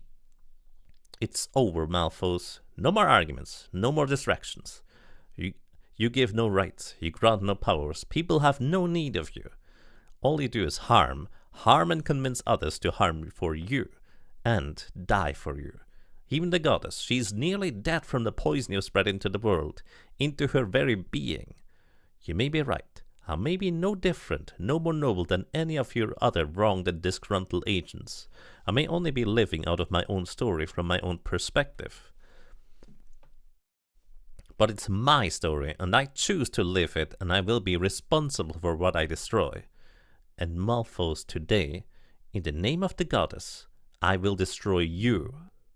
Ha! Destroy! In the name of the goddess? Then she will do to you everything she did to me. This is rich, to be beaten by one. But if she is in earnest and already nearly dead, if the world has no need of true gods or true power, then it shall have none. Goddess, if you would have me dead to ease your suffering, then I shall return the favor. Die, goddess! Die, goddess, die! Somebody just threw out the scepter over there. My oh my. Rather poor choice of exits, wouldn't you say, Malphos? Does nobody study their history anymore? Since I assume you're still hopping around here, somewhere in incorporeal shock and perplexity, a little refresher. See, the goddess created you as her peer, but she still created you. For all your fuming, you were still part of her. And she felt everything you felt. Sad, miserable, angry little man that you were. She couldn't help it, but neither could she help you. Because you, see, you were your own trap. She would not presume to tell others what to think, even you. But your narrative, the one you created for yourself and those who listened, your narrative fed itself and had no way out except destruction. And so people pursued destruction, ever greater and more efficient. Destruction all the way up to the spell to sever the goddess. And they used it on her, parts of her. They used it on each other, and they used it on your agents, and for many, sadly, it was the only release they could hope for. It was the only means of release of your gargle and its suffering, short of ending your own life. And yet even so, the goddess refused to end you. And so the people ended your gargoyle, and their own hero. Their hero who fought with a spear which could absorb and reconstitute any magic used against it. And so, karma, eh? Your spell might ripen. Now you have what you always wanted, an existence independent of the goddess. Of course, that means your access to her body, her world, is by invitation only, and you are no longer connected to the thoughts of all sentient life through her. But I'm sure you won't be missed much. Now, bob along wherever you wish. If you see the Rathman or the Grey One, do pass on my apologies for being late to their tea party. Goddess knows I was early to the last one. I am so confused right now. Now, Melly dear, where are you, I wonder? Of course. Caris! Yes, the true final boss has 1 HP. Yes, I heard the blast. Sorry, it took me so long. Are you alright? Goddess, is that? Just a body, don't worry. It is just a body, right? Yes, it is, but how? Don't tell me you actually used... How did you even... Goddess, help me. Kids these days, does nobody study? Come on now, Chris. Who am I? You've seen. Do you really think I need a bracelet after all these years? Alright, I get it. Old heroes never die. They just come back and go crotchety like everyone else. But then, why the shouting? Well, if he is severed, then Melly... Oh, Goddess, you're probably right. And so I'm going to need that artist's eye of yours. Hopefully she's still coherent, even if she isn't bound anymore. And... Oh, alright, you can also give me a hand down into the gaping hellmaw that has opened under the front step. I'm not as young as I used to be.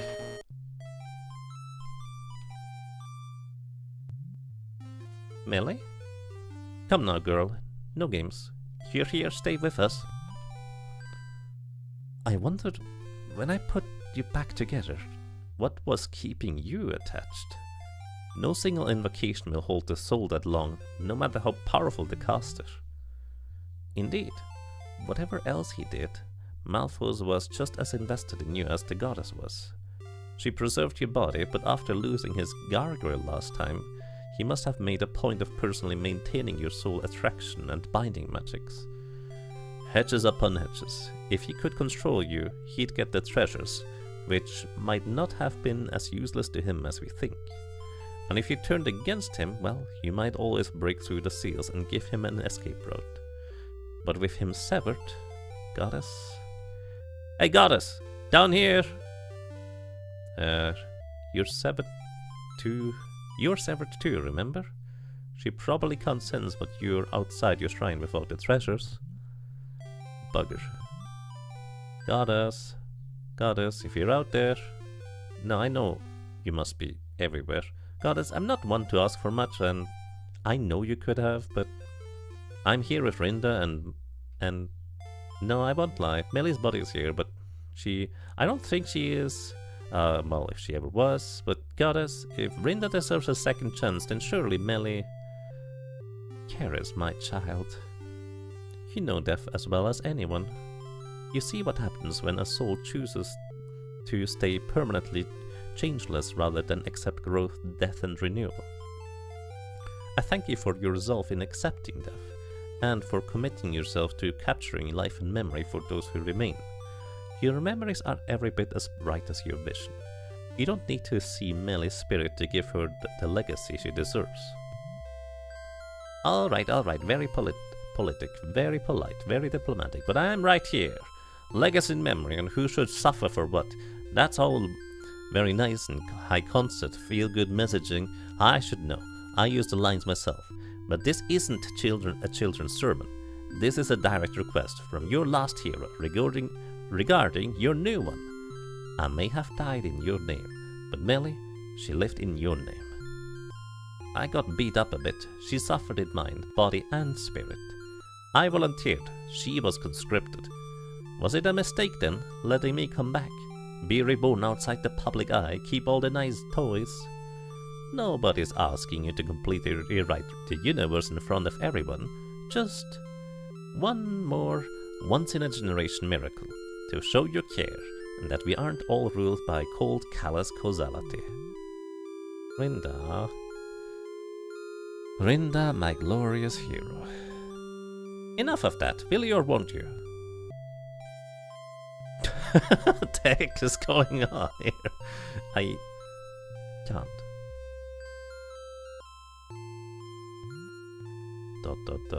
Come again. If it were merely a case of severing as was yours, I would gladly welcome her back. Fashioning new bodies to house willing souls is what I have done for eons. But Melly was not a single soul. All of us, I believe, know this. Melly, as she most recently existed, was an amalgam of many individuals, multiple souls collected into one identity. Some of those individuals remain with me, others are cut off, but all are now free of the trap of Malphos's making, and I would not imprison them again. And Melly's original soul, the one originally joined to this body, is duly severed from me. In short, it is beyond my power to call back her original soul, and even were I to replicate it anew, it is beyond my knowledge to adequately incorporate into such a fresh soul all the influences of the others she encountered and absorbed in her journey. And neither do I believe you would wish me to impose upon yet another fresh and innocent soul all the weight and ramifications of what we have collectively wrought to this point. Melly and her story were one of a kind, and I pray they remain so. And for that, even I can but mourn her passing. And so, Melly's story ended. Adventures had, worlds braved, powers gained, friends made and lost. She, a stray mortal, had saved no less than the goddess and would be remembered for generations to come. And yet, who was it who had even existed to do these things? Was Melly ever anything more than the sum of those who wished to believe in her, or any of us? Melly's story ended, not with a tearful reunion or parades, medals, high honors or the like, but on a cold slab of stone in the middle of the bay. One more mute testament to the cost of human avarice. Only her story lives on, and who can say that it hasn't grown in telling? Can it truly be believed that any ordinary mortal subject to such circumstances and abuse would have come far or triumphed significantly over the evil which was such legitimate threat? Perhaps the value in the story is in how far for being passed on it inspires others with glimmer of hope that such things might be possible, or conversely, that not all good endings are happy endings, and that's okay. Nothing more was ever heard of Ravienne. Her story ended as fairly as she could have hoped, a misguided and exacting mistress consumed by mastery of her art, but whose contribution was no less critical to the fall of Malphos.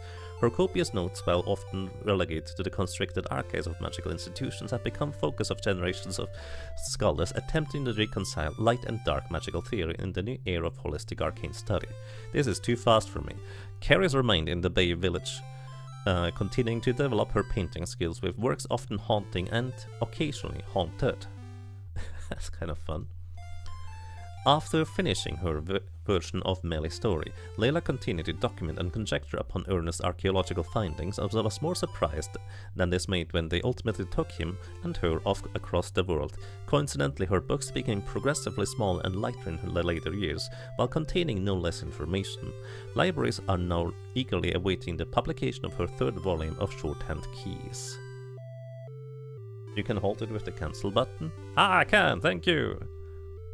I can also speed it up. I don't dare to usually press buttons during the credits because sometimes it just skips them entirely. Fred and Ned ultimately graduated out of perpetual bachelorhood and settled down into less physically demanding civil service jobs where their long-honed skill sets were even more highly valued. Vince was succeeded as a Seachild village mayor by his long-absent grown son. Nobody much noticed the change in leadership, or if they did, they went on ignoring it anyway. Yeah, maybe like a little Note in the corner that you can speed it up or slow it down with those buttons. Melody took over administration of all 3 shrines in the Bay Area from her room, conveniently equidistant between them, often assisted by an ingeniously valved flask of wine gifted her by one passing sailor or another. Despite never truly outgrowing her incessant curiosity and fearlessness, Grace concluded her childhood with relatively few disfiguring reminders of ultimately ill-advised decisions. While the appellation of keeper may be premature, she has taken up regular service of the Nautilus. She briefly explored giving Ghost tours of its ever-changing passages, but it turned out the Ghost had mostly heard all the stories already, and very few of them could pay for the ticket to begin with. What? Rinda remained a fixture in the village shrine until her death. Her will clearly specified the epitaph, "Twice was enough," although nobody ventured any guess what that meant. Well, we learned it in the end. With news of Malphos's fall, the cloud of superstition over the town of the Landchildren lifted somewhat. More ship traffic made the town more lively, and after one particularly profitable evening, Brill got up to the courage to petition Gar for a family of their own. Both proud parents now hope twins Joe and Eta will someday take over the family business, and ideally the family humor.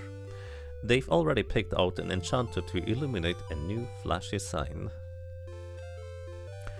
Lolo took over as chief of the monkeys, but feels he might be getting boxed in. Coco did ultimately develop a sweet tooth. Mama is just peachy. Yo-yo's up and down and just spends most of his time hanging out when he's not too wound up. Toto misses the rains back in Kansas. Nobody has seen Dodo in years. Who's Dodo? Leaf continues to make like a tree, but the monkeys are starting to grow on him. He wonders if he isn't starting to get a bit sappy. Leaf is the creature that was made out of trees and leaves to begin with. So sappy, huh? Yorick, it was discovered, willed his body to theater. The new forest shrine keeper, Lenore, seems a promising replacement. Who was Yorick? I don't remember most of these. I feel like this is why we need to do another playthrough anyways. Zeke lived to the ripe old age of ain't as if I've been counting lately, but damned if a doctor any younger me is gonna convince me to lay off the frog's pork crisp and dark chili chocolate cream pie. Now pass me the coffee, will ya? yeah. But that he passed away happily in his sleep was only half surprising. It remains unclear whether Zeke put the fear of goddess into the new young keepers of the sky and mountain shrines before his passing, or whether he has not actually ceased doing so to this day. Time passed. The world turned. With the cycle restored, the goddess gradually regained her power, and yet, the words with which Malphos had poisoned the people's hearts and the goddess were not easily erased. To erase from them, from her children, would be to remove their free will, to impose upon them a uniformity which it would be in their nature to again rebel. To erase them from herself was impossible, so long as she would not serve the needs of all her children impartially. But, for the first time in a great many generations, she had hope. She had seen her children face the evil among themselves and confront it. She had seen them overcome their fear of the power she herself had feared to inflict upon them, and in doing so, she came to a peace within herself, as her whole self that she had not felt since before the creation of Malphos. And her peace was the world's peace. Ooh. All game content, copyright by Sean Kelly, also known as Prof. Ness.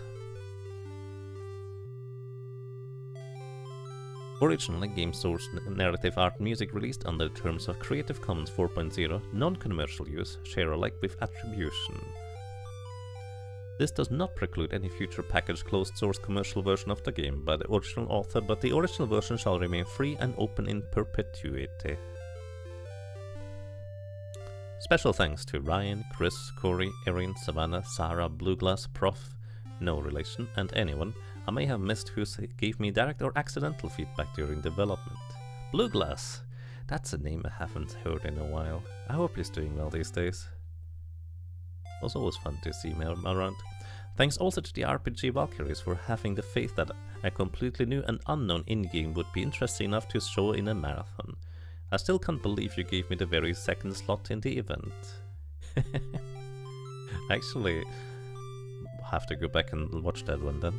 And since it's sometimes hard to believe anyone will, as boilerplate as it sounds, thank you for playing. GG. That was way back, playtester 0 at GDQ 2014.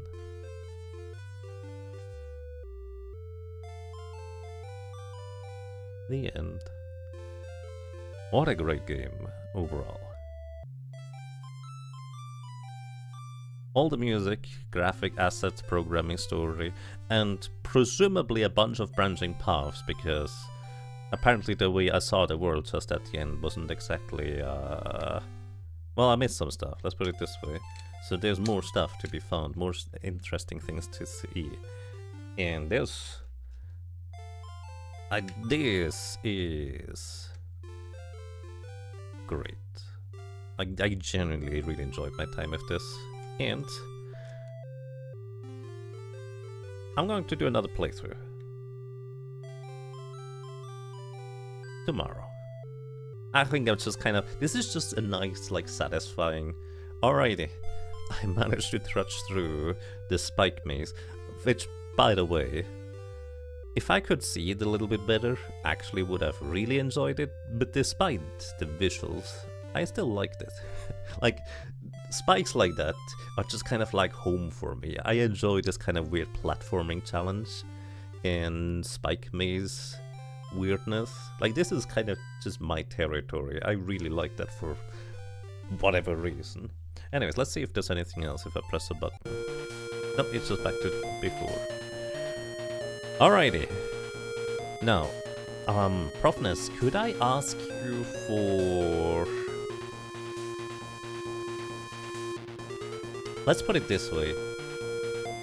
Key points in the story where I need to find something more that I could permanently miss. Like, I don't, like, basically I'm not entirely sure on what other path or paths, more plural, would be aside from, like, if I try to cooperate with Ravien, maybe stuff happens differently. I also noticed that I think we can defeat Ravien without killing her directly, or indirectly I guess, kind of like the other guy and stuff like that. So basically, if I had like a way to know that I'm not just repeating what I did here in this playthrough, that would be interesting to me. Getting through without help pretty much confirms that the bones of the game are ready. Just need to be sure the real-time patches get to you to the end, or the structurally correct ones. That makes sense. Basically, those were just quick fixes, but they might be permanent fixes if they don't cause any other problems. It makes sense. Basically, anyways, in the end, I kind of need to figure out as to where, like, secondary story paths are. That's kind of where I'm actually, I guess, I'm old school partially for certain games where I like the kind of difficulty it presents overall, but at the same time, if I don't know what I need to work towards, like maybe it's just as a general concept in order to find out what the other path or paths plural was, I would like to have like guidance to know in which direction I need to go, if that makes sense. Like technically I could just play through the entire thing again and try and see if I can maybe figure out different ways of defeating the various characters, not picking up their hearts, because I feel like that kind of prevented the goddess from reviving Melly in the end. Maybe? I don't know, that's just kind of my initial thought. Like, don't pick up the hearts, try to cooperate with Ravien, defeat, or try to defeat all of the mandatory encounters without killing them directly at least. Maybe we can do an alternative ways where they bonk their heads instead of me throwing boulders at the first guy and stuff. Anyways, those are the things I can think of. The manual alludes to all of these. Excellent. I figured, actually, because I did read the manual today, and I will take notes. Alrighty. So the plot unrelated secret content aside, explore the world. The key branches are Max, Min, or other life at the end. Max Chi at the end. Ravi, Gabe, and arguably Melly have hidden compassion mechanic, and you don't get these certain options unless you treat them certain ways to make certain discoveries. Sweet, alright, thank you. Alright everybody, once again, if you'd like to explore the world, maybe without the dingus Yagamoth just stumbling into silly things he probably shouldn't stumble into, you can just play this game right now if you'd like to. And even if you have watched this playthrough right now, as you can tell, there's still more to be discovered. Whatever that means. We'll find out, hopefully. Okay, that's it from me for today. Thank you so much for watching. Thank you so much for listening and for lurking. Have a good time, and I wish you a good night. Bye bye.